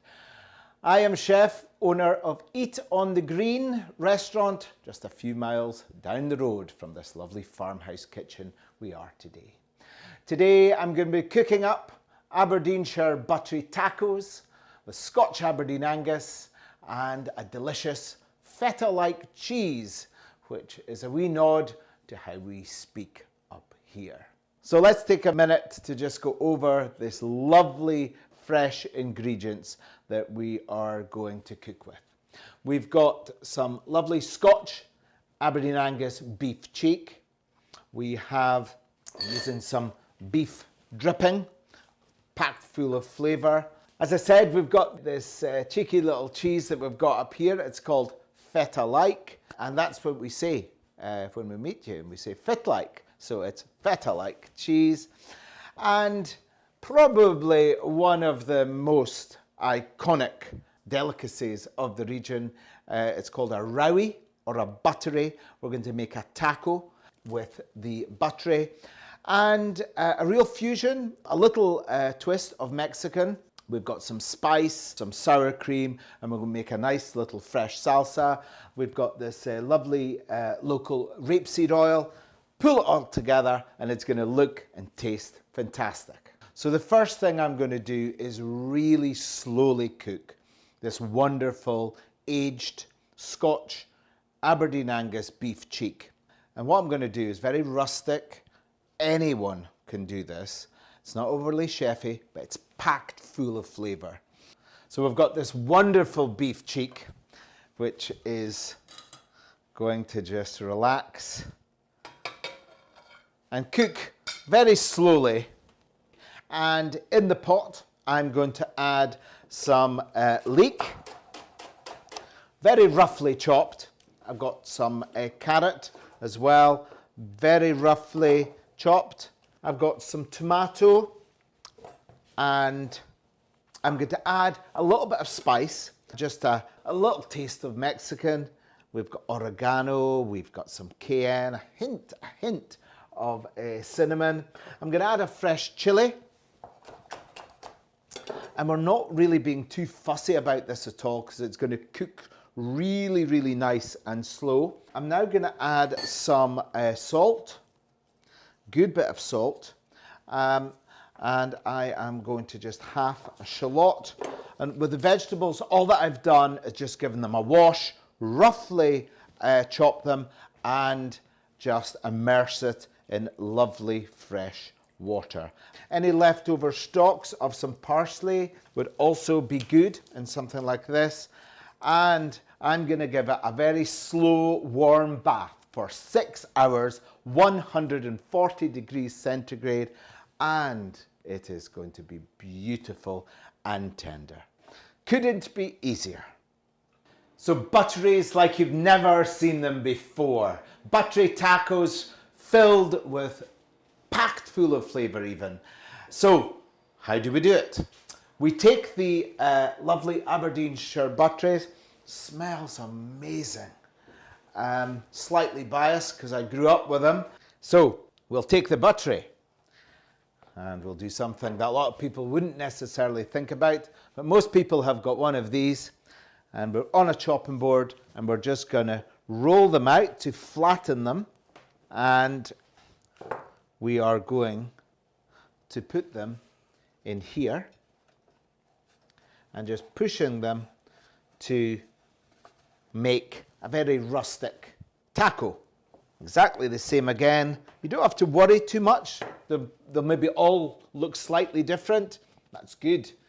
We quite like the misshaped butteries, and it certainly will not affect the flavour. So, we've got the butteries in the tin. We need 2 more ingredients. We have got the rapeseed oil and a fresh chilli. So I'm just going to roughly chop up some fresh chilli and just scatter them over the buttery, like so. Some Scottish rapeseed oil, and I'm just going to drizzle some over, and that is ready to pop straight into the oven. And they're going to take about 15 to 20 minutes, 180 degrees centigrade.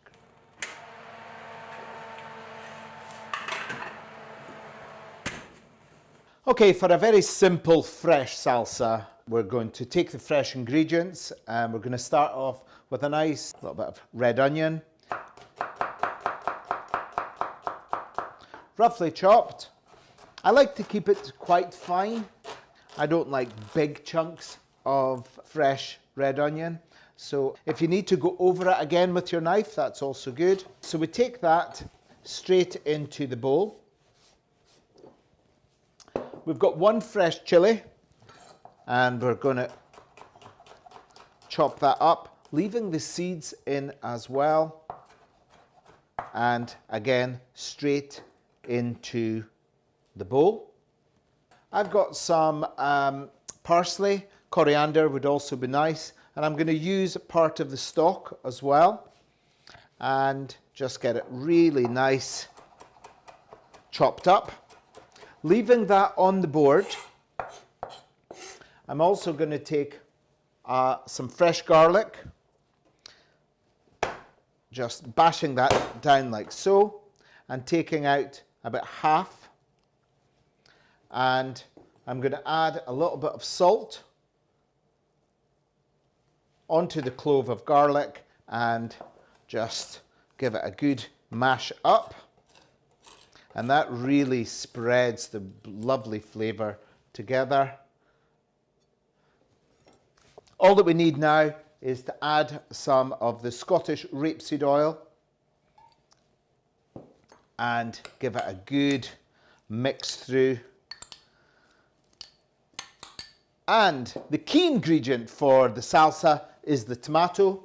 So we have a vine ripened tomato, and we are going to use every single bit of the tomato, chopping that, and we're not going to let any of the flavour escape. So any of the juices that are on the board, they're going to go straight into the salsa. And that's why we're sliding it off the board and making sure it's nice and well mixed. And such an obvious thing to highlight, but make sure you taste it.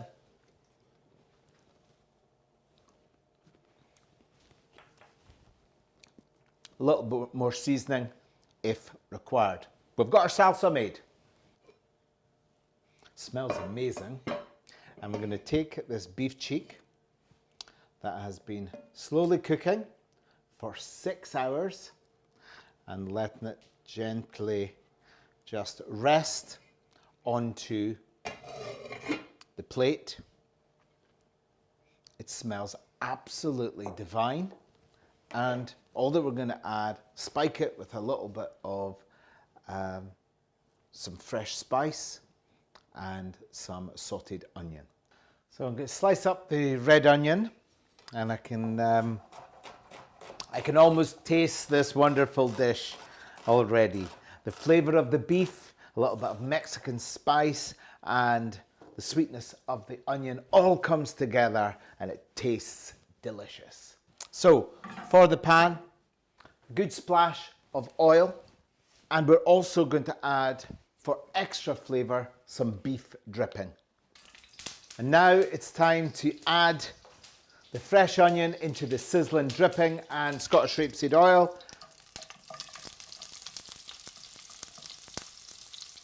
Adding a little bit of seasoning as well. So some salt. And we've also got adding a little bit of the Mexican spice. We're looking for about a teaspoon and just kind of scattering it over the onions.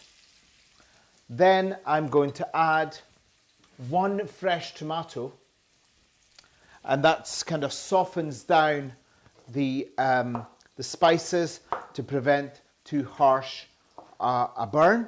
And we're just going to roughly chop them up and go straight into the pan.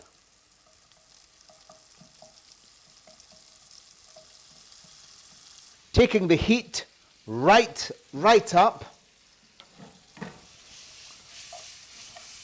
and letting it reduce down. And it smells amazing. And of course, the Aberdeenshire beef cheek is tender and also full of flavour. So I'm going to take the pan off the heat.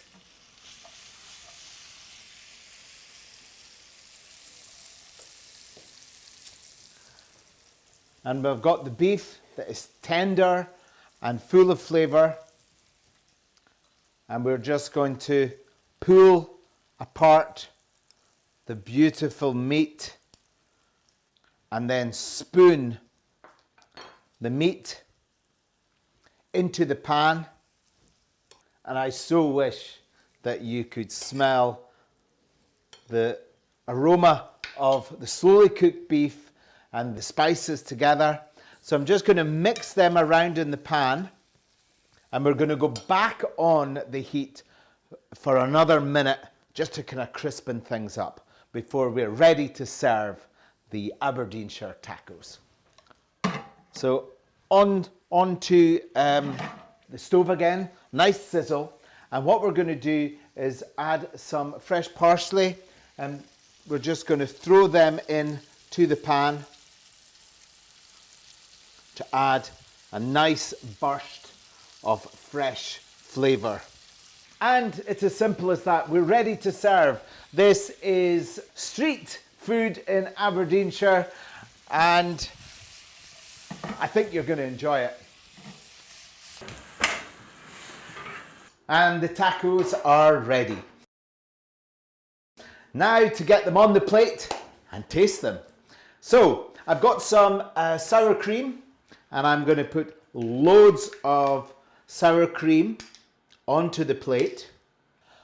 Then we have got the tacos. We are going to take these crispy tacos, and they are going to sit very proudly on the plate. And we're going to load up these buttery tacos with the beef. And it's going to get even better yet, because we're going to add some exciting last minute ingredients that will give a burst full of flavour. We've got this feta style cheese that we're just going to crumble over like that. And I've discovered this new Succulento yellow chili ketchup. So I thought a little bit of that would also be rather delicious. Just a little bit you need on here, and just to give a little zing. And not forgetting our freshly made salsa, which can be on top or on the side, and that really takes the dish to another level. Fresh, delicious, local, and easy to make.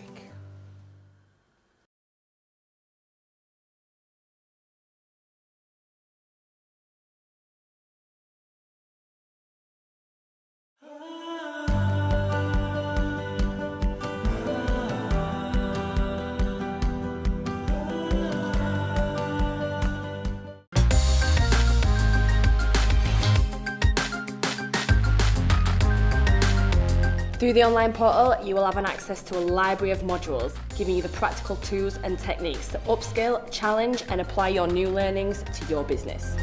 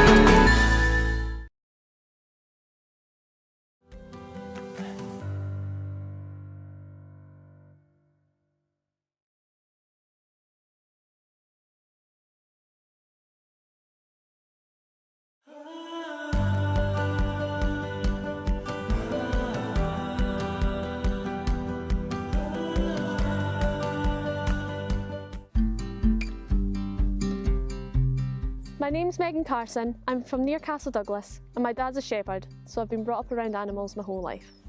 I love sheep the most. I think it's just because I've been brought up around them and around little pet lambs, and they're friendly ones. They're friendly. So I've been in the Stewartshire Young Farmers for about 4 years, and we're a group of like-minded people who like to get out, enjoy the countryside, socialise and learn different skills whilst being in the club.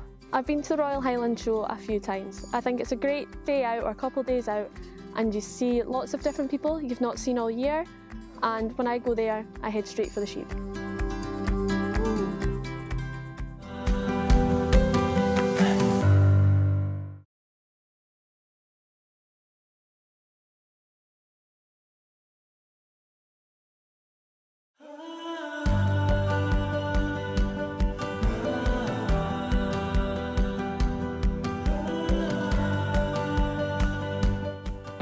Welcome back from the west coast of Scotland for another M&S Food Fresh Market update. I'm with Sarah, who's been an M&S Select Salmon farmer for 5 years.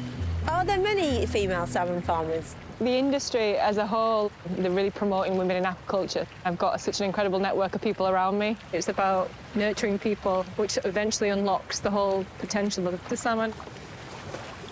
They've got so much space. It's jaw-dropping. So there's actually 98% water to 2% salmon, so it's really special. I've heard some of the M&S salmon is smoked locally. It literally is just down the road. They have a really natural method of smoking, which brings out that really great smoky flavour. This has been my passion for such a long time, and to be able to say that you're farming salmon to the highest possible standard that goes to max respect to customers is brilliant. I'll be back with another M&S Food Fresh Market update and some delicious salmon recipes from Chris.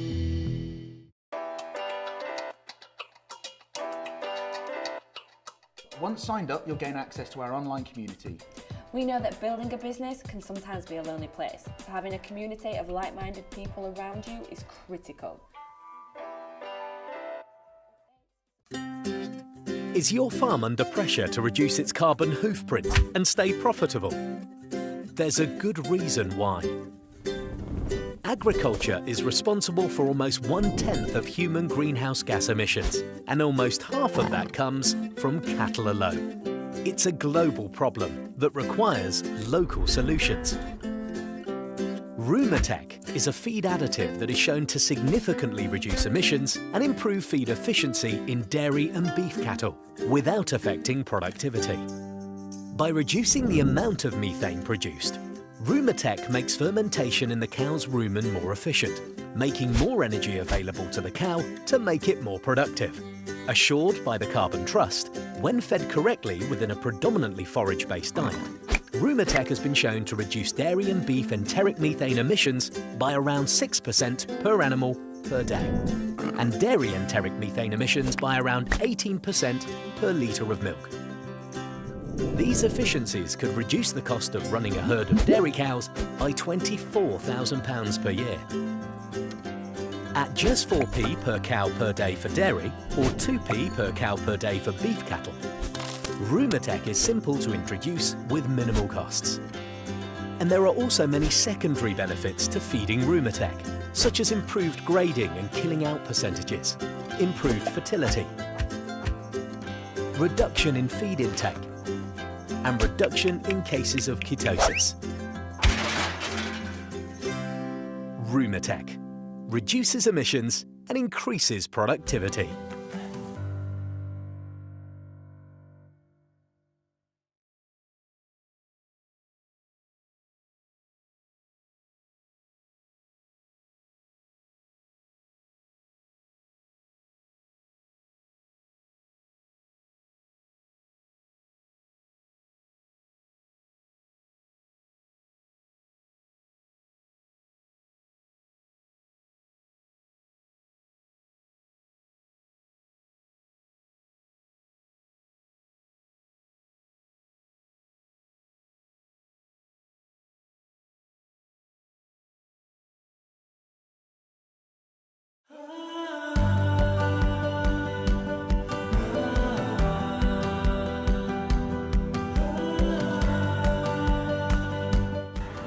Hello, I'm Johnny Watson of Watson Seeds.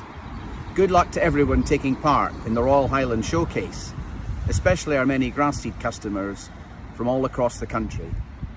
As proud sponsors of the show, we look forward to following the judging online and hopefully seeing you all in person next year at our stand at Ingliston. All the very best. Right, what's for lunch? I'm easy. You decide. Seriously? Ah! Seriously? How about tempting cheese nuggets, tasty cheese squares, or original award-winning extra mature? Ah, or this, rich, creamy, tangy cheddar that spreads. Where did this come from? Man in the fridge. Seriously? Seriously. Unbeatable flavour in every bite.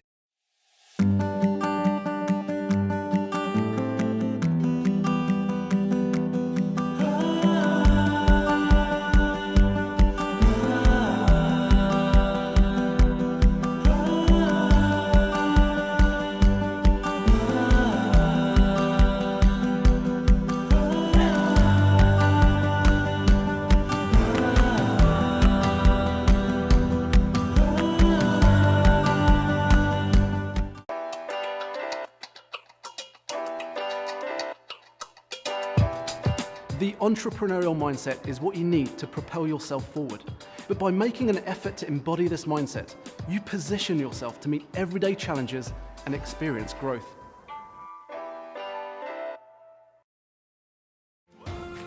Ever notice these wee chaps? Those little logos mean an awful lot. They mean the beef and lamb you buy has field cred. What is field cred? Field cred means local, properly local, born and reared here in Scotland, for cheekier chops all round. Field cred means respectfully reared, better for the livestock for better peace of mind. Field cred means quality assured, assured with independent checks on trusted Scottish farms, meaning mindful munchies. Field cred means lush landscapes, landscapes ideal for grazing, for the animals and for you. So don't just make it with Field cred. Scotland's Royal College. For the next generation. For the future of our food. For the future of our environment. For the natural economy. Take it to the next level.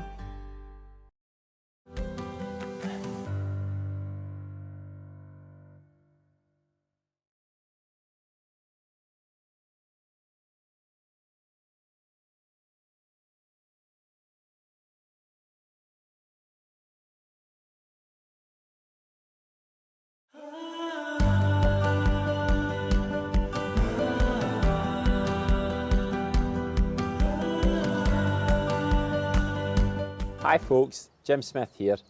Just a reminder that from June the 14th, it's RSABI's Keep Talking Week. So we're encouraging everyone to pick up the phone or chat online with an old friend that you haven't spoken to for a while. It's always a lovely surprise to get an unexpected phone call and a bit of crack from an old friend. It can make some difference to someone's day. So remember, from June the 14th, keep talking.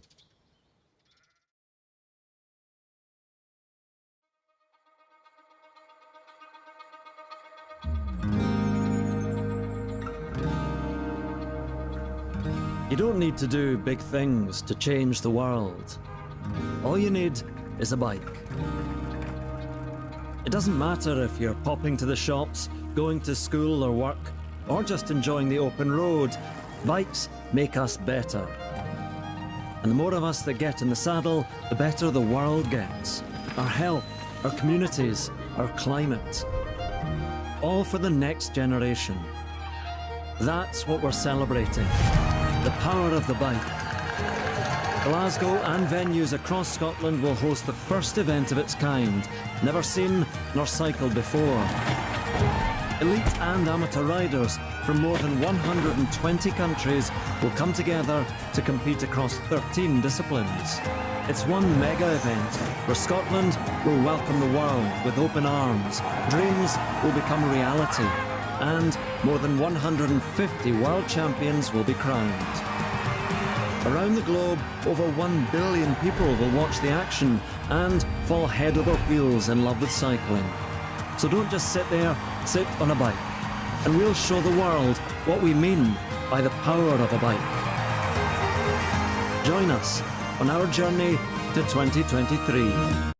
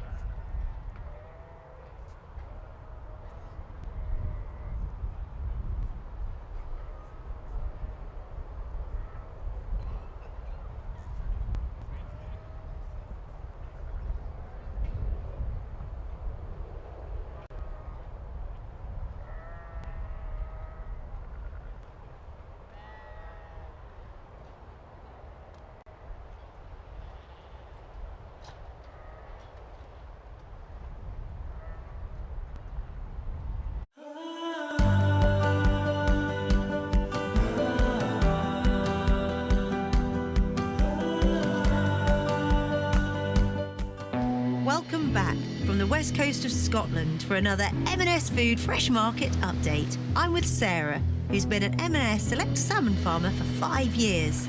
Are there many female salmon farmers? The industry as a whole, they're really promoting women in aquaculture. I've got such an incredible network of people around me. It's about nurturing people, which eventually unlocks the whole potential of the salmon. They've got so much space. It's jaw-dropping. So there's actually 98% water to 2% salmon, so it's really special. I've heard some of the M&S salmon is smoked locally. It literally is just down the road. They have a really natural method of smoking, which brings out that really great smoky flavour. This has been my passion for such a long time, and to be able to say that you're farming salmon to the highest possible standard that goes to Marks & Spencer customers is brilliant. I'll be back with another M&S Food Fresh Market update and some delicious salmon recipes from Chris.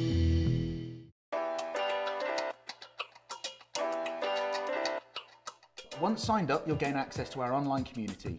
We know that building a business can sometimes be a lonely place, so having a community of like-minded people around you is critical. Is your farm under pressure to reduce its carbon hoofprint and stay profitable? There's a good reason why. Agriculture is responsible for almost 1/10 of human greenhouse gas emissions, and almost half of that comes from cattle alone. It's a global problem that requires local solutions. Rumatec is a feed additive that is shown to significantly reduce emissions and improve feed efficiency in dairy and beef cattle without affecting productivity. By reducing the amount of methane produced, Rumatec makes fermentation in the cow's rumen more efficient, making more energy available to the cow to make it more productive. Assured by the Carbon Trust, when fed correctly within a predominantly forage-based diet, Rumatec has been shown to reduce dairy and beef enteric methane emissions by around 6% per animal per day, and dairy enteric methane emissions by around 18% per litre of milk. These efficiencies could reduce the cost of running a herd of dairy cows by £24,000 per year. At just 4p per cow per day for dairy, or 2p per cow per day for beef cattle, Rumatec is simple to introduce with minimal costs. And there are also many secondary benefits to feeding Rumatec, such as improved grading and killing out percentages, improved fertility, reduction in feed intake, and reduction in cases of ketosis. Rumatec reduces emissions and increases productivity.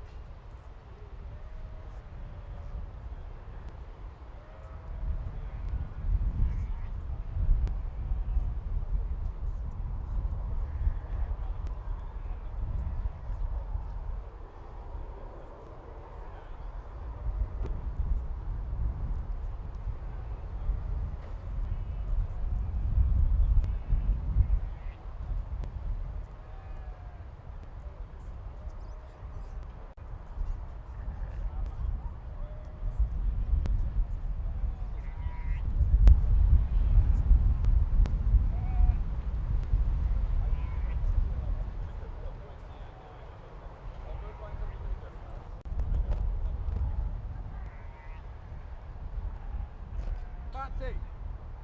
Fancy! Fancy!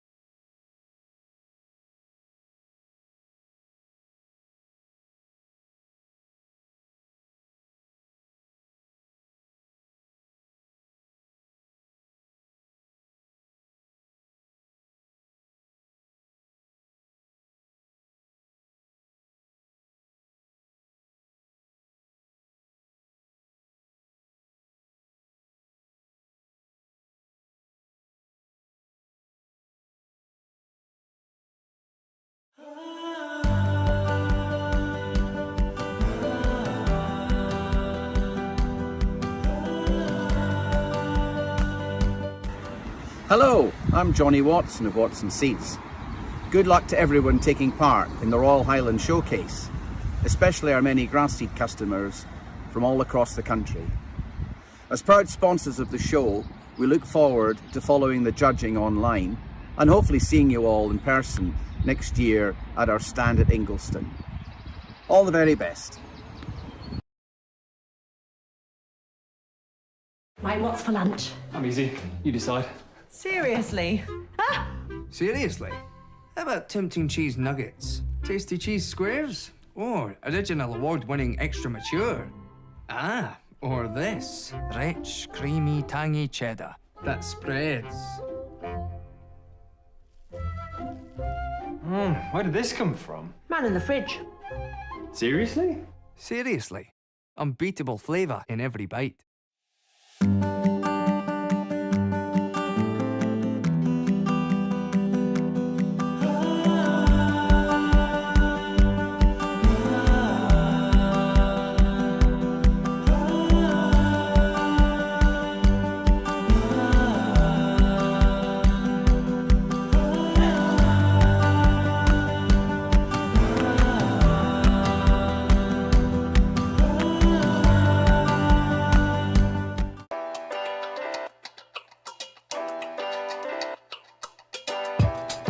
The entrepreneurial mindset is what you need to propel yourself forward.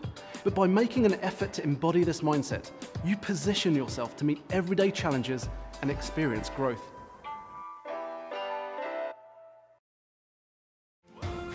Ever notice these wee chaps?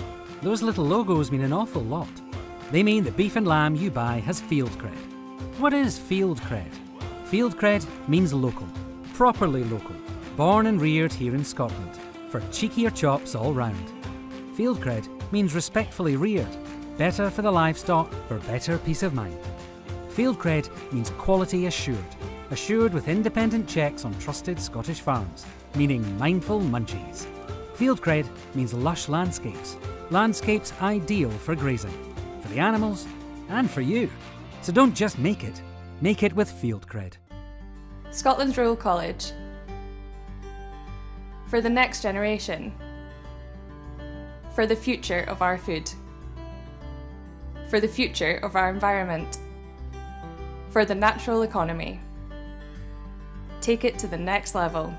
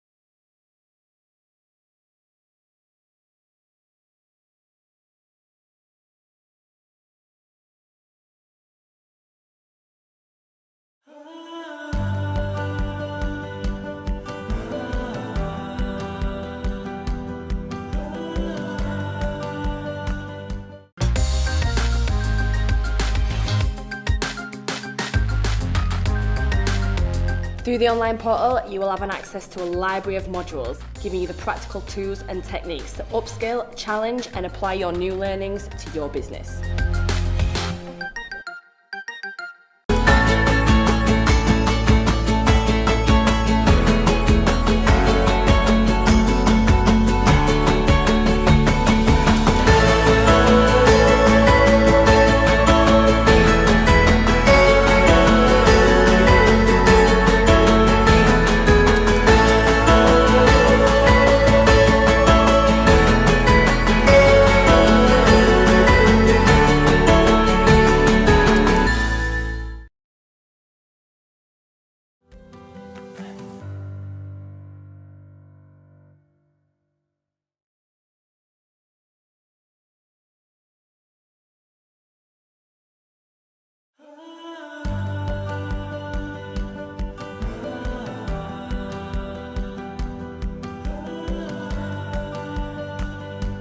So, my name's Paul Newman, owner and chef of Time at Erical.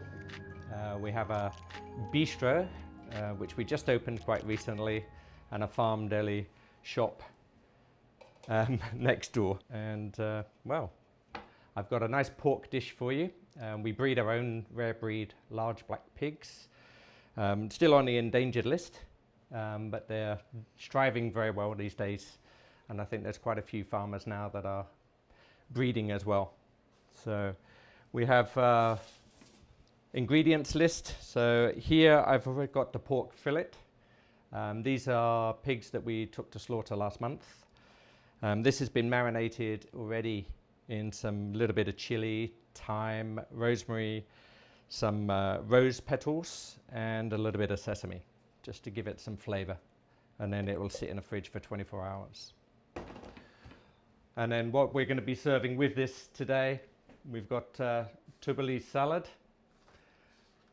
new season rhubarb, which grows in the garden here quite wildly. We don't farm it at all or anything like that. It just grows wild, so we pick and use when we want to. Towards the end of the season, we'll pick as much as we can. We'll bag it, freeze it, and then we've got it ready for jams and chutneys and that later in the year.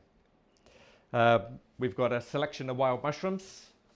These aren't foraged, sadly, but a local biodynamic farm just down the road, we buy them from them, as is the chard in different colors, the herbs, and tender stem broccoli.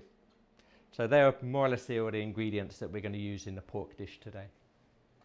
Okay. So as I said earlier, we've marinated the pork. And because we're going to cook it in this pan here, I use this for all of my cooking demonstrations. Best thing I ever bought in my life. So with these, I'm just going to slip them down the center, just to open them up a little bit. And this will help cook at an even pace right the way through. So I don't know if we need to use all of these.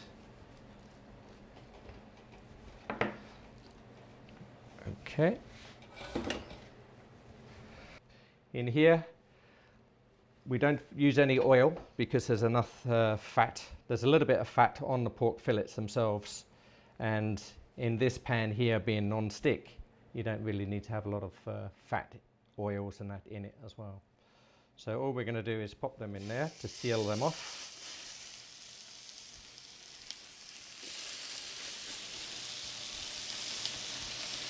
And what we're looking from these is to get a nice golden brown colour either side.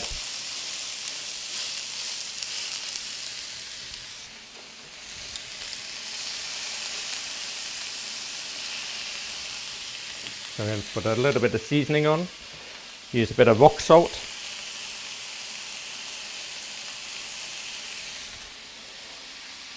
Some cracked black pepper.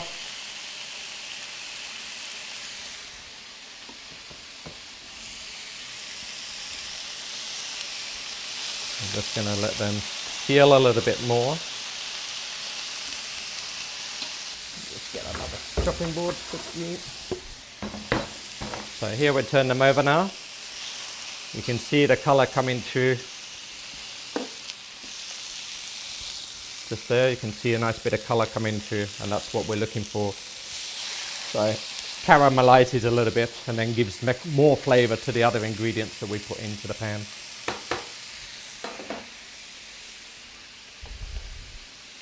So with the rhubarb, now this has just been cut into 1-inch pieces. So the rhubarb in stems, we take top and tail them, and we can use the ends for making a stock, or we can use them for making jams. So we use as much as we can from those as well. So basically we're just cutting them, because these ones are thinner, we cut them slightly longer. Okay, and then in theory, they should all cook at the same time.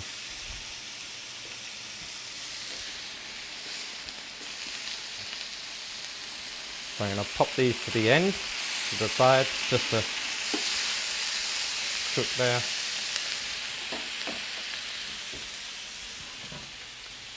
And then what I've got here is what I mentioned earlier with the ends of the rhubarb. I've made a stock syrup. Okay, so this is just, it's got a bit of rose petal in it, the rhubarb stems and a little bit of sugar, and then we just reduce it down. So I'm just going to put a bit of pan in the pan here.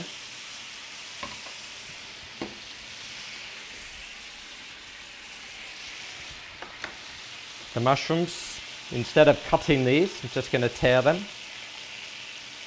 to nice pieces.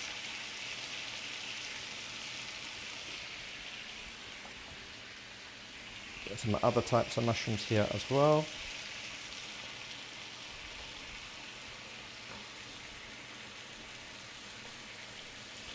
Get some of that in there now, just to cook slowly on the side.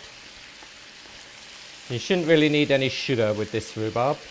It's, I think many years ago, people used to just have a stick of rhubarb and stick it in the sugar and eat it that way.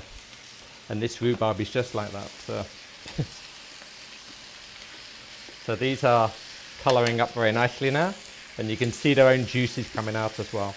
That'll all add to the flavour at the end of the dish. A little bit more stock. I tend not to use any flours and butters and oils. I try and keep as minimal as I can. So with this,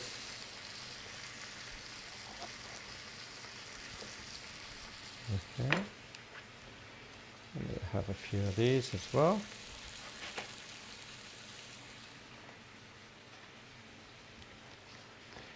Now you can use as many different types of mushrooms as you can. Foraging, I think if you're foraging for mushrooms, you really need to know what type of mushrooms you're picking. We don't really want to be picking any of the unsavoury ones.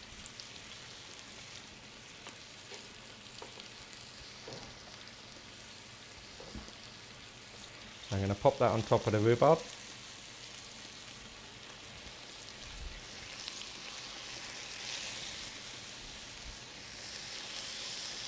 Now these will steam a little bit as well as getting the flavour from underneath, and that's what we're looking for.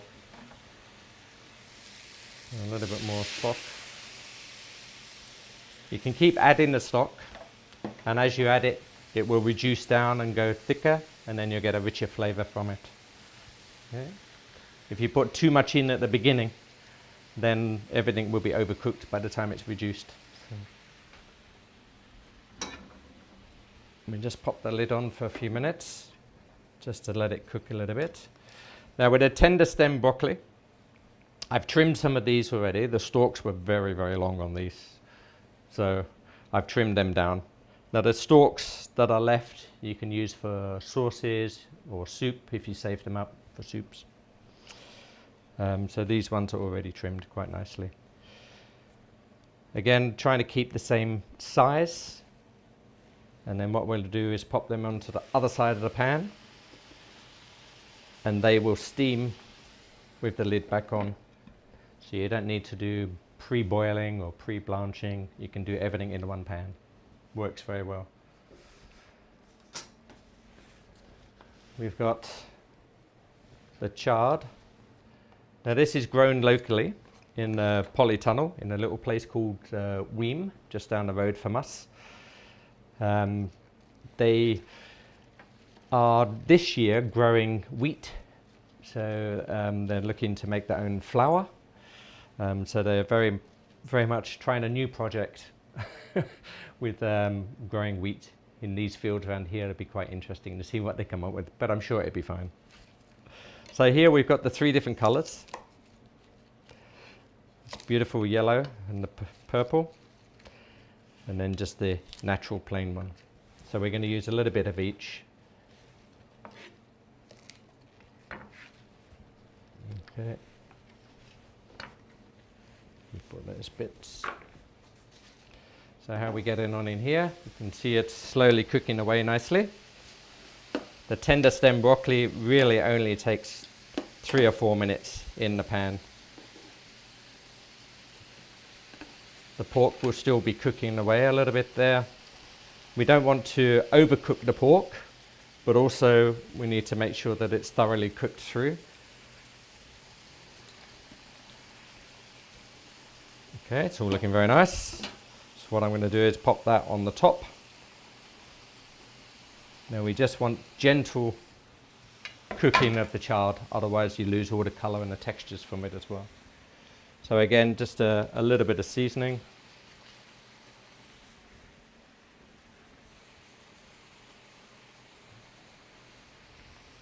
Then I'm going to pop the lid back on, just so it steams nicely inside. Now that tabbouleh salad, you can either serve warm, it's wheat based. Now this has pomegranates, plenty of mint from the garden, tomatoes, cucumbers, and salt, pepper. A lot of lemon juice and some lime.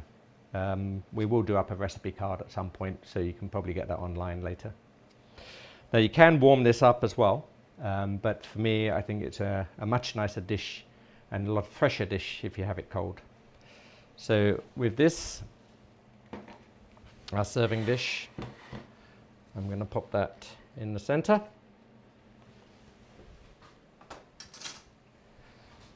Just to arrange it nicely there.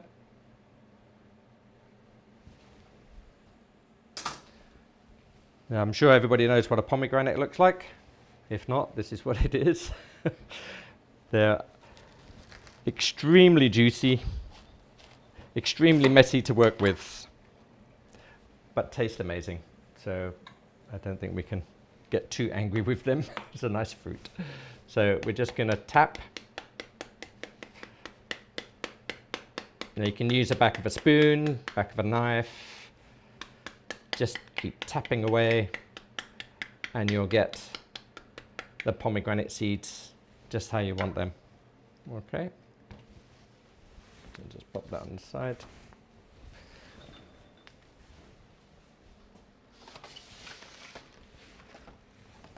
Now here again, the fresh herbs that I said that we got from our biodynamic farm just down the road. These are garlic chives, make a nice little garnish on top.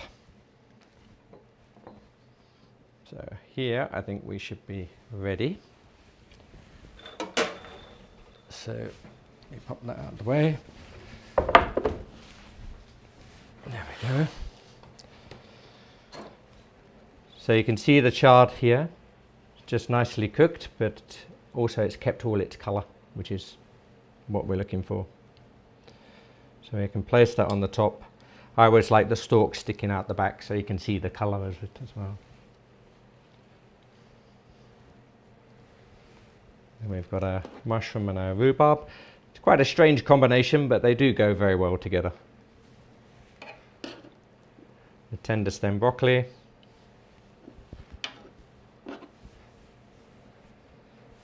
Okay.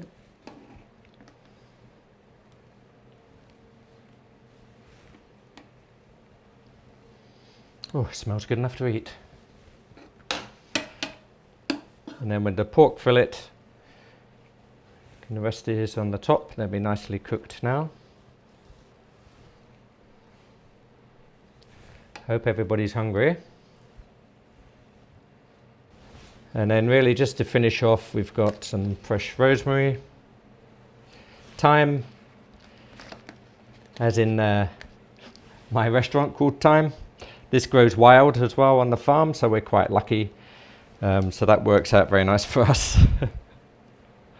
And then just a little bit of, just for garnish, some herbs on the side. Okay. And if you really wanted to give it a little bit more colour on the top, then again, just I think that's what we have here. Purple, the yellow chard, tender stem broccoli, some nice rhubarb on the top, and the mushrooms bedded underneath.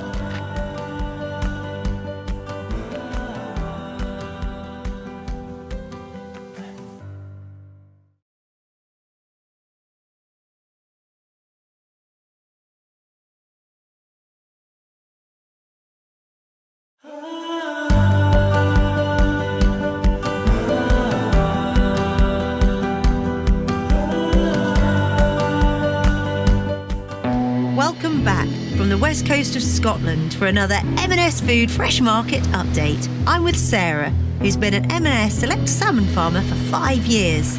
Are there many female salmon farmers? The industry as a whole, they're really promoting women in aquaculture. I've got such an incredible network of people around me. It's about nurturing people, which eventually unlocks the whole potential of the salmon. They've got so much space. It's jaw-dropping. So there's actually 98% water to 2% salmon, so it's really special. I've heard some of the M&S salmon is smoked locally. It literally is just down the road. They have a really natural method of smoking, which brings out that really great smoky flavour. This has been my passion for such a long time, and to be able to say that you're farming salmon to the highest possible standard that goes to max respect to customers is brilliant. I'll be back with another M&S Food Fresh Market update and some delicious salmon recipes from Chris.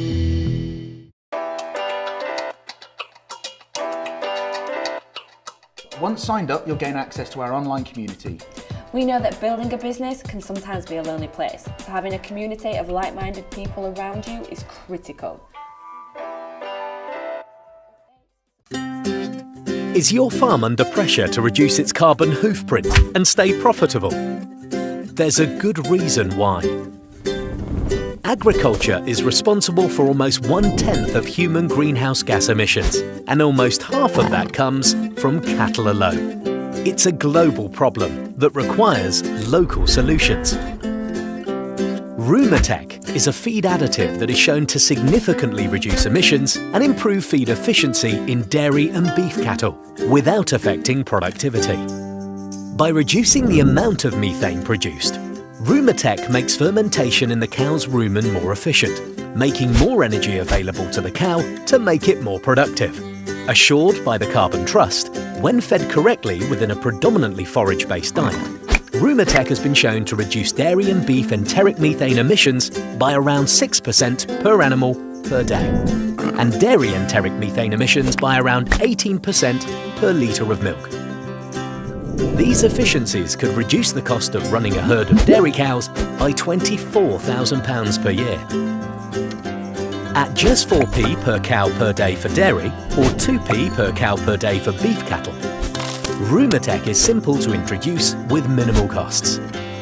And there are also many secondary benefits to feeding Rumitech, such as improved grading and killing out percentages, improved fertility, reduction in feed intake, and reduction in cases of ketosis. Rumitech reduces emissions and increases productivity.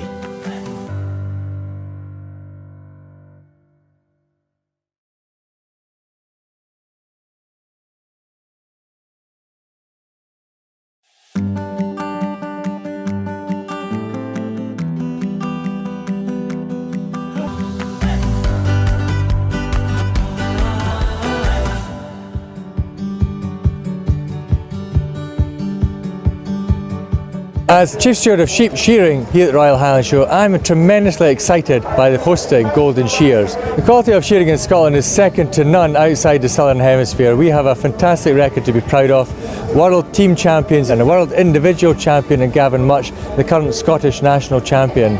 We have a whole generation who have grown up since we last held the Golden Shears in 2002, and for them to have the ability to show off their skills on their own ground, with their own sheep, and to let other people see the fantastic Scottish hospitality that we're so well renowned for, it will be a massive shot in the arm, not just to our sheep shearers, but to the Scottish sheep industry, in showcasing our indigenous breeds and the benefits that they have to the UK sheep industry and the world at large. We can have crowds of over 1,000 people in there. The noise, the excitement will be fantastic. We have transport links and a location which puts us right at the heart of Scottish life, and you will not be disappointed. We can guarantee top quality sheep, and so for 4 days you will be able to enjoy the best sheep shearing you'll see anywhere in the world, and we can't wait for you to enjoy that celebration with us.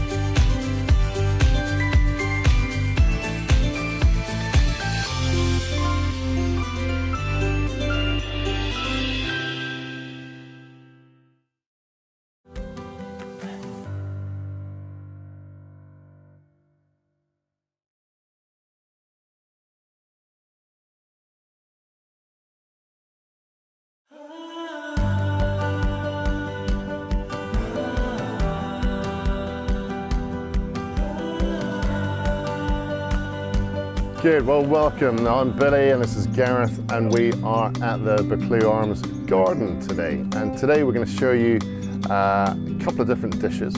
Ones which we're very familiar with. It's going to be roe deer. Gareth's going to butcher the roe deer. I'm going to then take the loin out of there and prepare a lovely starter, which is carpaccio of venison. Then we're going to take some lovely steak cuts from the hind legs off the deer, put them on the barbecue, add a bit of Jersey Royals and British asparagus, and I'm going to show you how to make my wild garlic pesto. So, over to Gareth. So, start with the roe deer. It's been given to us fleeced, which is a requirement from the health department, basically. I'm going to start just taking off a little bit of the fleshy ends of the stomach, just because they get in the way when you're preparing. Now, I'm going to use all of these bits for mince, or for diced steak. Now, I always take out the fillets first. Now the reason for that is when you do take out the loin you cut straight through the fillet. So there's one fillet, and it's the same as taking a fillet out of the beef. You run along the side of the spine, and then it just eases out. And there's two fillets, and then from there I always take the front legs off because they're the easiest. Now if you know anything about venison, the reason why it's called venison is because they've all got blades for legs at the front, and most people seem to struggle to take them off, which I don't know why, because that's one leg off. And then I'll take excess meat off. Now I could take hours overdoing this, but to be honest, it's not worth it for me at the moment, just to go through, because it does take too long to take off too little. Everything I'm taking off now we would use for either meatballs, koftas, burgers, and yeah, if you're lucky you might get some diced, but to be honest, the diced is what you take from the hind quarter, which we actually end up steaking. So that's one side. I'm going to put my finger on the backbone. I'm just going to cut straight down. One cut, and then the next one is all the way across. Now I'm obviously right-handed, so this is the awkward side for me, but I just run the knife all the way along the backbone. Getting lucky sometimes, it might go quicker. There we go. And then from the back I then follow the rib cage all the way to the back, and I just tease away the loin. It's very easy to go too quick and think that you're doing a really good job, and then all of a sudden you've lost half the loin, which is the best bit, to be honest. It's the biggest money maker.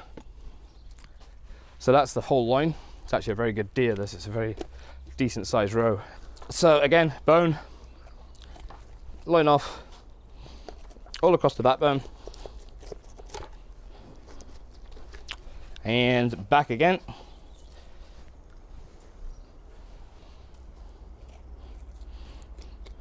This is the easier way for me. So you're just using the animal for guidance. All you're doing is using the bones and the sinew, where to go, where to stop. It's as simple as that. There's no real skill in it. It's just understanding what you're doing and understanding what you're preparing. And as long as you do that, that's another loin. It's very easy. So we've taken a small section of the loin. You could do the whole lot. I've just taken a small section. I'm going to show you what I'm going to do with it. We've taken the sinew off here, which is the gritty bits. That noise is my gas barbecue gas stove getting going. We want this a super hot pan, and simply I've got rock salt in here and crushed black pepper, and simply going to roll this up. The great thing about this dish, it's a great starter, and probably one of the best things is you can make this for tonight, for tomorrow. It can go in the freezer as well, and pull it out. And because it's really quite thin and small, very quick to defrost. And there's another technique to that. So what I'll just do, just make sure, we've often had mistakes with this when the pan's not been quite hot enough. This is going to go in the pan just for seconds on each side. There's a little bit of oil and butter in there to help stop the burning.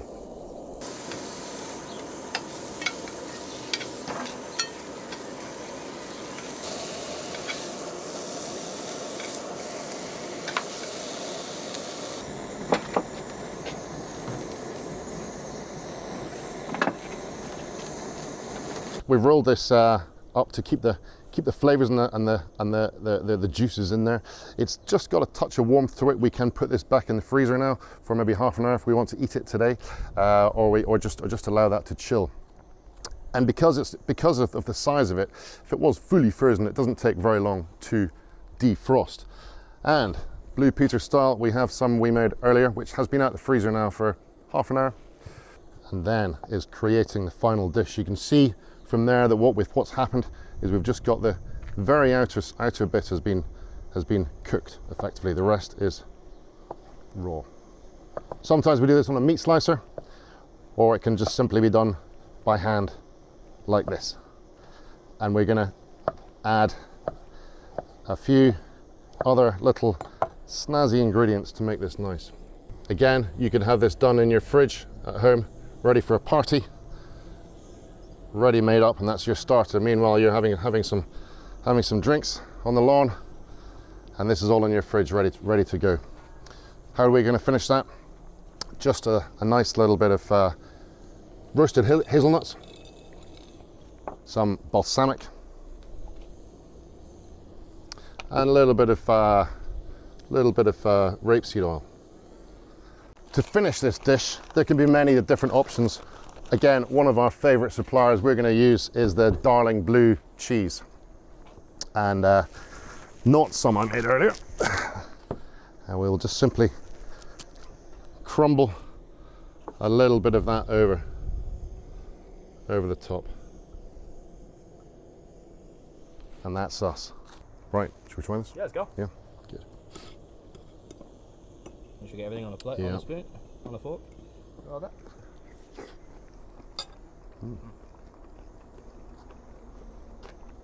But every texture and every flavour. The nuts, the balsamic, you're getting everything. The blue cheese. So tender. Always finishes.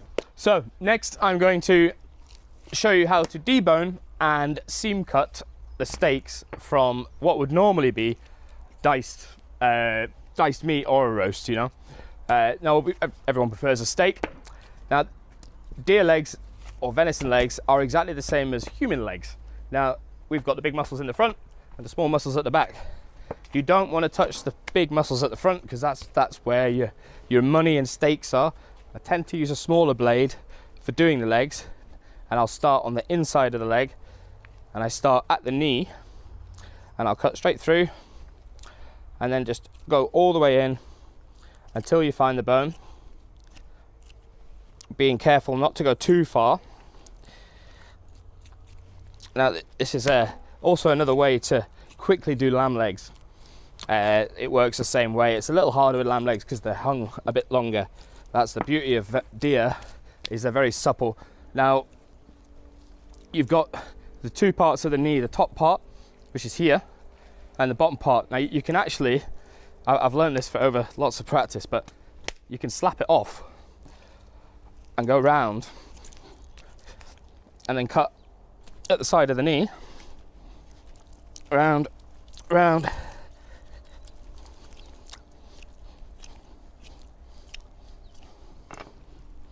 and then get the bigger knife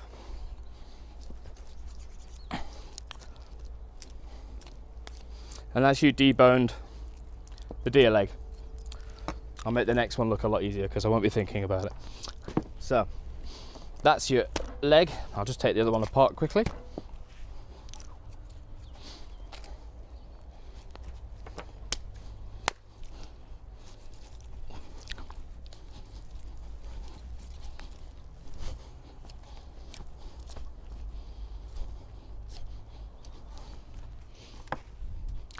So now the way we break the leg down is literally by following the seams, and again, like I was saying before, you let the animal do the work for you. So all I'm doing is following all the seams around. Now I obviously know what to use and what not to use. That's the very top of the leg. That's the hard working part. You never use that. Now this part is actually quite interesting because you always open it up. Always open it up at what we like refer to as the bullet, which is the fleshy end of the rump. That's that piece. Is that the piece we're using today, is it? We will be, yep. And I will take most of the sinew and fat off of that. That's the time-consuming, almost boring task. But I like to call it, with it being deer, it's a bit more like a faux fillet because it's so beautiful. Now the next part, we're going to go through, and it's almost like the top side of a cow, but you do have to be careful because there's a main artery going through here, and you need to cut that straight out. Otherwise, and so I learned not too recently, but a few years ago, it actually makes the meat taste really metallic.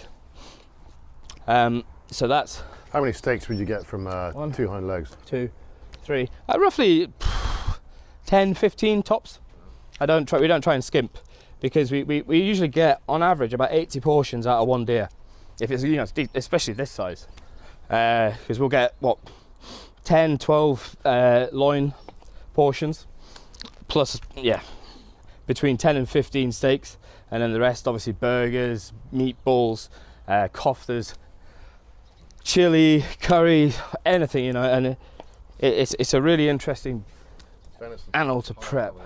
So, to accompany the steak on the barbecue, regards to finishing getting the steaks ready, gonna make my own version of wild garlic pesto, which, as you might imagine, has got plenty of wild garlic. Good time of year for that. We're right now in the middle of May, perfect time of year to go and forage for wild garlic. All very edible, and gonna make it very simply here. You can make any much volume you want. It lasts for ages. A good dose of cracked black pepper and salt goes in there. Toasted pine nuts have gone in here as well. For this volume, I might not use as much as that. It's surprising you don't need an awful lot. Same with some grated Parmesan as well, good quality Parmesan. Actually not gonna need a crazy amount. And some rapeseed oil as well. I may need more than this. We'll just see. So that's it done. What I find is that on day one there is just a touch of a bitterness there, but later on today it's going to mellow and it's going to be just fantastic, particularly for meat and barbecued meat as well, I find. Where right now we're putting this in a risotto on the menu with British asparagus and peas and lemon and this, and it's fab. Right, over to the steaks. So I'm going to cook these really quickly. There's a little thing, I never season my meat first, I always season it afterwards. I never season it before it goes on anything, to be honest. I use almost salt as a garnish, it's an enhancer, not to make the meat taste good, because it already tastes good. Yep, so I'm just about to take the steaks off. They're sitting at rare, which is perfect. So they've got to have a nice smoky flavour to them. But obviously, I mean, they're still going to taste like venison, which is exactly how they should. Let them rest for 2 to 3 minutes. It doesn't need long. It's not like beef where you're not resting a big piece, and also there's no fat in it, period. So now I'm going to season them with just a bit of mould on. I never use pepper, not on steaks, and that's this rare, medium rare. Now it's rested slightly. Cooks very quick.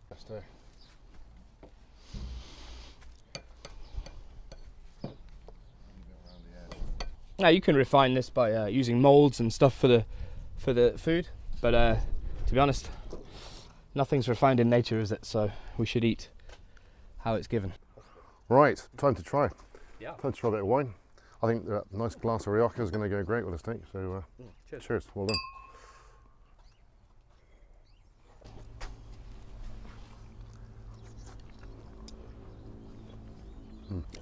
And the pesto. I don't know what it tastes like, but it just goes so well with the red meat. Really goes well with beef. Goes actually very well with lamb. Tremendous. I could eat that every day. Well, now comes the time to say thank you very much for watching us. Thank you for listening to us. And we did have just a little bit of sprinkle of rain there, but we've also managed to have a very nice day. And we might see you someday soon at the Buccleuch Arms. Thank you very much.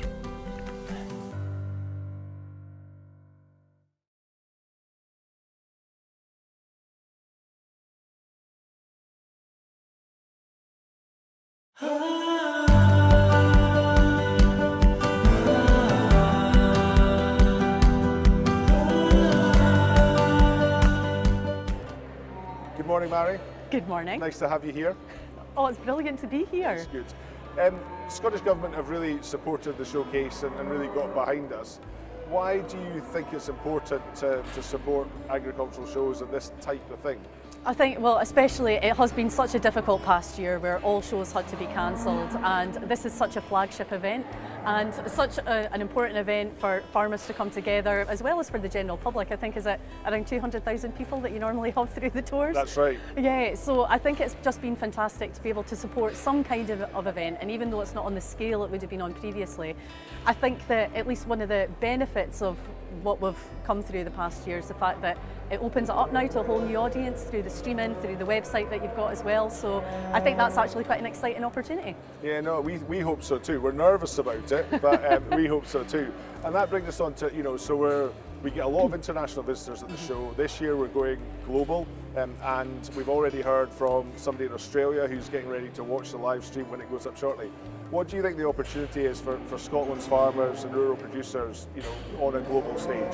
Oh, I think there's absolutely massive opportunities there, and I think it's really important for that global audience to see the kind of animals that we produce here in Scotland and to really have that global spotlight on us here. And I think having that opportunity is just fantastic. So it's really good to be able to make the most of it and show other people around the world exactly what we do here. Yeah, no, it's great. And you just said that the Anguses are looking fantastic, you know, and we've got them, you know, they're a global breed, but their home is here. Oh, it really is. I always have a special affinity with the Angus, well, given that it's the part of Scotland that I'm from as well. So yeah, holds a special place in my heart, but yeah, they're looking bra this morning. Good. And we're hearing a lot about climate change mitigation. We've got COP26 coming up at the back end of the year. You know, agriculture has a challenge there, but also from our members' point of view, we think that there's a lot of opportunity as well. I mean, from your brief, what do you think in terms of, you know, the opportunities for Scotland's farmers? Absolutely. I mean, I think that undoubtedly this is a pivotal point for agriculture in Scotland. There are so many challenges. We've been through Brexit, we've had the pandemic, and there's climate change on top of that as well. But I think that that can also be seen as a massive opportunity. We've had the farmer-led groups who've been leading the work into climate change. I think those groups have been really important because they've been industry-led, because we can only do this and meet those targets that we have by very much working with industry, who clearly getting very riled behind me here. They're very vocal. A very vocal group, and rightly so. But that's why we're really keen to drive that work forward. And within the first 100 days, we'll set up an implementation board to drive forward the recommendations of the farmer-led groups. And the farmer-led groups, for you as a government, and you know, how do they work? Do they, you know, is it about getting the right people? Is it getting, you know, a broad section? How, you know, what's the value in the farmer-led side of things for you? Oh, it's just been incredibly valuable because we had each of the sector-led groups to really bring forward recommendations and practical recommendations that will work for their sector. But not just practical recommendations, they're really ambitious too. And this will take everybody getting on board and everybody working with us. But we've also had a whole host of other reports that we need to consider as part of that as well. We've had the Climate Change Plan update, Farming for 1.5. There's been an awful lot of work that's going on. So that's what's happening now. It's collating all those reports, bringing that together, then setting up the implementation board to help drive that work forward. Super. And you're talking about hearing different voices there. You know, it's really important that we get a really inclusive representation of the sector, whether it's on those boards, whether it's in places like the RAS membership and that sort of things. So what do you think needs to be done around that inclusivity piece? Oh, you're absolutely right. And that's where, I mean, I see that as a crucial part of my job, is getting out and engaging with different groups, engaging with industry as well. And I've set out and done that over the past few weeks since I've been in post, and really intend keeping that engagement going, because again, we need to work together with industry if we've got a chance of meeting the ambitious targets that we've got, and we want to be inclusive as possible. And that implementation board that you talked about there, you know, how are you going to make sure that's, you know, got the right representation? Well, that's one of the critical questions that we'll be looking at. So we're still setting that up at the moment. So the membership of it hasn't been established, but we've got to make sure that we have industry representation on that as well, and that we have the trust of everybody that's involved in it. And I think that's what the work of the farmer-led groups has been really important in really building that. They have that trust with industry, and we very much want to keep that and enhance that work, because we all need to work together. We're really lucky in Scotland in that the sector is big and important, but actually it's not too difficult to connect. Yeah. You know, you can get people together. Things like Showcase, the Royal Highland Show. You know, already Martin Kennedy of the NFU's been here. You know, it's not too difficult to pull people together. And you know, when you ask people to be part of those things, do they tend to say yes and engage positively? Well, I'll find out when I ask them shortly. Yeah. But I do think that's what I like about industry here too. You're absolutely right. And I would like to think that, you know, as a government, we're open, we're transparent as well. We look to engage as much as we possibly can. And I think that's really important. You're consistent about that approach, actually, to make sure that people know who you are, know how accessible it is, and to have these type of conversations. And the one thing about things like the show is COVID compliant way. People can grab you and say, look, exactly. You know, I've got an issue and I want to chat about it. So no, that's good. We're going live with Showcase now. The streaming's just about to go online. You've just arrived a few hours ago. You know, what are your first sort of thoughts on what's going on around us? Oh, I think it's just actually fantastic to be out at an event. I think this is, well, my first one in the job, which is really good. And it's just been brilliant to catch up and speak to people who've been involved in setting this up, and to yourself, Alan. But obviously it's a bit quieter than it normally is. You're not pushing through the crowds to get here. But it is just fantastic to have an event, and hopefully this is a start of the recovery of agricultural shows and other events from here on. Fingers crossed. Fingers crossed. And you were at the show in 2019, and you know, different brief at the time. But you know, what was your sort of best thing that you saw from a full show? What was the thing you most enjoyed that you talk about to friends and family when you went home? Oh, to be honest, I think it is. It's just the conversations that you have when you're walking around. I just loved taking that bit of time, going around and meeting all the different folk, because that's the thing. Normally when you're here, you have an absolutely jam-packed agenda and you've got loads of different events to do. But to me, that's always been the most enjoyable bit, is getting out, speaking to the farmers and speaking to folk that attend the show. And really, that's the best bit and most enjoyable bit. Good. Well, it's really appreciated that you're here. Thank you very much for your support. And it's also, we're really proud that this is your first visit in your new cab secretary role. So good luck. Thank you. And if you need anything from us, please do not hesitate to shout. Oh, we will, absolutely. Thank you very much. Thank you.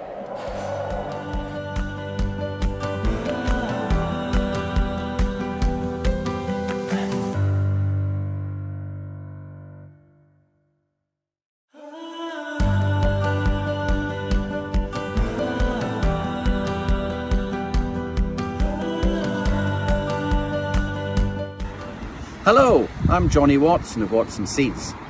Good luck to everyone taking part in the Royal Highland Showcase, especially our many grass seed customers from all across the country. As proud sponsors of the show, we look forward to following the judging online and hopefully seeing you all in person next year at our stand at Ingliston. All the very best. Right, what's for lunch? I'm easy. You decide. Seriously? Ah! Seriously? How about tempting cheese nuggets? Tasty cheese squares? Or original award-winning extra mature? Ah, or this. Rich, creamy, tangy cheddar that spreads. Where did this come from? Man in the fridge. Seriously? Seriously. Unbeatable flavour in every bite.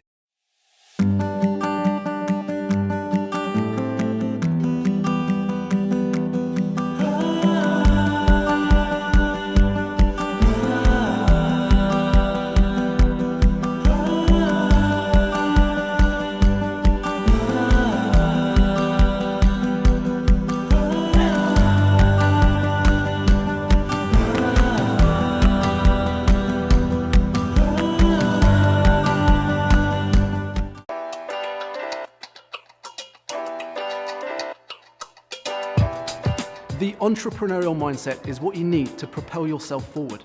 But by making an effort to embody this mindset, you position yourself to meet everyday challenges and experience growth.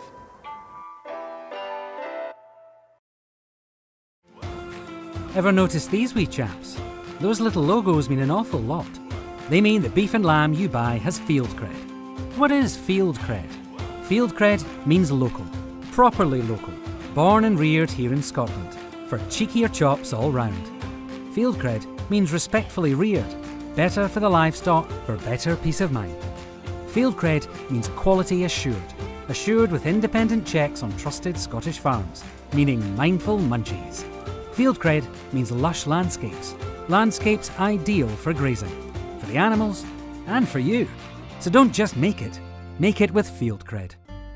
Scotland's Royal College. For the next generation. For the future of our food. For the future of our environment. For the natural economy. Take it to the next level.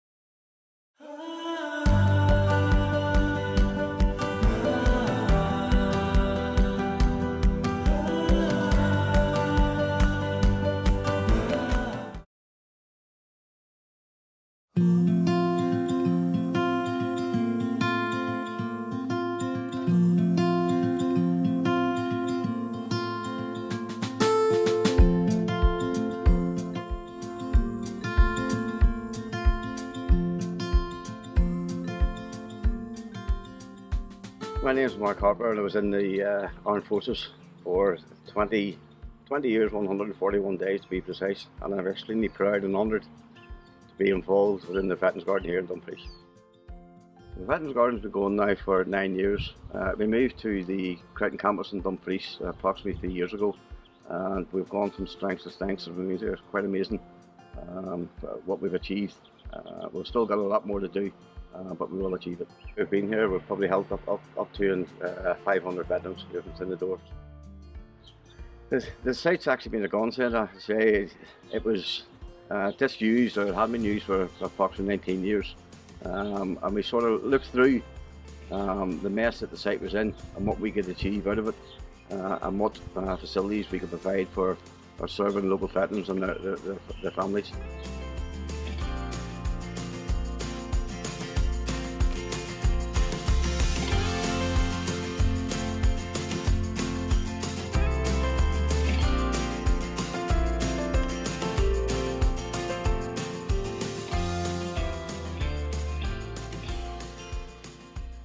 I'm Maurice Kennedy, and I used to work with the Forestry Commission for 43.5 years. And then I got involved with the veterans with a man next door to me. He says, could I come and help him to lay some slabs? And I've been here ever since. And I just love coming here because they all get on with their life, and this place is what it's all about. For anybody can come here, do a bit of gardening if they want. If they feel that way, if they didn't, just have a cup of tea. Yes, gardening is good for anybody, I would say. You can't lose your soul in it.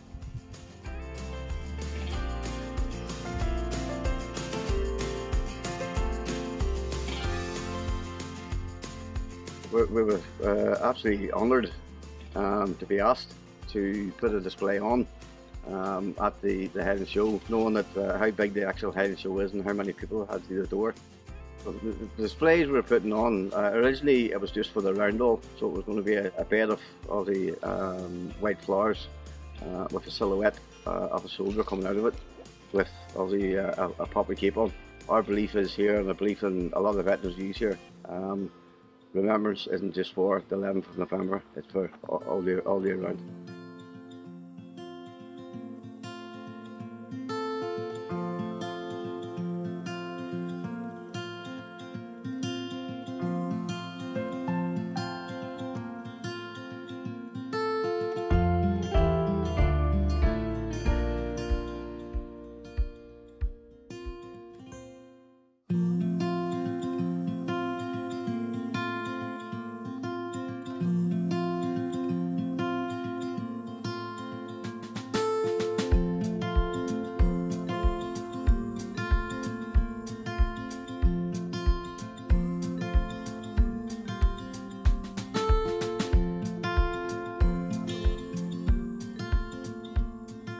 Working with the veterans has been really interesting. We've grew 3,500 plants for them, and we're going to help take them up to Edinburgh and give them a wee hand to plant it out. It's actually a wee Semper Florence begonia. It's actually the taller one, it's called Ambassador. So I'll fill the bed up nicely, very nice.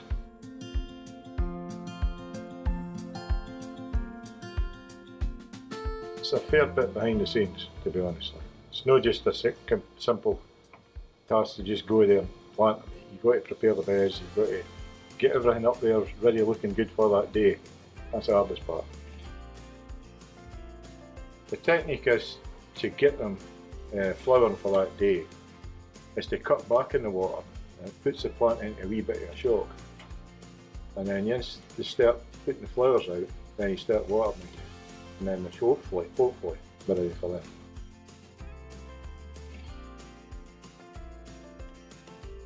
The veteran garden down at Crichton is a wonderful place for these guys.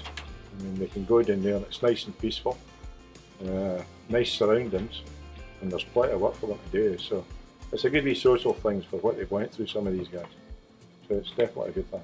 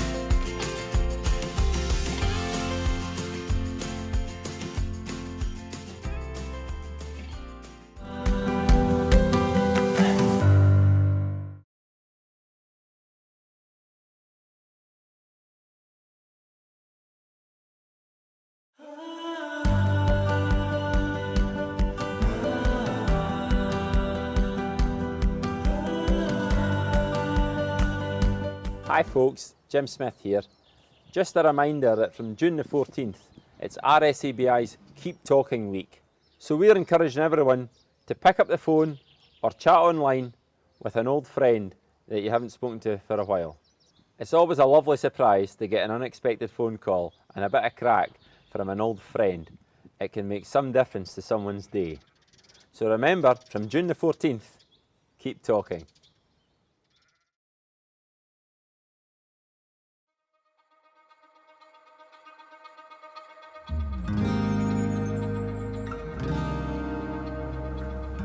You don't need to do big things to change the world. All you need is a bike. It doesn't matter if you're popping to the shops, going to school or work, or just enjoying the open road. Bikes make us better. And the more of us that get in the saddle, the better the world gets. Our health, our communities, our climate. All for the next generation. That's what we're celebrating. The power of the bike. Glasgow and venues across Scotland will host the first event of its kind, never seen nor cycled before. Elite and amateur riders from more than 120 countries will come together to compete across 13 disciplines. It's one mega event where Scotland will welcome the world with open arms, dreams will become reality, and more than 150 world champions will be crowned. Around the globe, over 1 billion people will watch the action and fall head over heels in love with cycling. So don't just sit there, sit on a bike, and we'll show the world what we mean by the power of a bike. Join us on our journey to 2023.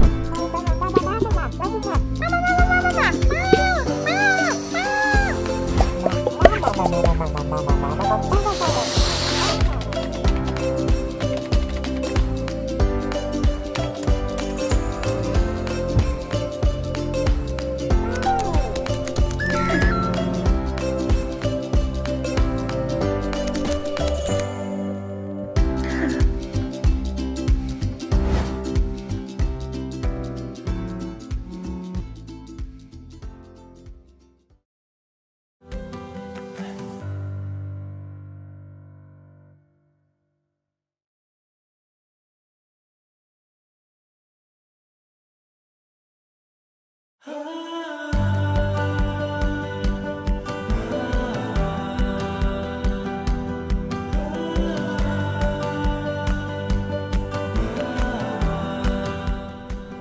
I'm Neil Forbes and welcome to my kitchen here at Café St Honoré in Edinburgh. We're going to be cooking pigeon breasts with some celeriac and beetroot. So I've got a beautiful whole pigeon here, which I'm going to show you how simple and easy and quick it is to take the breasts off the bone. And there's two very kind of nice sized breasts off this. You get the two legs, which take a little bit longer cooking. So we'll put them to one side and use them for another day. I've got some salt baked beetroot, golden beetroot, and normal red purple beetroot as well, which take about 2 hours to cook. So I've pre-cooked those in a little bit of tin foil and some salt and a little squirt of cold pressed rapeseed oil, and we'll peel those in a second. I've got a lovely piece of bacon, some wonderful celeriac puree, which is just celeriac cooked with some cream, a little bit of garlic and thyme, and whizzed in your food blender liquidizer. A little bit of gravy, or jus as you may call it, some wild garlic, and we all know about wild garlic or ramsons. They run all the way through up into the summer, so they're around just now as well, so that's great. Some shallots, parsley, a bit of chervil, butter of course, and we can start cooking. So let me show you this pigeon. We've got 2 breasts, 2 legs either side. The carcass should be kept as well for making a lovely stock or a soup. I've just left this overnight in some garlic and thyme. I'm just going either side of the breast plate, and you can see it's a lovely, lovely, lovely breast. One side, very easy to do. You can get your butcher to do this if you still support your butcher. Hope you do. And as I say, you can roast that for another time. So the thyme, the garlic, and the pigeon breasts are what's going to go into the pan. And we are going to cook them, sear them with a little bit of cold pressed rapeseed oil. I like to call this molten gold. It's wonderful stuff. Really very good for you actually. I know it's a fat and it's an oil, but it's been proven that it's full of omega-3s. So it's very, very good for us.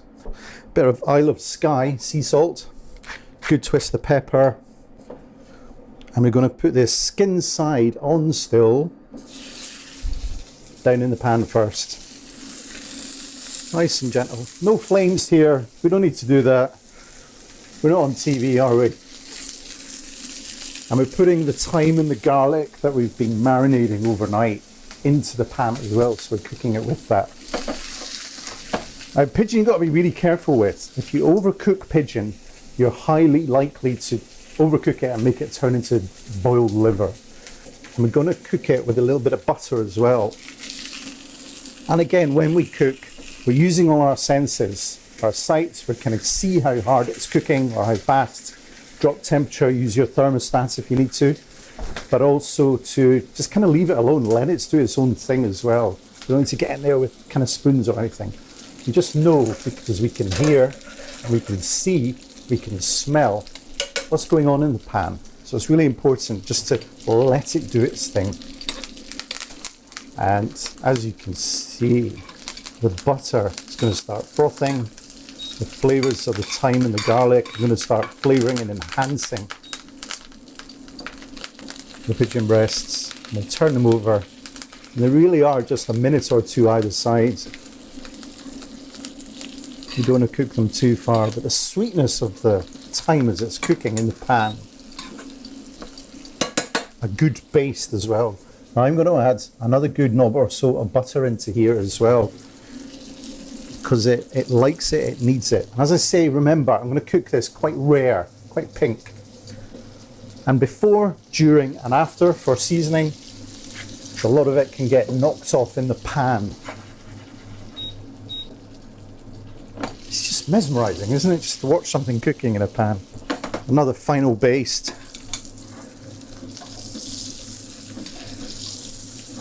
Absolutely glorious. Then we can start cracking on with our garnish. So I'm going to leave these just to one side, just to sit and rest. I can just peek little bits of pinkness there. It's exactly where I want them to be. Okay, absolutely lovely. And we can give these a little flash under the salamander, under the grill, a little bit later if we need to. So the garnish for this, we've got some celeriac, which I'm going to fry again in a clean pan with some cold pressed rapeseed oil.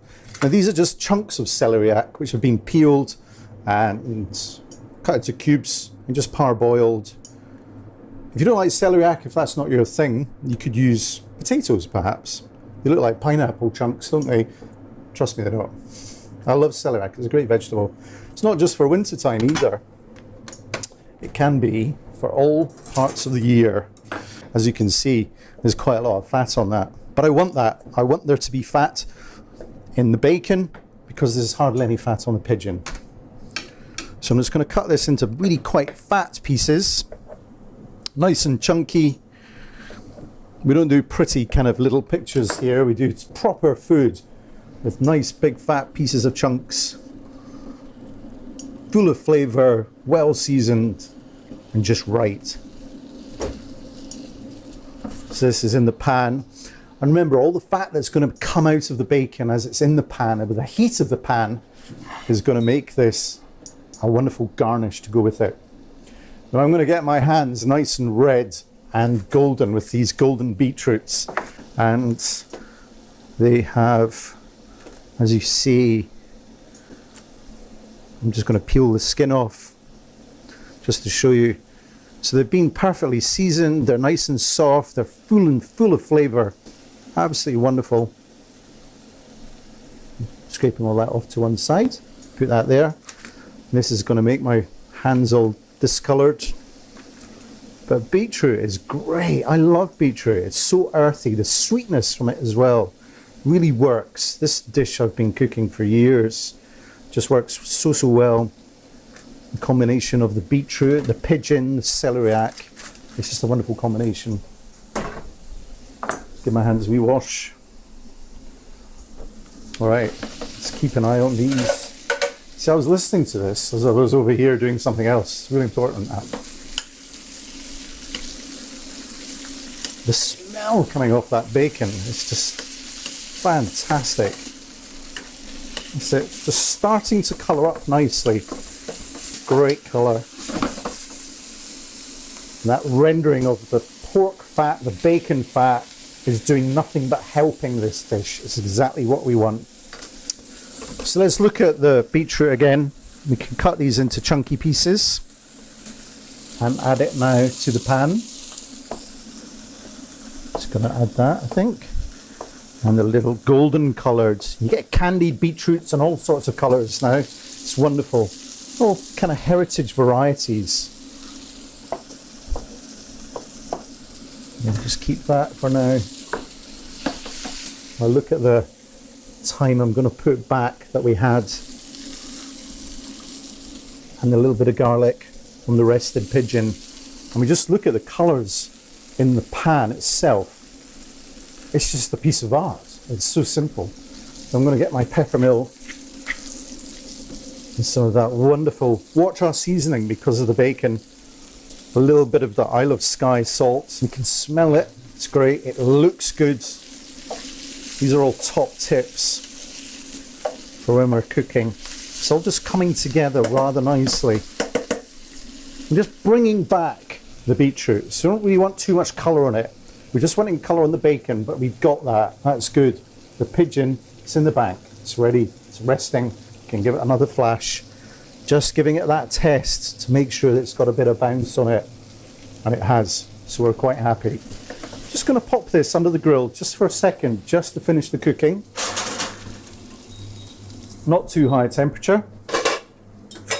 And over here, I've got a pot on the stove.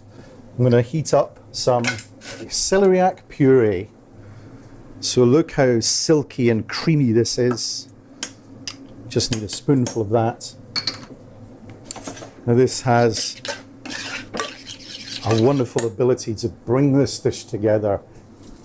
I'm going to add just a pinch. Now this is like a seasoning of shallots. Finely chopped. I'm going to add some pieces of parsley. This is almost like a vegetable garnish. It's so delicious. Parsley is not just for finely chopping and putting onto something. This is for treating it like a vegetable. It's a wonderful, wonderful thing. Adds another dimension. There we go. Okay, so the celeriac puree, and as you can see, it's so smooth. So it is celeriac cooked with some milk, cream, a little bit of garlic, a little bit of thyme, salt and pepper, and put it in a liquidizer, given a blitz. But be very careful, because if you've got hot liquid using a liquidizer, it can splurt everywhere. So be careful with that. Beautiful. That's good. Very happy with that. Put that to one side. Meanwhile, another pan. I know I'm doing the washing up, but it's okay. It's still a very simple dish. The next part of this is going to bring it together is wild garlic. Now, I think it needs butter, like most things need butter. So I've got my pan on, heating a little bit. So I'm just going to take these washed leaves of wild garlic and throw them into the pan here. I'm going to add some to the Isle of Skye sea salt, a good pinch, bit of pepper, and this will just wilt down. You don't really need to do too much to it, but it transforms. I don't know if you've ever tasted wild garlic raw. Let's try a bit, just to prove a point. That's really powerful. Crikey, that's very strong. Yeah, wow. You wouldn't want to be going kissing anyone tonight. But as soon as you wilt it and you add heat to it, a bit of butter, it softens and becomes something else. Yeah, less harsh, less strong. By wilting, just kind of takes that heady, rich garlickiness away, and it is just there. And as you can see how quick this is happening, that's enough. We don't want the butter to burn. We don't want the wild garlic to burn. And keep that just to one side. And for my last trick, I'm going to heat up some gravy. So this is just some stock, which has been reduced down with some shallots and some red wine. Okay, you can call it jus. We've all seen it on menus in restaurants all over the world. It really is just gravy, trust me. It's a really good stock made with roasted proper bones. And I'm going to flash this pigeon and we can start the plating up of this dish. As you've seen, I've already taken my bits and bobs from under the grill. My gravy is now reducing quite nicely. Everything's warm. And I'm going to start plating up. Such a simple dish. That's looking good. Here we have, I remember buying pigeons from a farmer, and we used to just buy him shotgun cartridges years and years and years ago. And the shotgun cartridges paid for the pigeons, which I thought was a wonderful relationship to have with a local farmer. Keeping my eye on these pigeons, I don't want them to be overcooked at all. Quite happy with that. Now these little bits of garnish, the celeriac, the beetroot, the lardons. As you can see, the little bits of golden beetroot, red beetroot.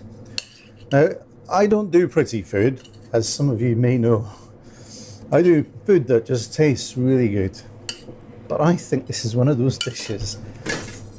And let's check. See the cooking. I'm just going to cut it straight in half like that. Must be pink, and it is. Let's keep the fillets because they're delicious. Put them on as well. Look at this. This is looking great. Keep the fillets just straight along like that. Let's hide the fillet underneath, perhaps. There we have pretty much a little bit of heaven on a plate. A little bit of prep done beforehand. Okay, I'll hand you that. But this is a true taste for me of a dish showcasing and highlighting what Scotland is great about. Royal Highland Show is such a wonderful event. Every year I've been cooking there, and there's been a few.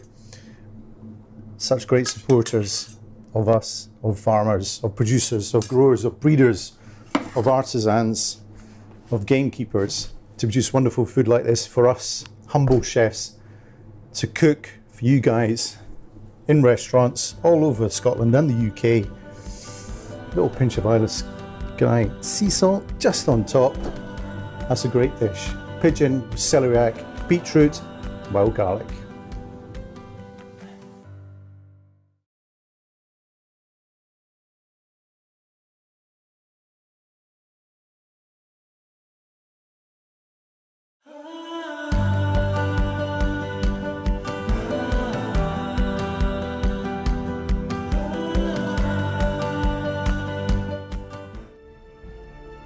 When it's early, when it's cold outside, when you're out on the hills and the world is at your feet.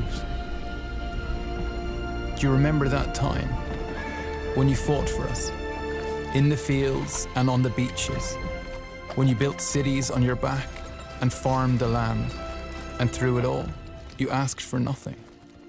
The British Horse Society, for every horse. Super. What is super? Super is wild. Super is exciting. Super is local.